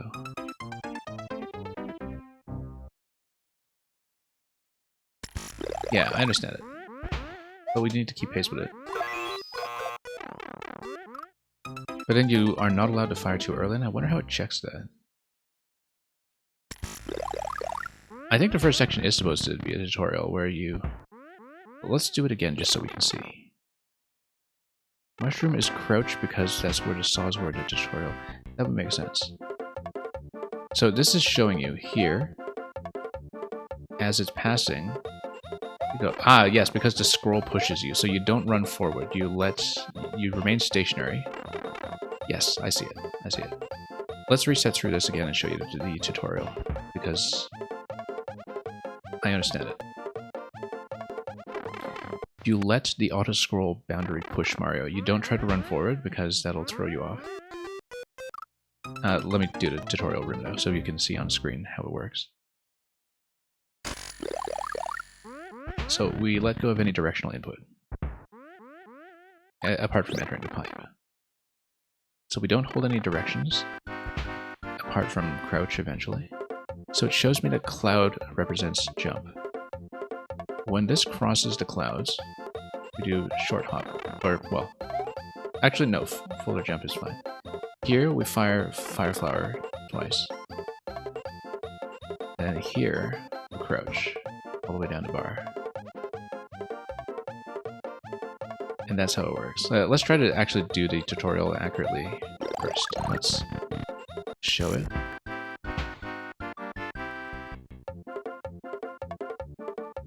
So we kind of know what kind of jump height we're working with. Yeah, we don't want to jump that high, I think. But so the jump length might actually matter unless we crouch jump into it or something. Let's figure it out so we don't run into surprises. I mean, we can also just crouch into some of this, but yeah, even without comments, it starts to make sense pretty quickly, especially if you know that the theme is Guitar Hero. Also, we forgot to pick up the Fire Flower, so let's just start over. I mean, obviously, if you're at the top of the layout, you're not going to have spikes on the ceiling, so the jump height should not matter.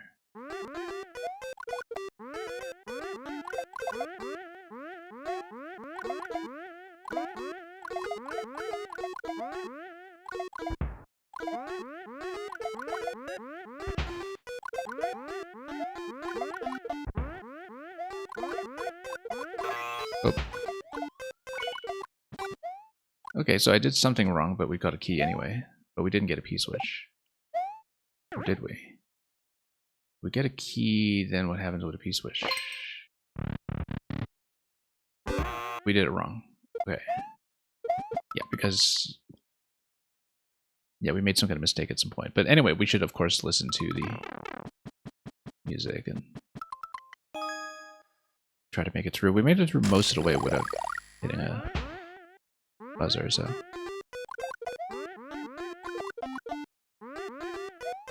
I wonder why there's a requirement to be precise, or rather how that's enforced. It seems like we're sort of excessively killing something when we fire too much, and then that might be what's required to activate a P-switch at the end of the track.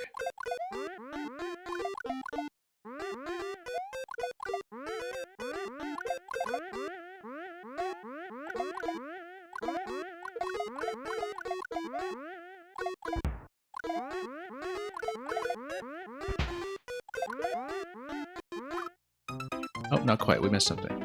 Can I give me the best of Pink Birdo levels? I mean, I don't know if I can do this off the top of my head, but because I downloaded quite a few of them. Puzzle-wise, I was quite fond of Time Stopper, which I showed you already, and the Boundary Issues, which was like the scroll-based one. Fire Deflector, I remember being fairly good. I mean, I liked most of the puzzles, to be honest. Time Slower took me way too long because there were some execution issues I had with it, but obviously the very thematic ones, like the Earthbound level and the Majora's Mask level that were near the end of the set, those were pretty spectacular in their own right.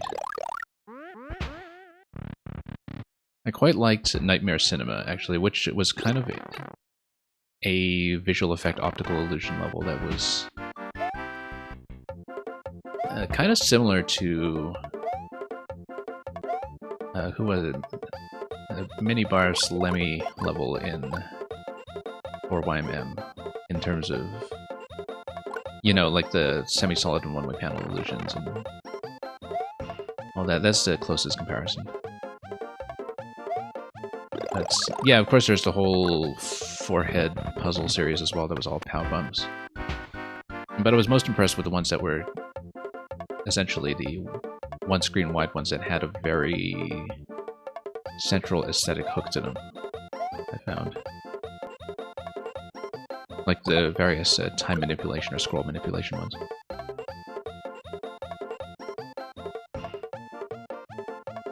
Well, Kavik, I didn't know how public that was. I thought it was still something that was relatively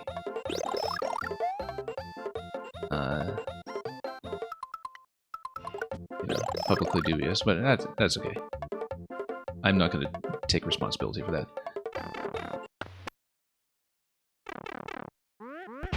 The thing is, it's actually... Well, anyway, let's discuss that separately. I was about to say, like, you know, if you sort of track people's level styles, you can really notice similarities and inspirations that are not well hidden at all. Whoops.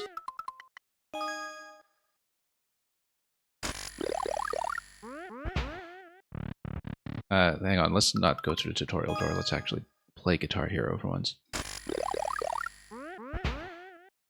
Okay, so you let go of all other inputs.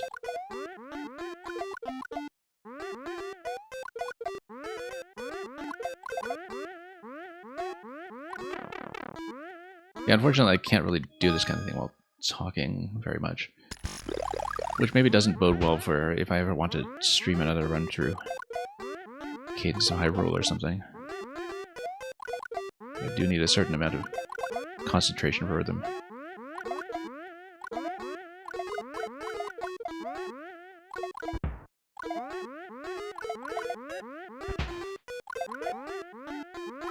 Nope. Missed something there.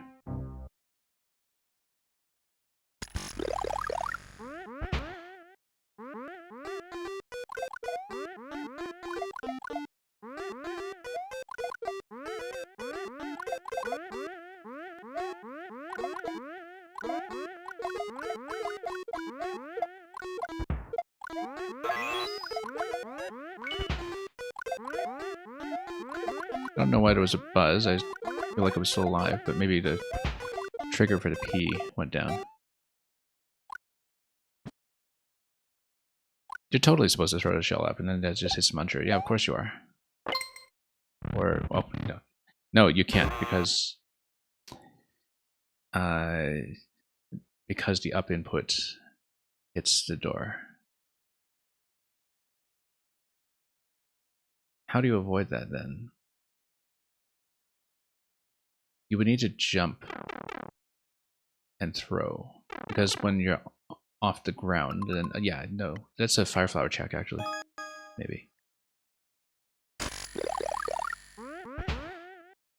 Or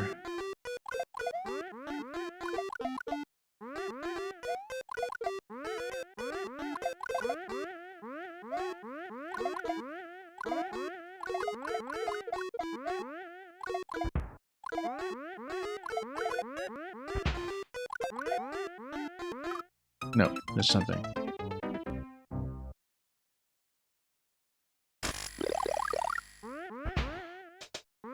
Whoops, we just missed that.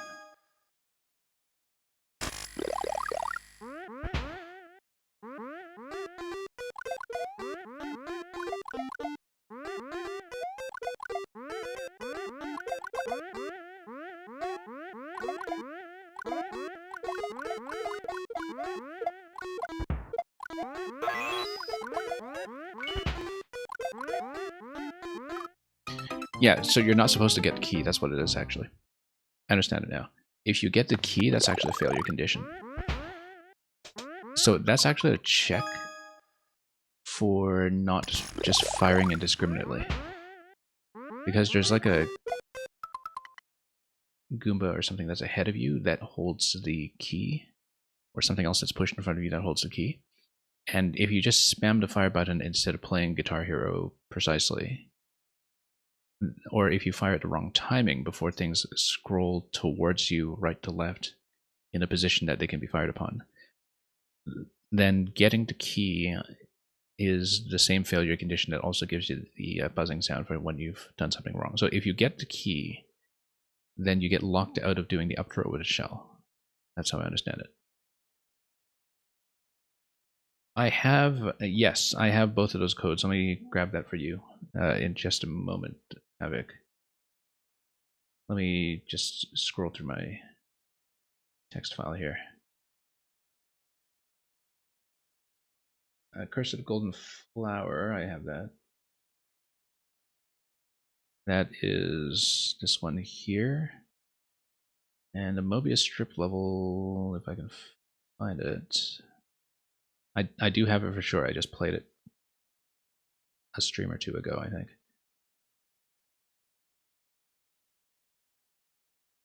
Let me grab that. The second code here is Mobius Tower with the screen rev.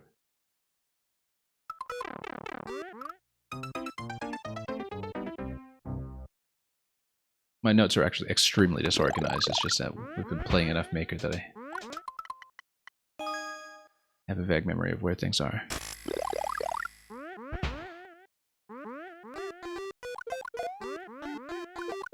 So you don't want to spam fire. You don't want to fire too early, because there is a check against that.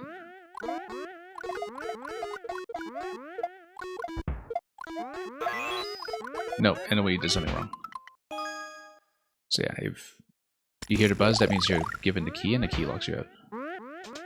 Oops.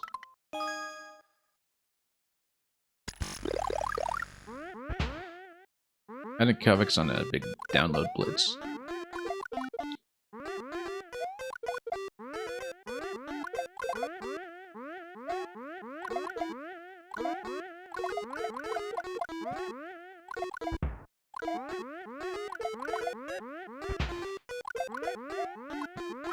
Nope, I missed a jump. We were firing accurately that time, at least. Yeah, you don't want to tap too many times. It'll get spammy. And you don't want to fire too early. Yeah, so there is something going left or right with you that you're not supposed to hit.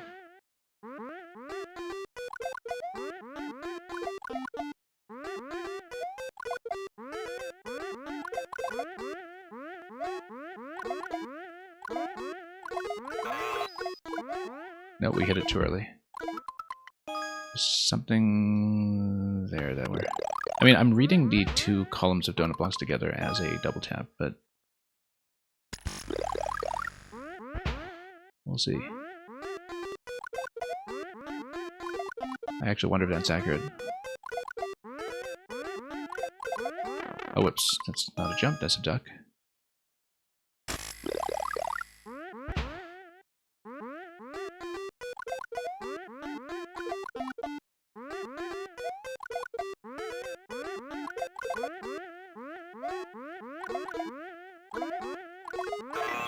Nope.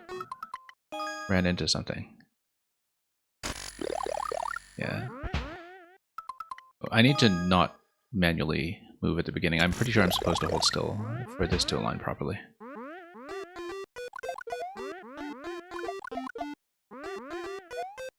I wonder if it's more accurate to do this according to the music or do it according to the track? Or how well aligned it is, because if I do it by audio cue, maybe it's easier for me to get in sync. We did not have Maker ID in Maker 1. I totally misremembered that too until I got back into Maker 1 this year.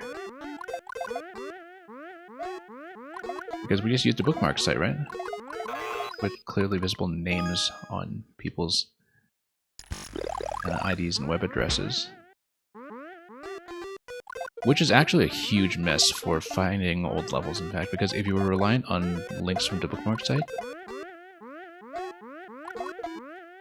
the URLs for the links no longer show you the codes. So if people were sharing their profiles but not sharing individual levels, when they were posting level sharing online, for instance, expecting you to use the bookmark site, it's very difficult to find their codes now. And I have to go back to hoping that they shared something with an individual code, like pre-bookmark. Got it. This should be it.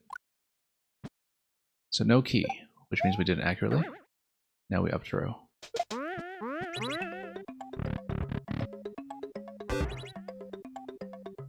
Oh yeah, and this is the fire flower check.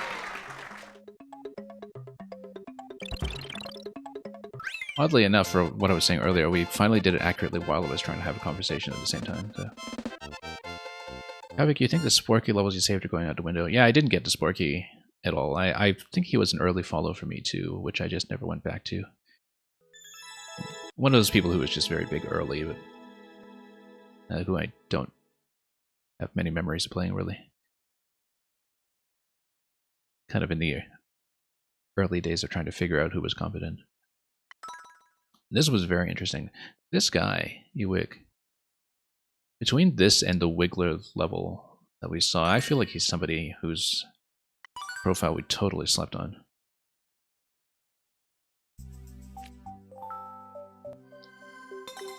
Yeah, sometimes when you go back to a lot of the 2015 stuff, you can sort of recognize at the same time just what a breath of fresh air it was for people to, you know, be competent level designers at a time in the first month or two and have foundational concepts, but also just how early some of those do feel when you go back to some of the foundations that they laid out. That I got that a lot from a lot of Squadaloo's profile as well, actually. I mean, you know, many of the levels hold up very well, but you can see that many of them were kind of laying out first-year foundations in ways that other makers would take much, much further. Any John code? Yeah. Let me see. I mean, Megad also sits on a ton of those. Let me just try to find you. I have a lot of people's first oldest level codes, which are not necessarily the good levels, but yeah, you got John. I've got one too. That was just his oldest level. That's not a highlight or recommendation necessarily relative to his later work. But yeah, Magad's got a different, possibly better code. Who knows? Let's keep going. This was a really interesting one. I was quite happy with that.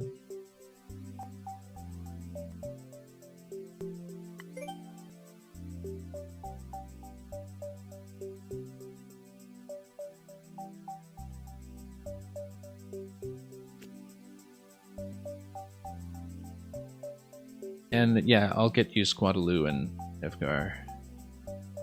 Just a minute. Let me comb through my files a bit. They're both on my completed list, so that's easy to find. First one here is Squadaloo, also known as Lane. And Evgar, I think, deleted a lot. He doesn't have that much on his profile, and a lot of them are kind of like multiple versions of some levels, but he still has some of the better known ones like Spike Top Engineering there. And yeah, don't worry about bothering me for codes. This is the best time to do it. When I'm for sure responsive and have my disorganized Maker1 chart open. So anyway, this is a Tetris level by OM. Very popular in its day, clearly, in April 2016, but I'm pretty sure I would not have played this, so let's see it. And let's see how it implements Tetris.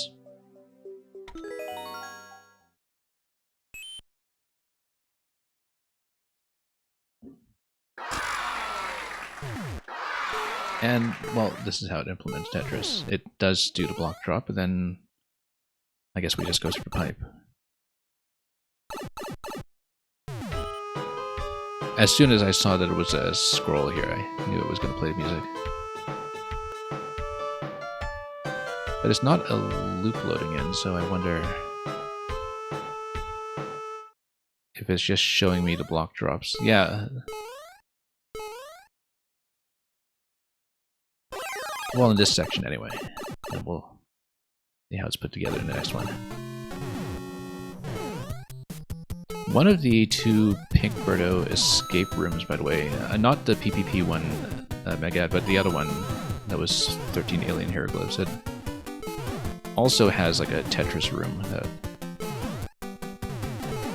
is pretty interesting. Oh. Here we go. A bit of Tetris, and there's the line clear. Down we go.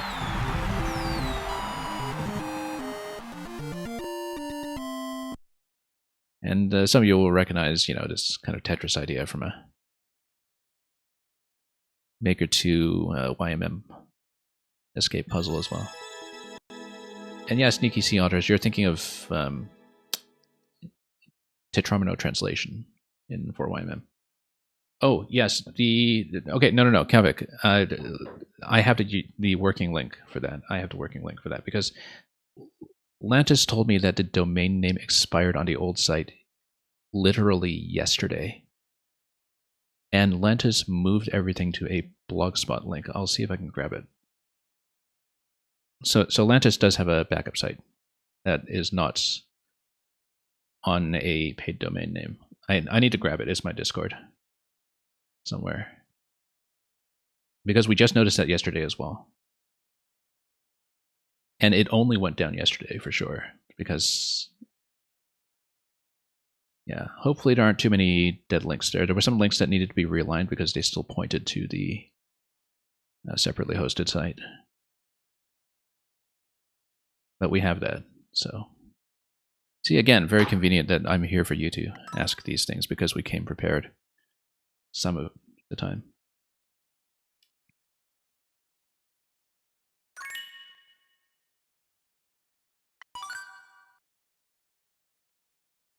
And I'm glad I managed to catch Lantis about that yesterday so he could fix it and tell me where the backup was, but I think it was on Wayback Machine regardless, even if that had fallen through. Okay, let's look at another one. I'm still going on the big Japanese list because we're actually catching a lot of stuff that we had fall between the cracks.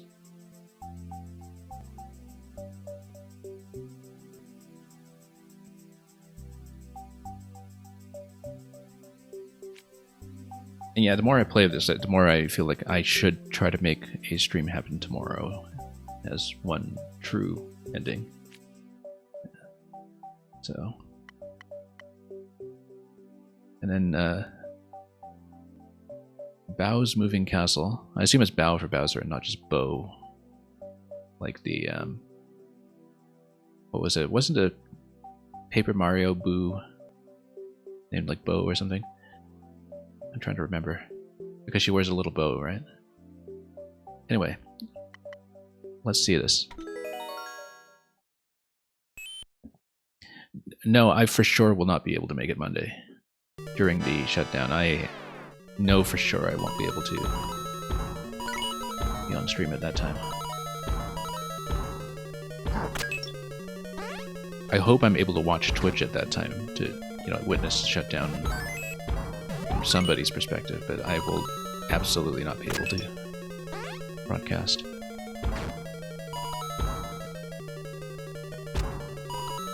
And that's okay, because I do want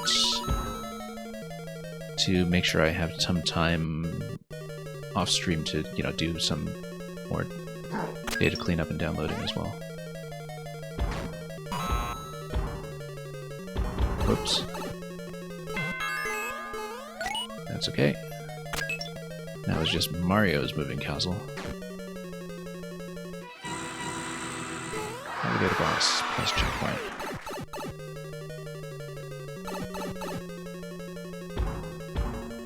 Yeah, actually, sort of knowing that the shutdown is a day later than I thought it was, has made this stream feel a little more relaxed in terms of, you know, being willing to grind out the one-way panel a little earlier and all that. We need the P-switch in order to get through that, don't we? But that will be raised up and down. What do we do with that information? Grab this. And then there's a coin collection on the right side as well. We just need to look for it, perhaps. Unless it's with the P-switch entered. Yeah. No, this is where we came in. Luca, that's a good question when it comes to uploads being capped by the stars.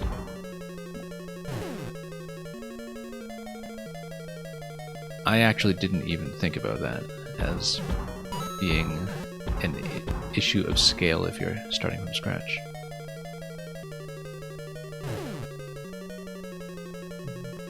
Because if it's something that's sort of in the game's code rather than the server's code, I don't know if they can actually do much with that.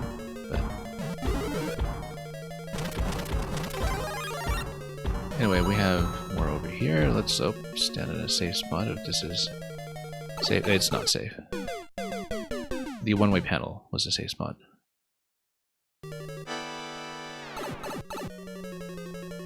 Yeah, man, you really should get a Wii U up and running at some point. And port all the levels that you have stuck on 3DS.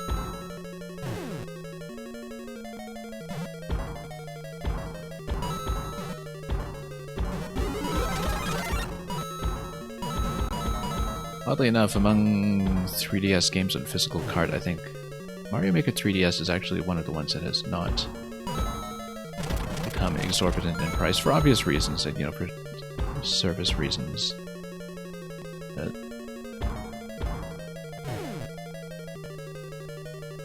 You would think that there isn't too much secondary market appeal for it, but I do know that there's that original Nintendo campaign in it.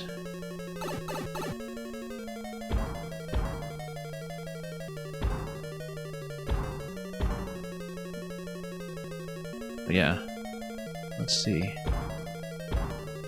Wrap around here.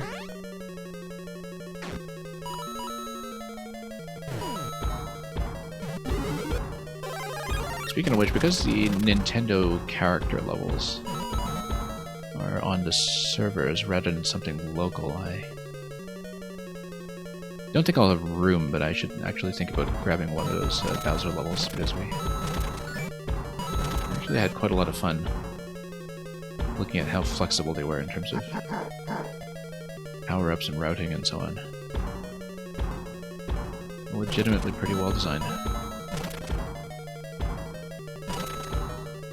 Which I guess we could expect out of official Nintendo content some of the time.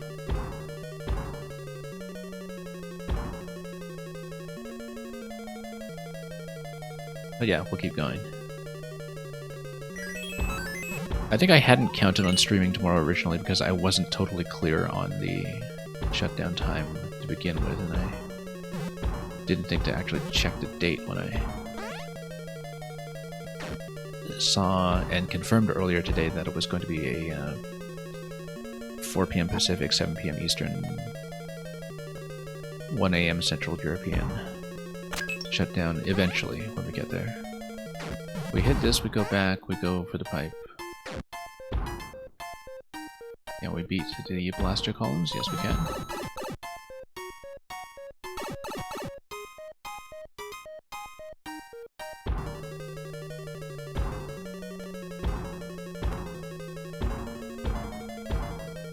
And we'll hit this.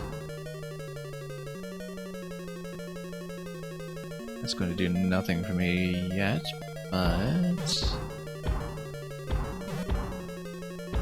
Oh, up here we go. Nope. Never mind. Let's wait.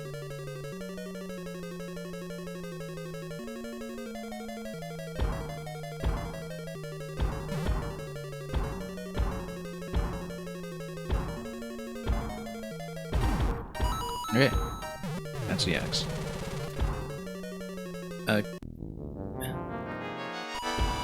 Kavik, if you set up an additional... I think you have to click on your own avatar on the Wii U. I actually had a second me sitting around for a family member I don't live with anymore from my Wii U set up like a decade ago.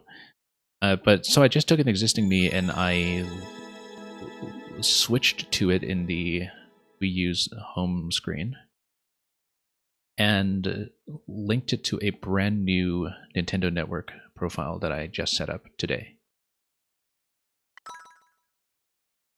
And so you just need a separate email address for that. That can be just a dummy email address. You don't even need to do an email confirmation for it, to be honest. You just need to put in some kind of address that it tries to ping in.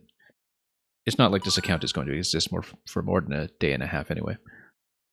And then you can get into a fresh save file on Super Mario Maker 1, which then sits you through the opening tutorial where it, you know, teaches you how to place blocks and place wings on Koopas for the first time. And by the way, I totally forgot how to place wings on Koopas in this game. So after all of that, you get access to just punching in codes, and an empty core spot with 120 slots. So thank you for the GDs. Let's keep going.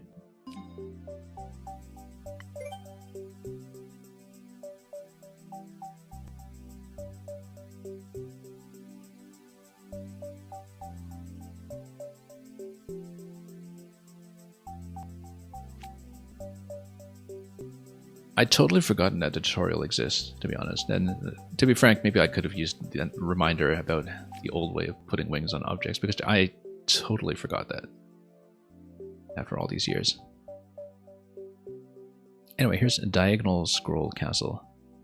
I kind of recognize this me. I can never tell with some of the Japanese makers because I don't know how to read their names. Is this somebody we'd seen? Maybe not. There's so many Japanese makers that we really should have made time to explore, but discoverability across the language barrier is more challenging than it should be, so let's take a look at Diagonal Scroll Castle.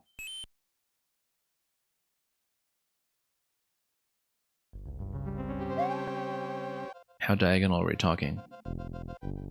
Well, it's just a platform that's diagonal, I guess, for now. And then we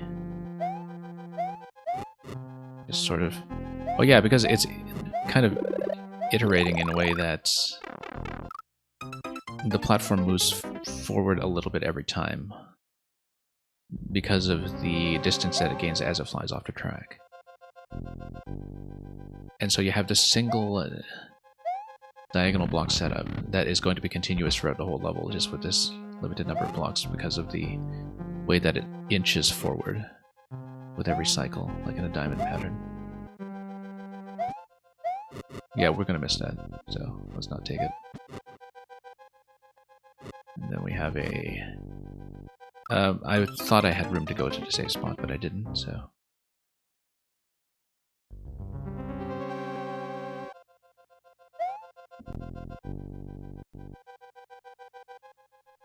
Yeah, the thing about Pretendo is that they currently do have a lot of things working, is that they haven't integrated the archival data from the Maker1 service yet. As far as I understand it, that the data exists, but they haven't integrated it into their own services.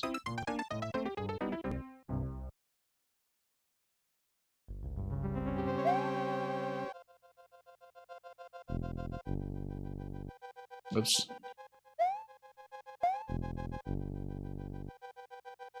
Buy a new charging cable and battery for the gamepad to even try to homebrew your Wii U. Yeah, understandable.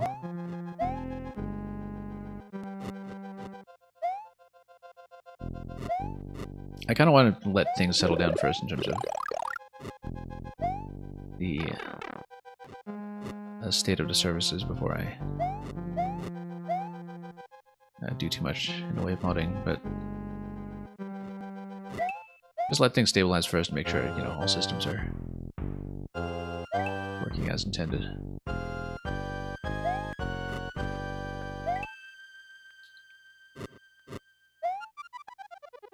And, oh. Yeah, oh, got hit by that, but that is the kind of pattern that we can go for. There's actually a fair bit of flexibility here in terms of which cycle you take.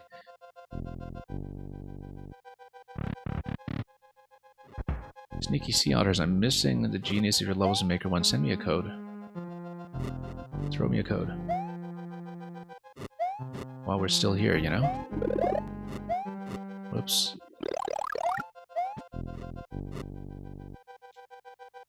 While we haven't officially been running viewer levels, we have been doing this as enough of a hangout that people have just been checking me codes and we've been running them, so... If you really want to see something that's entirely up to you to throw me a suggestion. Oops. That was a reading chat death. Yeah, they don't have 100 men implemented yet. And I don't know how codes are going to work for the existing archive. I haven't heard anything about that, but I think Megat is a little more plugged into that than I am.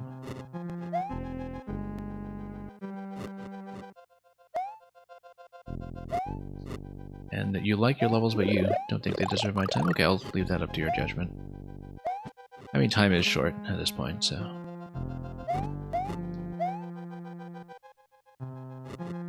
I think a lot of people active in Maker 2 are, in some ways, maybe more bashful about their Maker 1 output than they should be. I mean, you know, we all started out disastrously to varying degrees, I'm sure, but... Actually, some makers got off to a really promising start right away, but... Everybody kind of needed to get some bad ideas out of the system. But whoops, wasn't watching this at all.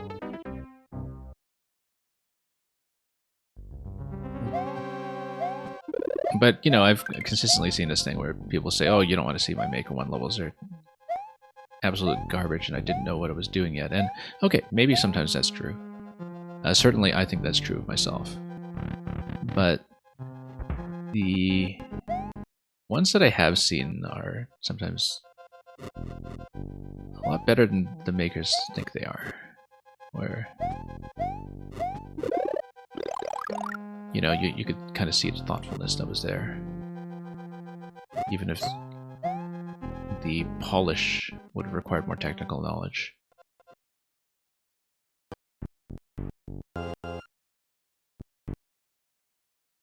Oh, totally missed a boat on this one. The devs are literally recoding the entire infrastructure. So you think it's safe to assume it would give you the max level uploads? Yeah. I have very little idea of what's going on in the back end. Megat, I don't know if it's mostly through Pretendo Discord that you're keeping abreast of this. Because I'm not there, and perhaps I should be, to keep up with things accurately enough so I can explain them.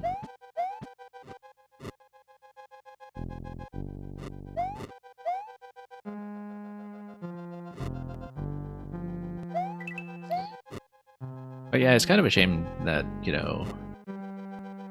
I was talking to Glackham about this too much earlier in the stream when he was here, that you basically had this period of about 4 or 5 years or so when nobody was playing Maker 1, and people would grumble about Maker 2 and how much they miss Maker 1, but in practice people wouldn't actually be playing Maker 1 and going back to this massive volume of content. And now, of course, it's extremely evident to us this how much we are truly losing on the live servers.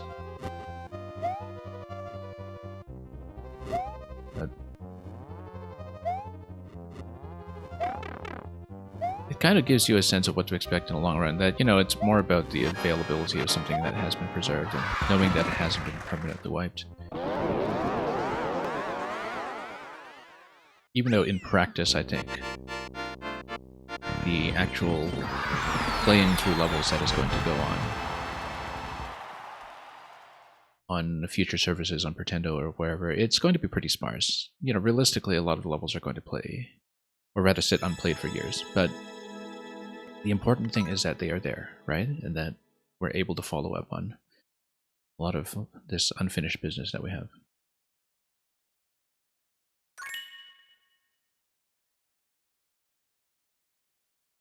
You know some people on a dev team? Yeah, that's helpful.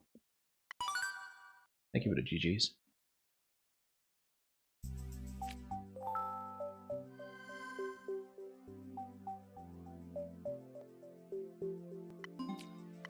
I'm gonna stay for at least a few more.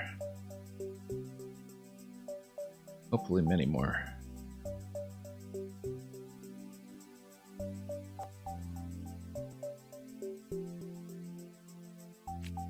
Given my pace today, I'm actually quite glad this might not in fact be the final stream, because I am nowhere near showing off anything with a sense of closure. So here's Escape the Apocalypse by Dano. This is from mid-2016.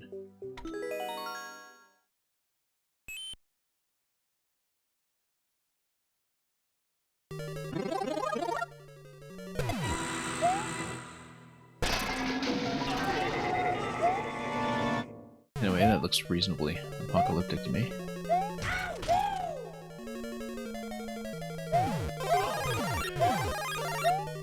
can tell because of all the mystery mushrooms. Whoop. Spoke too soon. So yeah, we do need to dodge the rain of fire a little bit, and then I suppose we're escaping in a rocket ship. In a very broken down rocket ship. It's rather rickety to me. What will be the last level I play in Maker 1? I have an idea in mind for it. And there is a story behind it, basically. Oh, look at that! I love this sort of sense of motion that you get from the illusion that's kind of punctuated by the top of the screen too, you know, just to give you an extra sense of scrolling momentum as you take your rickety rocket ship and dodge everything. Yeah, it just has a wonderful sense of speed to it, in fact. So. Much more so than you typically see in levels that are trying to convey automatic movement. I don't know, we should have stayed longer. No, we'll just take a key here. You found a list of best troll levels. Yeah, I know, what is it? Psycho 103 was going through a lot of classic trolls yesterday on stream. I was hoping to maybe do an April Fool's stream or something last week where we'd go through some Maker 1 trolls, but it just didn't come together. I couldn't get on that day, so.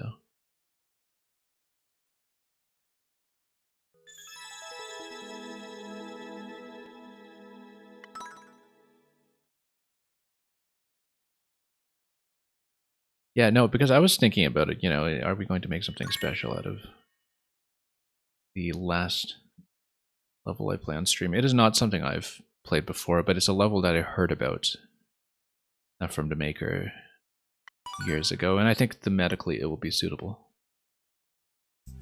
And you'll just have to find out what it is. I mean, I guess if we're not playing it today, I guess I'm committing to streaming tomorrow, but hopefully the servers are still going to be up as scheduled, and that I didn't just doubly misread the date.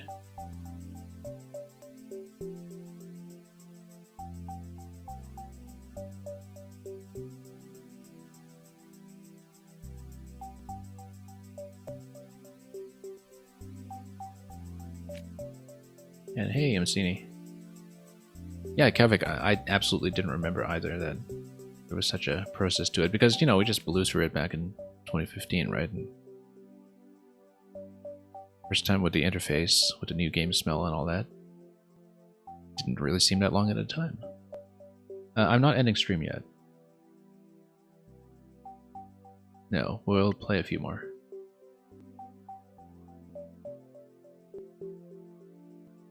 And like I said, I'm taking things at a bit more of a relaxed pace because I realize, okay, no, I might actually still have tomorrow available. The servers being up are not as much of an issue as the fact that I had not planned around that being a streaming time, and usually have some issues with that day of the week. But no, we'll try to make it happen. Or we'll just get no sense of closure at all, right? Let's take a look at Super Mario Slot. Would have been sad if you joined as soon as the stream ended. Yeah, I mean, I usually don't run this long. I typically try to go about 4 hours, I think. Look at this. Overlaying with the blocks here actually makes it look like the bonus rooms do in Super Mario World. So, yeah, it's where we try to match them.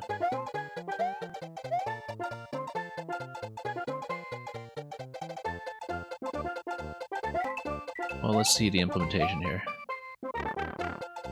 That's a lot of doors to the casino. Oh, but it's all off screen. Okay, I guess we have an opportunity to jump towards that before the platform drops off. Right? Because we just hit that. And then let's see how this is enforced then.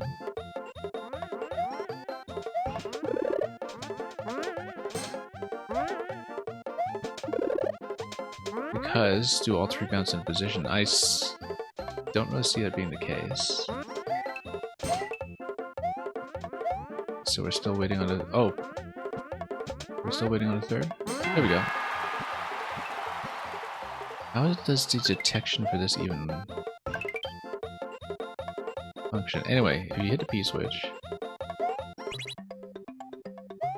I looked at this and I thought scroll break, and I realized no, it's Maker 1. Is there a P-door? Is it a P-door? It is the P-door. It took too long to do that because I was thinking scroll break. Anyway, it just means that we can try a different solution. Let's see if it still works. I actually want to do it wrong. I want to see what happens if you do it wrong. Maybe it just doesn't give you anything. Let's see how it goes. What happened? Well, the P-switch expired, and I didn't realize it was a P-switch or a P-door outside. I just ran here and thought, okay, clearly we're going to activate some kind of scroll break mechanism, and then wrong game. Okay, so it just doesn't give you any kind of response if that happens. So let's try to match it again, and it should spawn a P-switch. You don't know what game to speedrun after Mario Wonder. Well, I guess it depends on what you typically speedrun, if anything. Are you thinking exclusively in terms of platformers?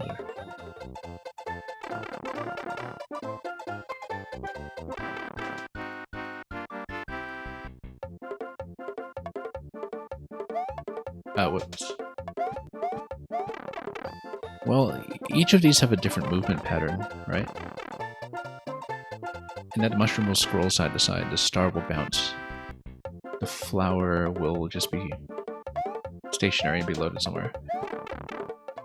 And so it's not hard to imagine that you can have a validation check on all three sets of three of the same movement pattern, right? Where flower is just going to be a static object and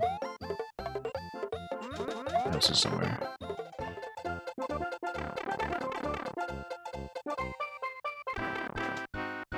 Yeah, I don't know if you were just thinking Mario specifically, AMCini, for speedrunning purposes.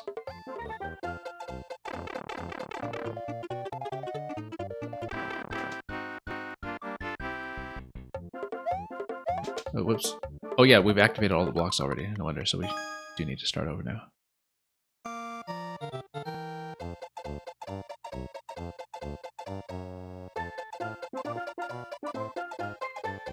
Yeah, it's some kind of check using the power-up pattern, perhaps. Let's do this. Some kind of movement pattern check. Because if you think about it, each of these objects could potentially activate something from something like a note block up top, right? Mushrooms could just slide into it, stars can bounce on it. And then you would just need to lay them out in such a way that you do get the set of three checked. You want to try and speedrun SpongeBob Battle for Bikini Bottom Rehydrated. Oh, right, that was the remaster of the... Or remake or remaster, I don't know, of the SpongeBob game. I know that exists, I know nothing about it.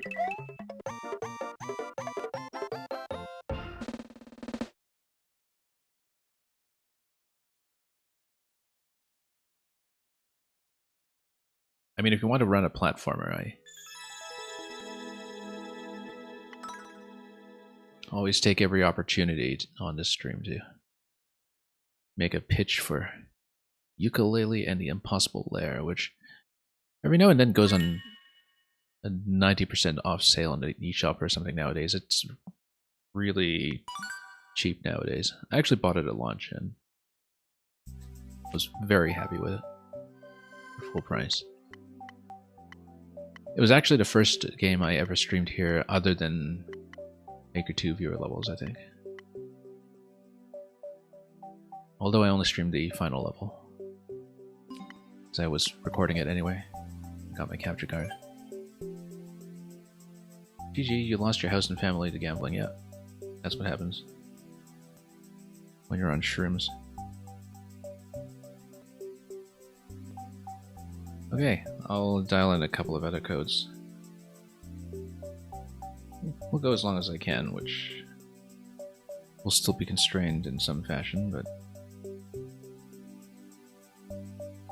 I'm going through the Japanese list right now, and I'm at number 51, which we'll skip because it's Nikki's puzzling pictures, and we have shown that off already. And which is an absolute classic,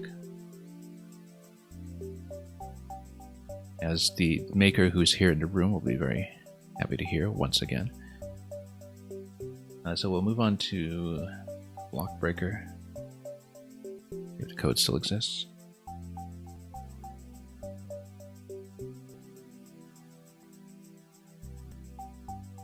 You see, I found this Japanese list and recognizing a pretty big chunk of the levels, at least the ones that are not the Japanese levels. I knew it was somebody who has, you know, a pretty reasonable degree of knowledge and taste in this game. You're being humbled by some of the later levels you're downloading now. Yeah, I don't know what you've been picking up, but I've really, I think, appreciated spending as much time as I have on Maker 1 in the past a few months and discovering what's out there, because I feel like I've gone through several waves of this with Maker 1, like once in 2019, once in 2022 when I was running the YMM levels and some other projects besides, and again now this year, that every time we've taken a chunk of time to go back to Maker 1, we see things that are just beyond what I expected of what people managed to do, especially, you know, even within the first year of the game, like all these 2016 levels that are coming up freshly from the last patch. Let's see Block Breaker.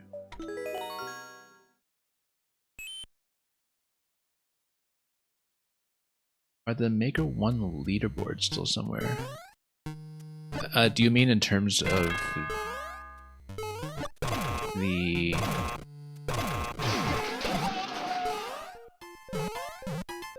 you know, makers per category, like, you know, normal, expert, etc. Yeah, that's still browsable. The only tab that doesn't work currently is the bookmark site tab. And pretty soon, nothing else will work either. So this is telling me that I need to break ice and question mark, so we'll do that. Okay, let's cut through all of this. Right, because otherwise these... Actually, what even happens? Oops. To combo through this before they go up to the munchers, because yeah, then we have trouble because they set off bombs, and if you fail 3 times, they set off enough of the bombs to activate the P-switch, which then drops the munchers on your head. Yeah, that's exactly what happens. Oh, in terms of clears, no, I don't know if that's still around. I didn't remember it in the first place.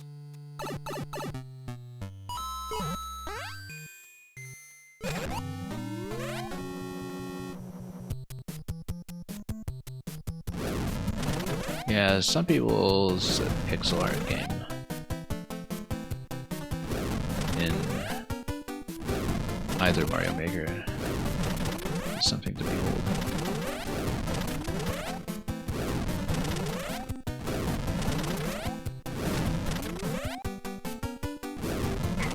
Oh, question blocks are fast. Whoa, we're in trouble. That's okay. 2 hits could be worse. And once we get a star, then we're okay, right? Because the stars will just drop off the track over here.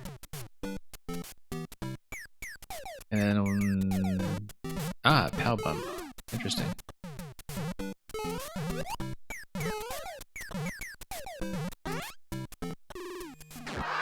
Good job. We're number 20 on Super Expert Clears and Maker 2 came out. Interesting.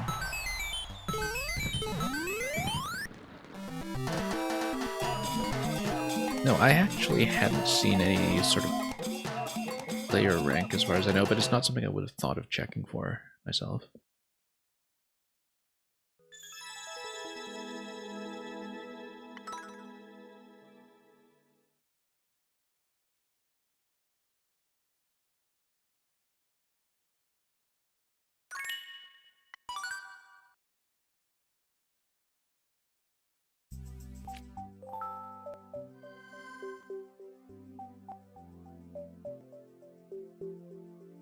And oh, you know what?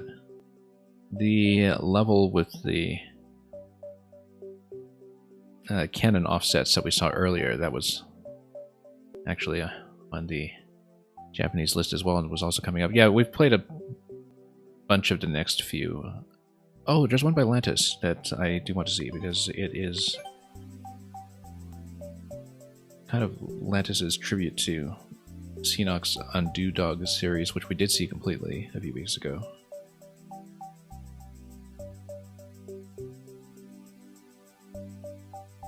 I really wanted to play through quite a lot more of Lantis, and you know, as somebody who kind of tends easier often, it seemed realistic to do everything in one big chunk, but again, a lot of people just kind of fell between the cracks when it came to our streaming project the last few months.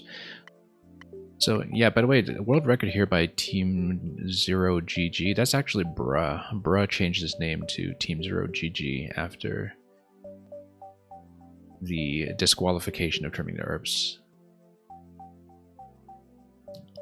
which was cleared anyway, but that is definitely Bruh. I was kind of wondering, because I started seeing that avatar everywhere, and I was trying to remember who that was. But anyway, so yeah, Seanock made a couple of levels that were with the Undo Dog Mystery Mushroom that mostly involved things like spawn blocks or, you know, reloading through rooms, where the thematic idea would be that you undo your last operation and you progress through the level. And so it'll be interesting to see Lantis' take on this concept. And yeah, Megat, you were here for that.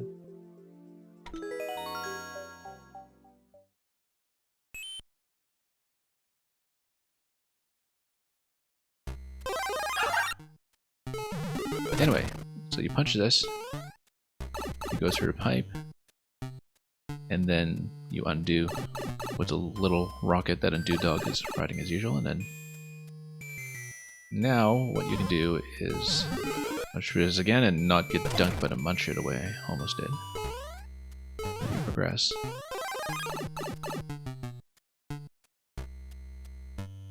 What do we undo this time? Well, we undid this blaster over here. Let it spawn back in. And now we can lower this to bounce it.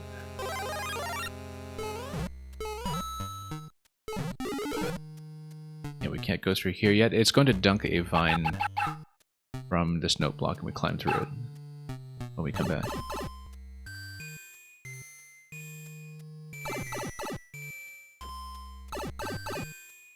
Lantis does it again, yeah. Amazing what the undo function can do for you. Lantis, of course, the most prolific contributor to YMM, alongside Kavik, of course, in terms of being present for everything from years 1 through 7. The only one other than Kavik who was present for years 1 through 7, if you include the MMC successor series, that is, when it comes to the anniversary celebrations.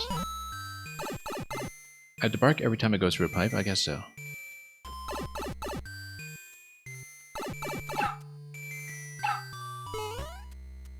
We'll try to remember that. So yeah, we're supposed to spawn Divine first, obviously. Let's do that properly. Kind of neat that Divine is being used 2 ways here, too.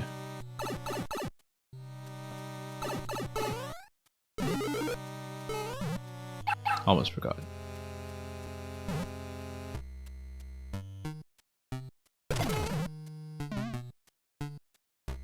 And I guess we undo that as well.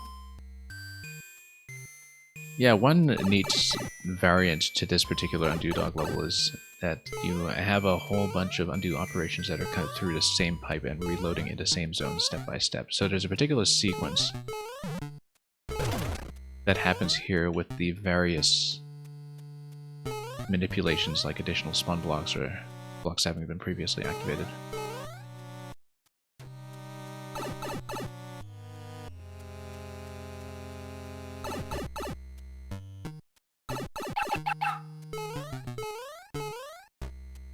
Anyway, let's send this guy. Oh, wrong way.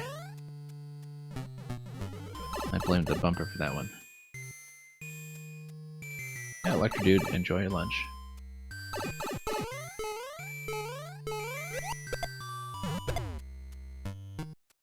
And we'll cut through this muncher this way, and what's this? Well, we'll grab checkpoints. But presumably we'll need to come through here.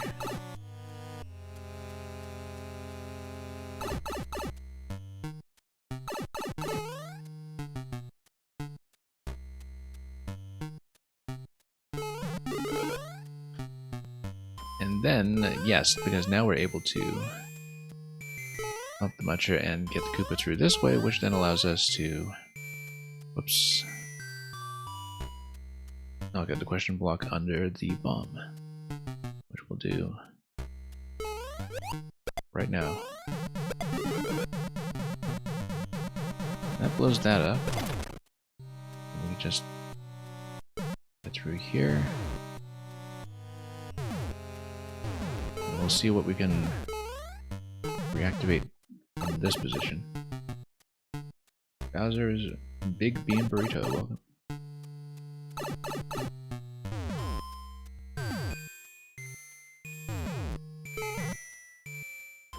Anyway, this is going to run through, and then the bomb, once ignited, is...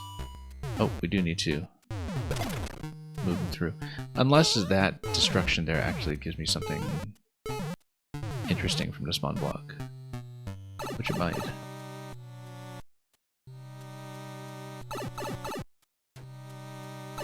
No, it doesn't. It's just a little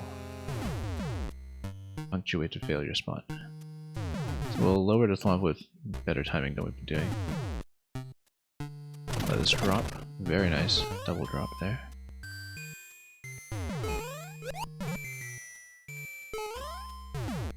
And then P-switch. What do we come through here with the P still active? I wonder what that accomplishes. Not much, but we will...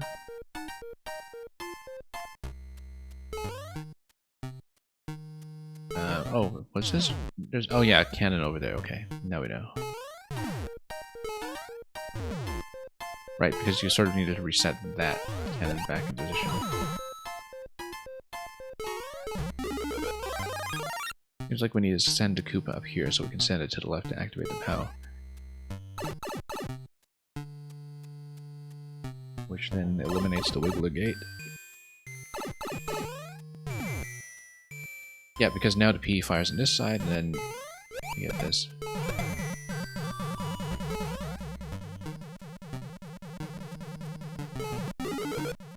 I like how some elements of the setups are not particularly guessable in terms of what exactly is going to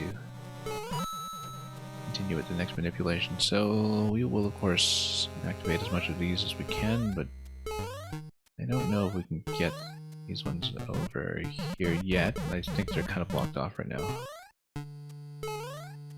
Unless you're much better at clinging on to that. Or not. So we'll reset. And presumably the first block we activated will give us something to stand on that we can use to reach the other ones. Almost. Not quite.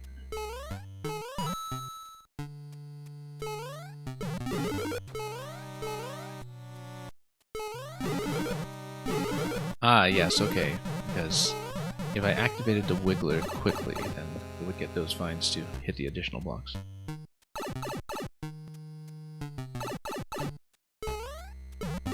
We do this first. Then we come here and scroll in.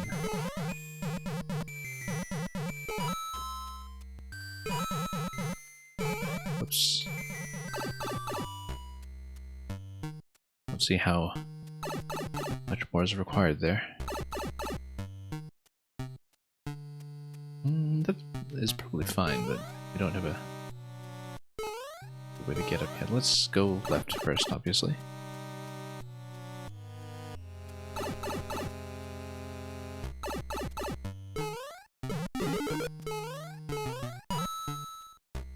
And we'll walk him over. This one. Actually, I wonder if we could just get across at this point. Maybe we can. We climb the correct side.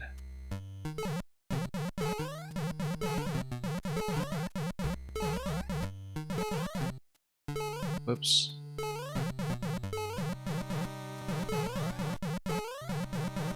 We should probably just reload it so this is in a more convenient position from where it was previously, or we could just do this and skip through. Oh, we needed to hit that. Let's see if we can do it quickly. That should do much for me. Allow me to get through here and get to the top of the flag.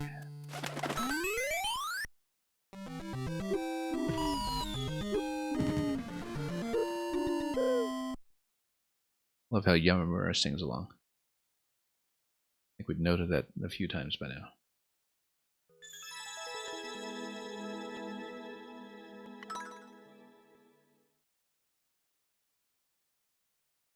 Yeah, we played a couple of the other ones. List. Megatoro's Spike Top Missile, we saw that one. That was the one that kind of launches you forward on a blaster column. Lots of fun. Exodum's Spike Top Transmission. What did we play? We played all of Exodum. Exodum, incidentally, has a really interesting level.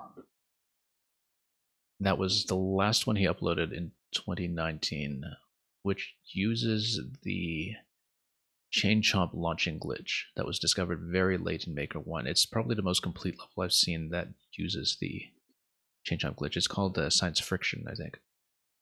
So that's one that's worth looking into if you're going over Exodum's list. I might have the code here, in fact. But we'll go on to the next Japanese level that I probably don't recognize.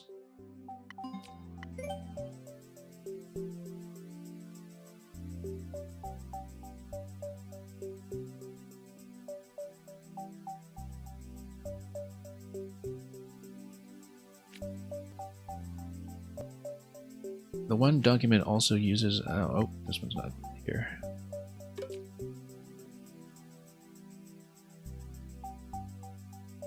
I don't think it's the same one.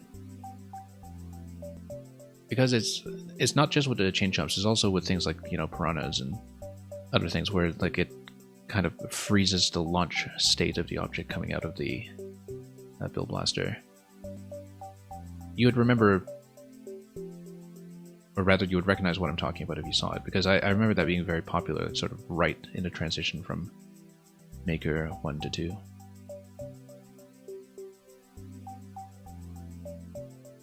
Yeah, let me try another code. This one doesn't work.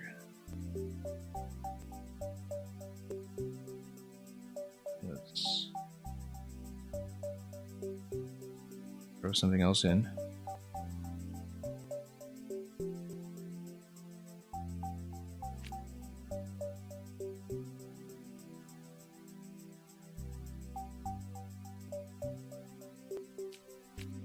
Heroes of Nintendo.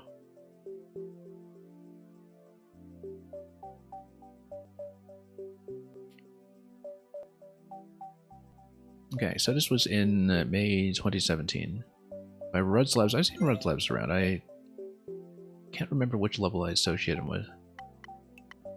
Oh, right, Meta Mario Maker. Yeah, no, I remember that Road Slimes was a YMM Maker. But we hadn't gone through his profile otherwise, so we'll take a look at this one here, which is the Heroes of Nintendo. I see Metroids in this one. And, oh, I was about to say Starfy, but it's obviously Luma.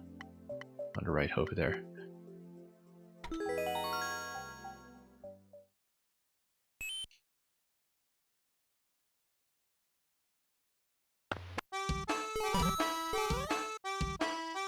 Anyway, we're going to get a little music loop here. We'll eventually come back for Key Door, I suppose, and let's see what's on the other side. 4 coins to collect, 1 in each room.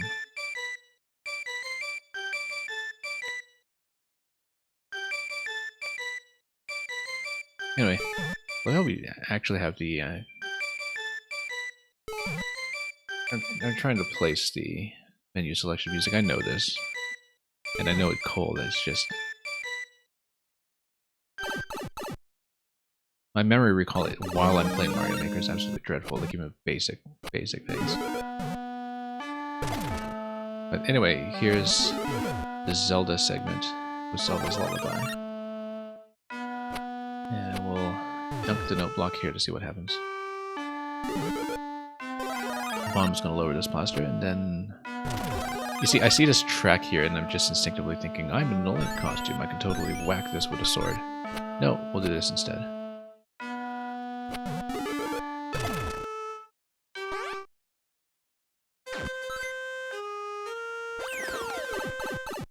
And you've got a little bit of victory music too, so... Except isn't that the Final Fantasy victory music? I don't know if that qualifies. Okay.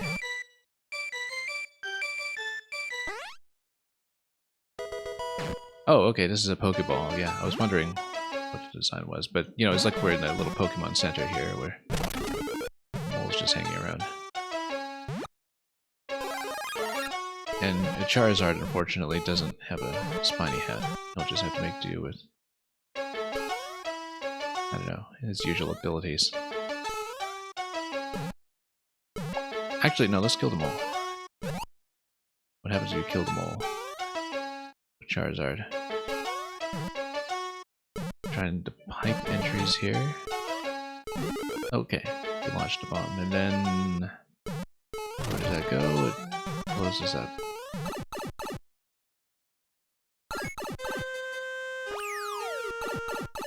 I probably didn't pick up something important with the Pokemon theme there, but...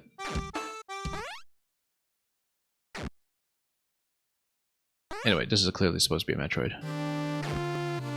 Naturally.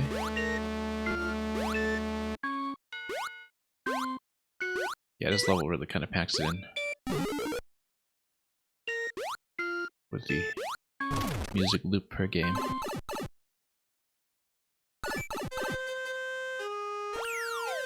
Crazy a Pokemon Maker given a Pokemon company is really icky when it comes to cooperating with other game IPs. Yeah, I know that's true for a lot of Amiibo implementation. That tons of Amiibo support, even at the height of Amiibo support during the Wii U era, was missing Pokemon specifically. Like all the skins in Woolly World, for instance. I think there weren't any Pokemon Amiibo represented in that. Yeah, Woolly World has one of my favorite instances of Amiibo cosmetics, incidentally, other than Maker costumes, obviously. But the character-specific Yoshi designs that are in that game are a real treat. Oh yeah, we have the key now, we can just go through the front door. Why don't we? So the star was actually Kirby.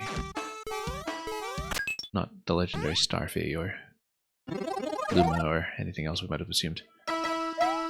Anyway, it's Mario time.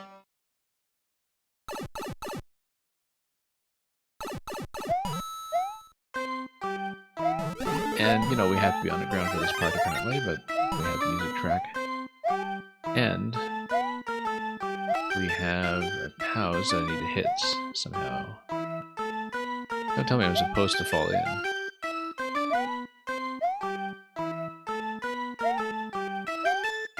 Because I don't see what else we're reaching here, so let's check pipes.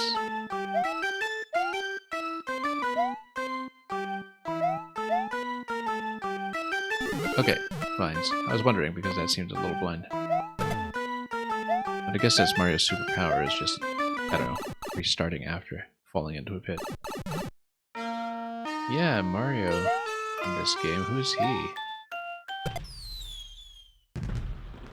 And you've got the little galaxy ending as well. And this is the...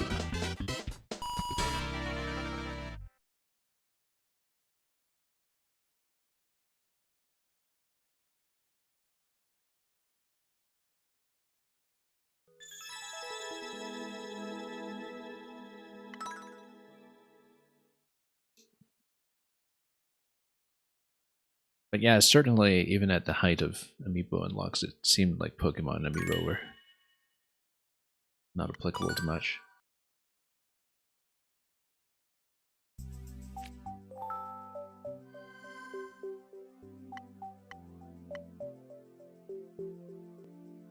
Okay, let's see some more.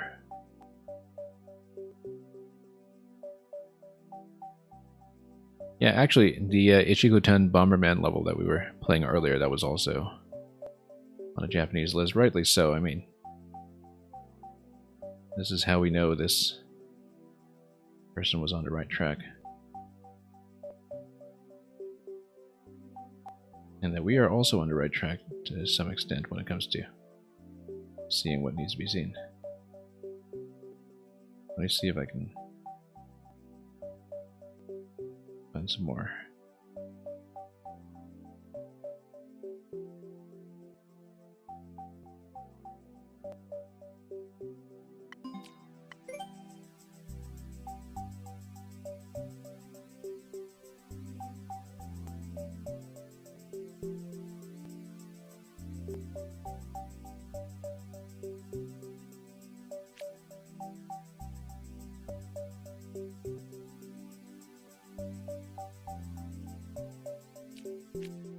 Try to get hurt, Mario. We saw this maker earlier, I think. I'm trying to remember who this was. This is somebody we've seen. Right, with the Mario Kart level that actually implemented the item usage that we saw.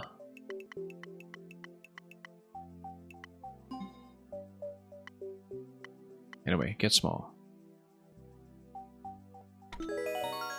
From March 2017. Oh, this actually was a level that launched the same week as the Switch and Breath of the Wild, and so...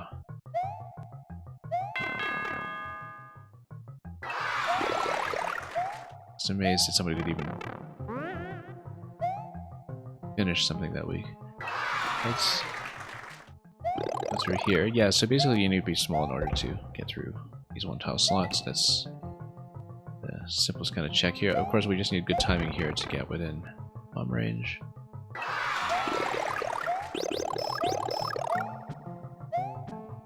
Anything coming in down from here? Yeah, we'll need to do it again.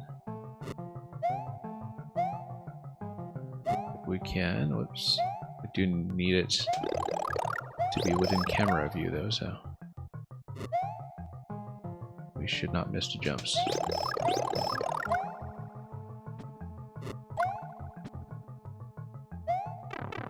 There we go. Need to predict the timing sometimes, and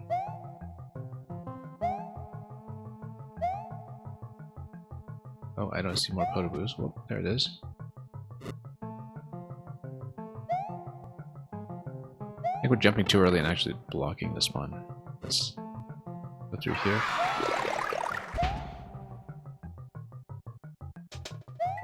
And then... Are we supposed to race it across?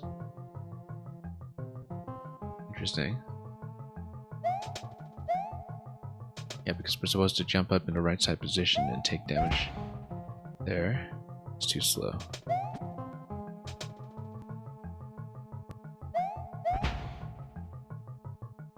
And then almost, we just missed a jump.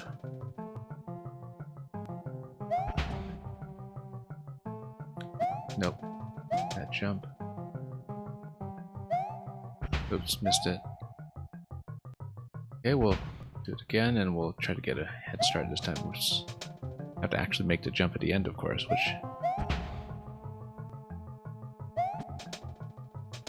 is sometimes a tall order. We'll wait for a second projectile.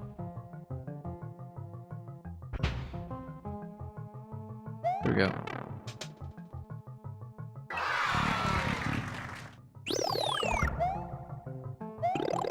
And we'll bust through this.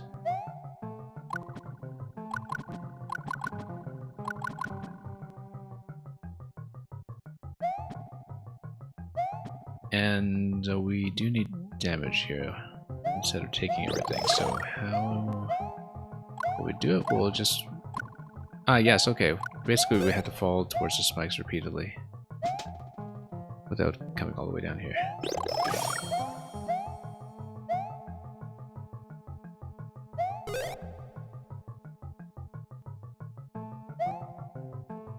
We need to hit that accurately multiple times.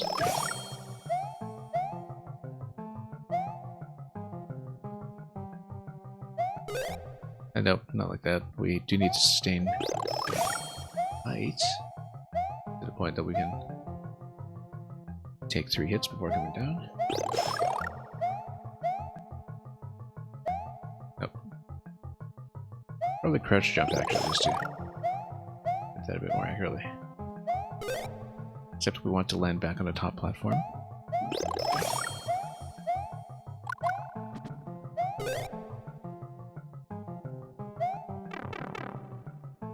Hang on.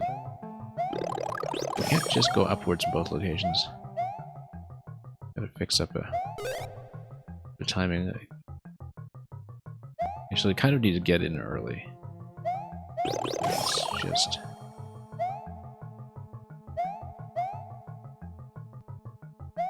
Nope. Surprisingly tricky to hit that slot.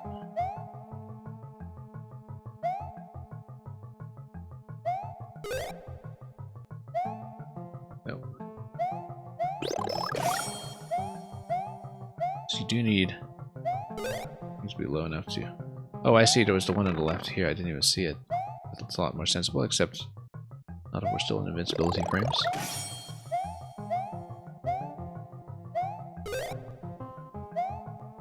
And yeah, we do need enough room on the iframes. Nope. Let's try it again.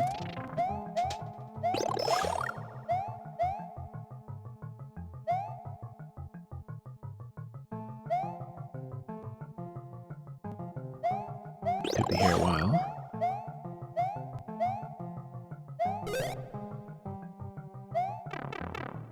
Okay, this one should do it though. There we go.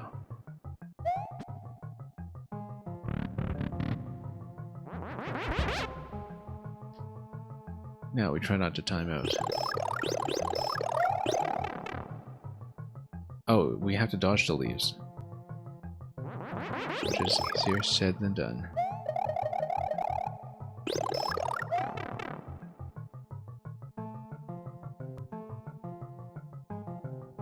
So it's a leaf dodging challenge, which is very unusual as a usage of the item.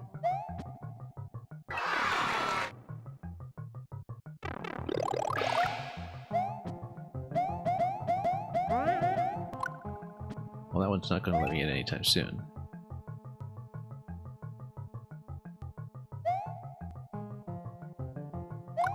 Maybe we used a slide.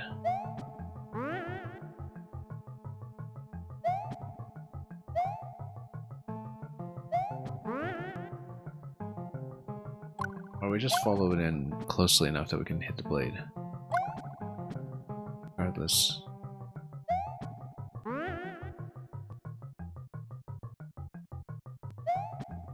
There we go. Now a few more times.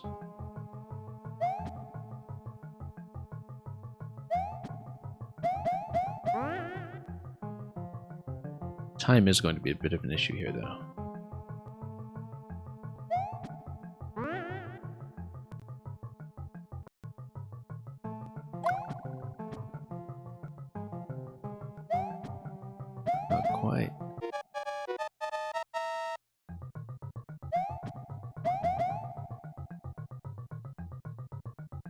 Okay, let's just let this double back and then slide across. This is the right idea, but it's bad timing.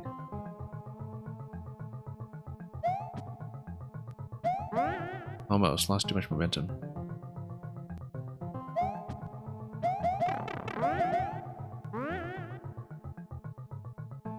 Then we'll come up again. Whoops. 70 seconds. I'll hurry this bit here.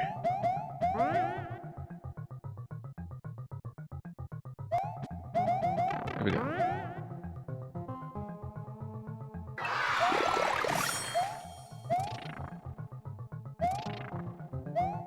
Whoops, no. Really supposed to touch it. That's just a little memorial spike there.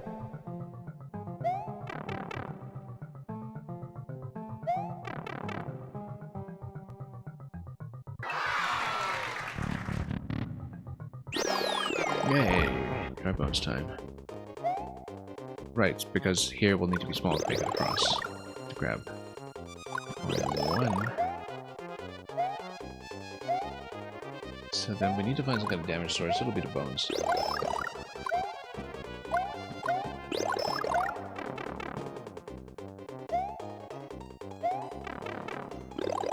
That's okay, we'll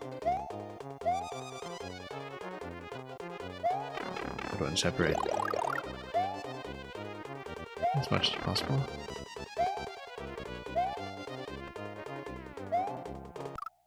And it's gonna be time up anyway.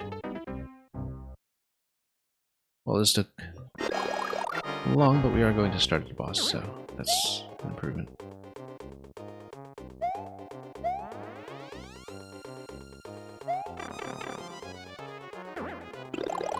Nope. Let's get another dry bones projectile here.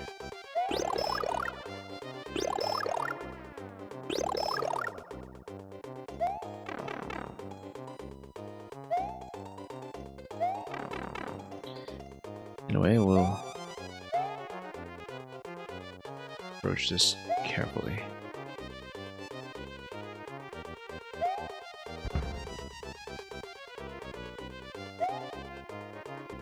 And then right, because we need to go for this.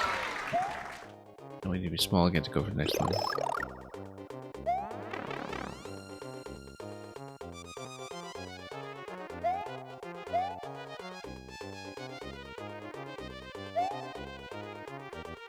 Anyway, let's wait until we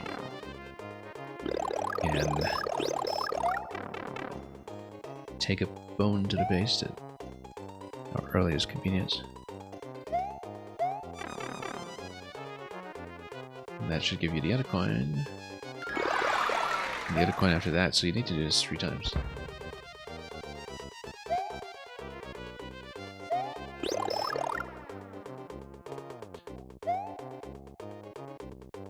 And we'll just wait until things look ready.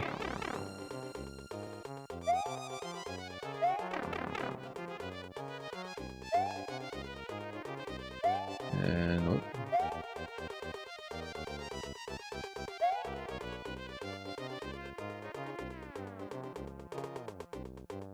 Well then, I wonder what this was all about.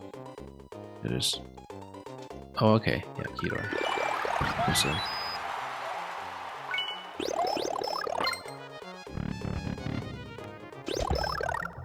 And then this is meant to evoke the introduction, but it's not actually the introduction. At least I don't think so. Or is it?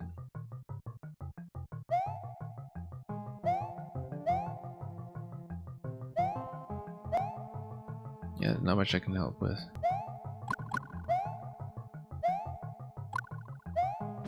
Well then, let's go.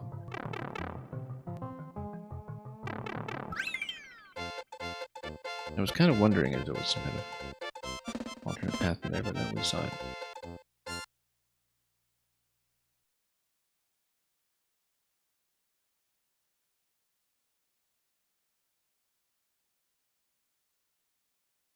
We'll do maybe one more today, I think, and then we'll see how we do from that point.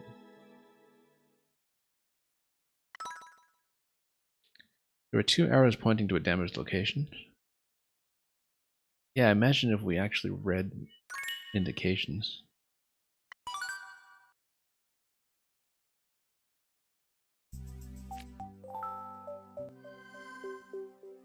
We'll have to learn how to do that someday.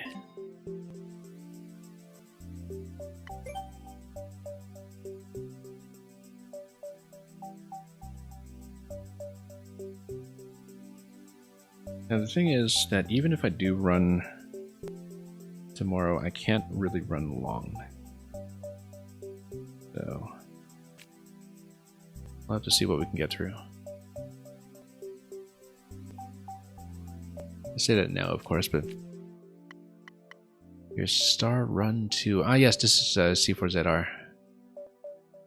I don't know if this was specifically the level that Kavik was having in mind when mentioning C4ZR earlier in the stream. But this is the one that has, what, 500,000 plays on it, so it's clearly something. Well, let's see why it has 500,000 plays.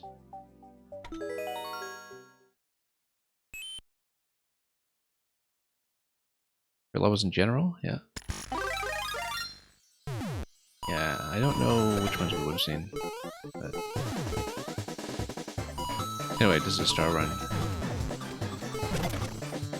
And we'll hit the pause, and then lots of them still available here. Can I actually get enough momentum off of this? Oh, off this star. I didn't think so, but we can go up here and maybe we'll eventually get a boot or something. Which is... Oh, did I miss something? No, we didn't.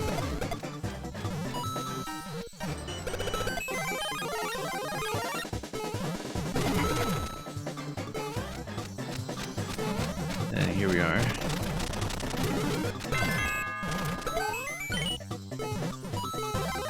Everything here feels so swift just because you got the star state on the whole time, actually.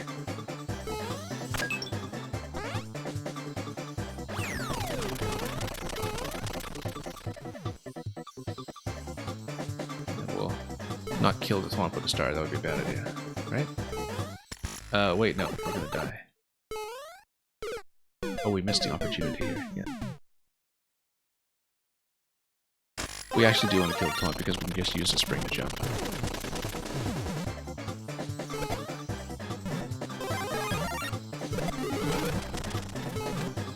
Everything's really swift in this one.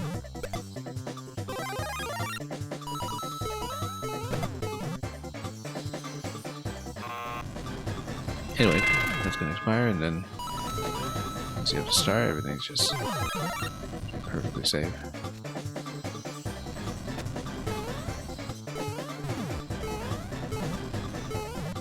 I don't know about that arrow to the right, whether it was something that... Which, this is a bad idea. We reversed through. Art, I should not have reversed through. I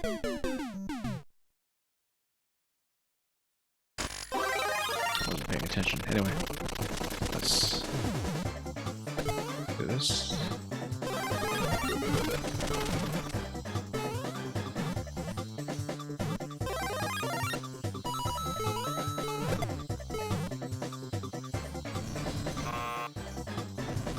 And then, oh yeah, it's going to eliminate all that.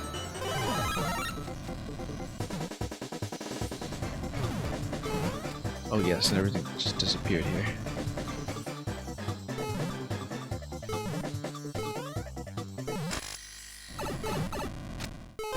Well, I don't see where the exit is coming from. If not that pipe.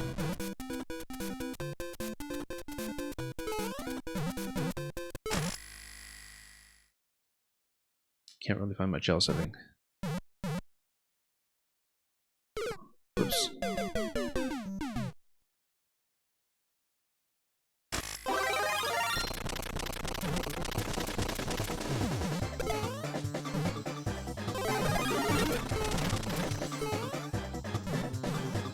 Oh, whoops, that was a mistake.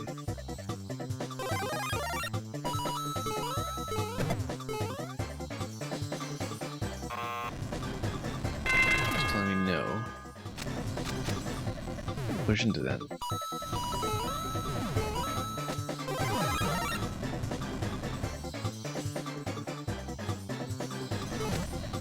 And oh, it's through here. Okay. It's okay. We'll continue this way.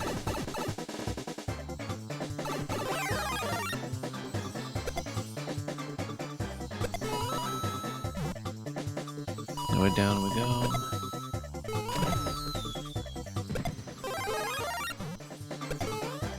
Oh, it's missed it. Okay, maybe we'll have a second opportunity.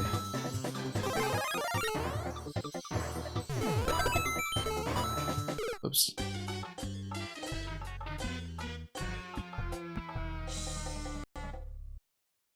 Looked like it was going to make for an interesting closing, so let's do that.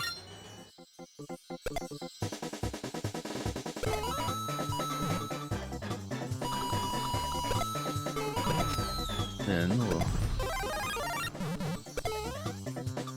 Okay, whoops.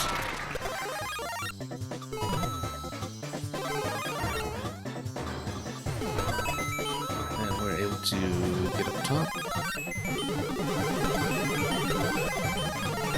All that.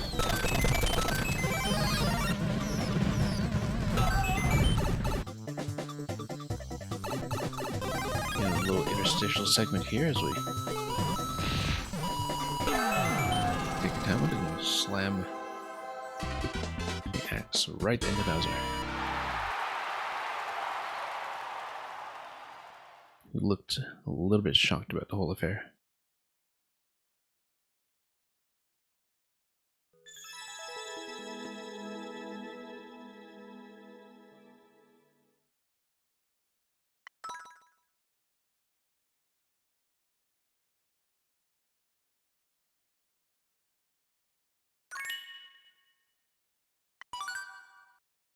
Okay, thank you for the GGs.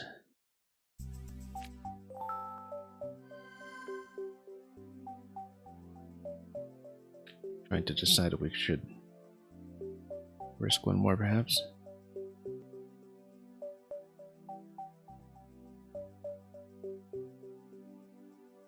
See how well the gladiatorial combat has changed.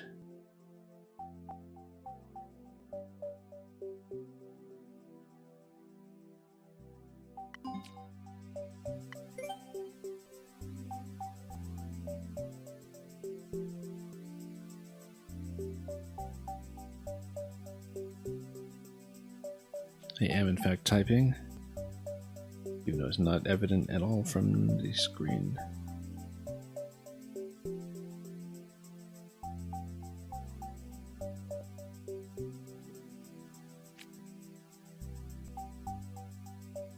Am I okay? Yeah, I'm going to have the energy for maybe one more.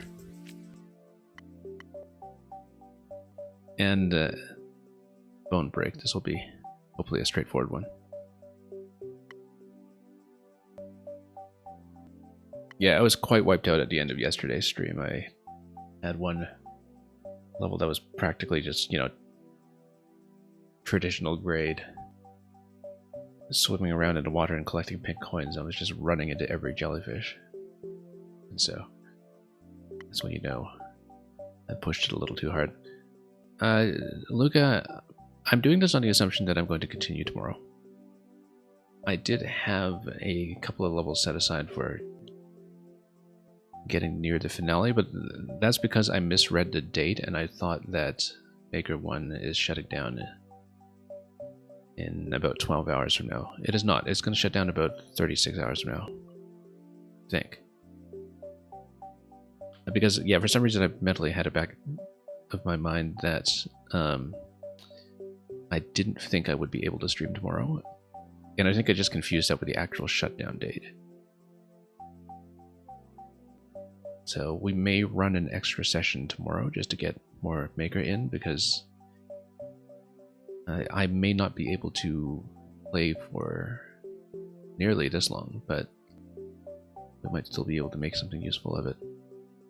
Let's take a look at Bone Break and finish with something comparatively easy and see what it is. It looks like I'm supposed to break the bones. If you look at the thumbnail image here is like you take the fuzzy helmet, you punch the bones, and they get crushed in the art blocks. So let's see it.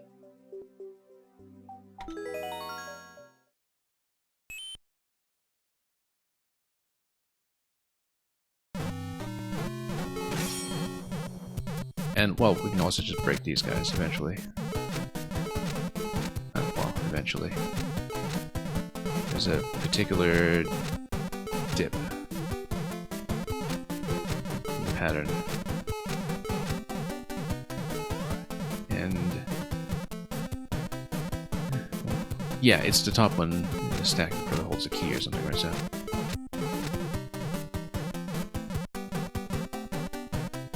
There's a particular moment where they get lowered and I have to see where it is, because it changes sides every now and then. There we go.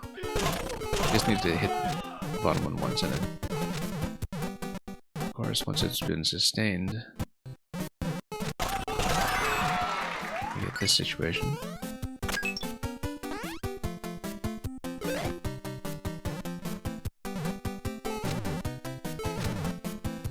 And there we go. We're supposed to hit all of them, though. Thankfully, we get more powers available. With time. And the bones have been broken.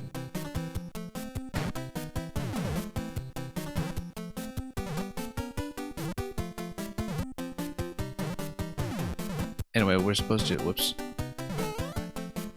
That's okay, I think we reset this. I mean, we obviously need to kill it, it's just...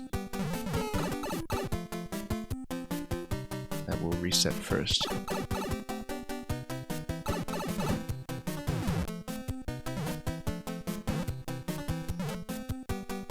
Let me take a look at this, because we actually just need the bones to walk off, perhaps?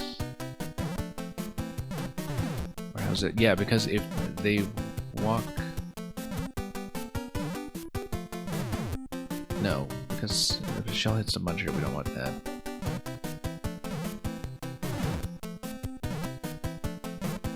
I need to kind of deflect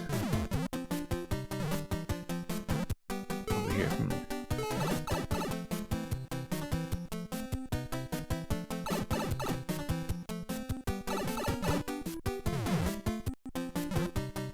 Not clear in this one, actually, in terms of what the pattern will be. It's not going to be just getting the bones to walk off. And even so, if you did, then the muncher kind of puts a stop to anything getting to the right side. There's something I'm missing here that's probably very, very obvious. Like that. Yeah, because it's Maker 1 stack logic. Because, yeah, in Maker 2, the muncher just kills everything it lands on. Maker 1 shell mix, exactly.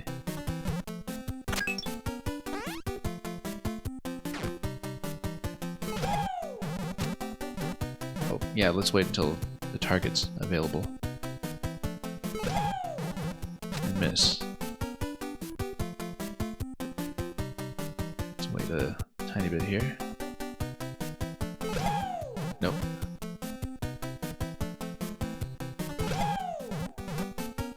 I mean, we shouldn't just spam it, of course. We should try to hit. With no block on top, that's a better position. Let's wait until... oh, not quite. Let me just find a timing here first.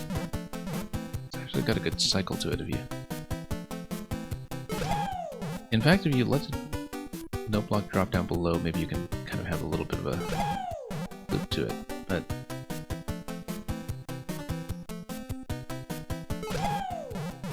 I think that's actually going to be necessary, and we just need to set it up.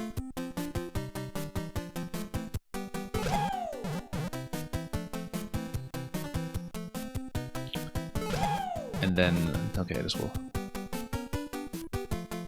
take a bit more delicacy than what we put into it here. Not quite, we kind of need to be pushed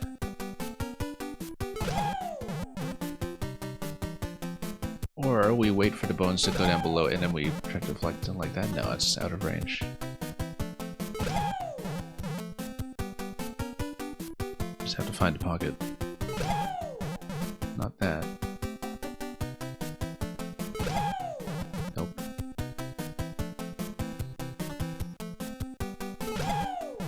Not quite either. I don't think it'll land on top of the note block very well, to be honest. Might need to loop back.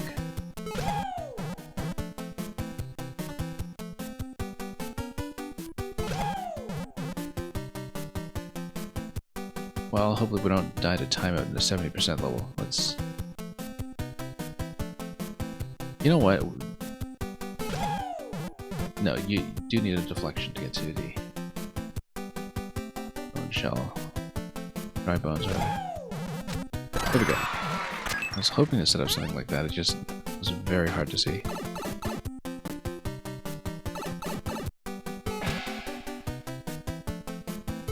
Oh, whoops, let's get this guy in position. Nope. Or we can just punch it against the wall, actually. We don't need both blocks.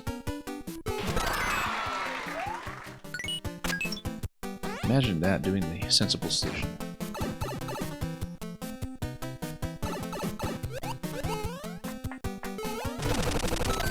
And that's the end.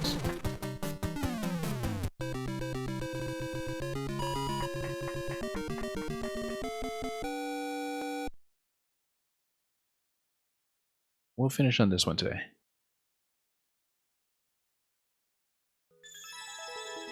Got through a decent chunk today, obviously lots more that I would like to see.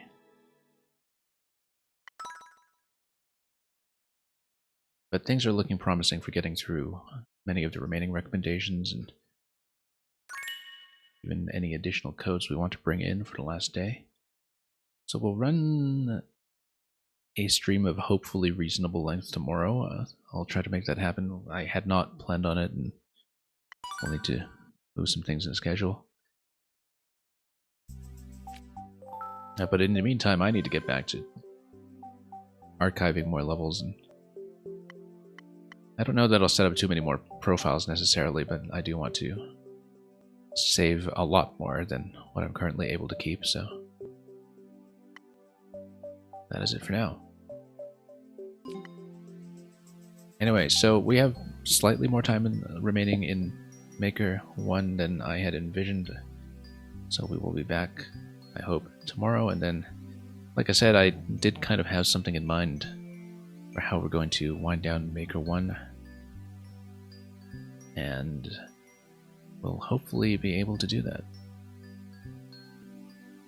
So thank you so much for coming by, and Kavik, thank you so much for all the codes and recommendations as well. Oddly enough, we would have gotten to them eventually on the Japanese list, but we got to see them nice and early while I was still relatively alert. And yeah, I'm glad that we managed to convey a lot of codes to you as well, so you could proceed with any of the backup that you need to get done over on your side. And yeah, Meng and Luca just dancing away with anticipation because they know that when I go back to Maker 2, Super Boom Boom World is coming up very, very soon, I hope. But we'll do one last stream of Mario Maker 1 for real, despite the sort of false advertising, I guess, of this one being the grand finale. We'll see all we can, so thank you once again for dropping by. We will see where else we can see you folks today. Sometimes I'm the only one still running Maker 1 at this hour, but given that it's winding down, maybe there will be others. Regardless, we'll send you somewhere interesting. And yeah, we've got some ideas, so I'll pass you on. And until we meet again, happy archiving. Enjoy the bittersweet finish as this game comes to a close on live servers. And above all, thanks for watching, And as usual, fare thee well.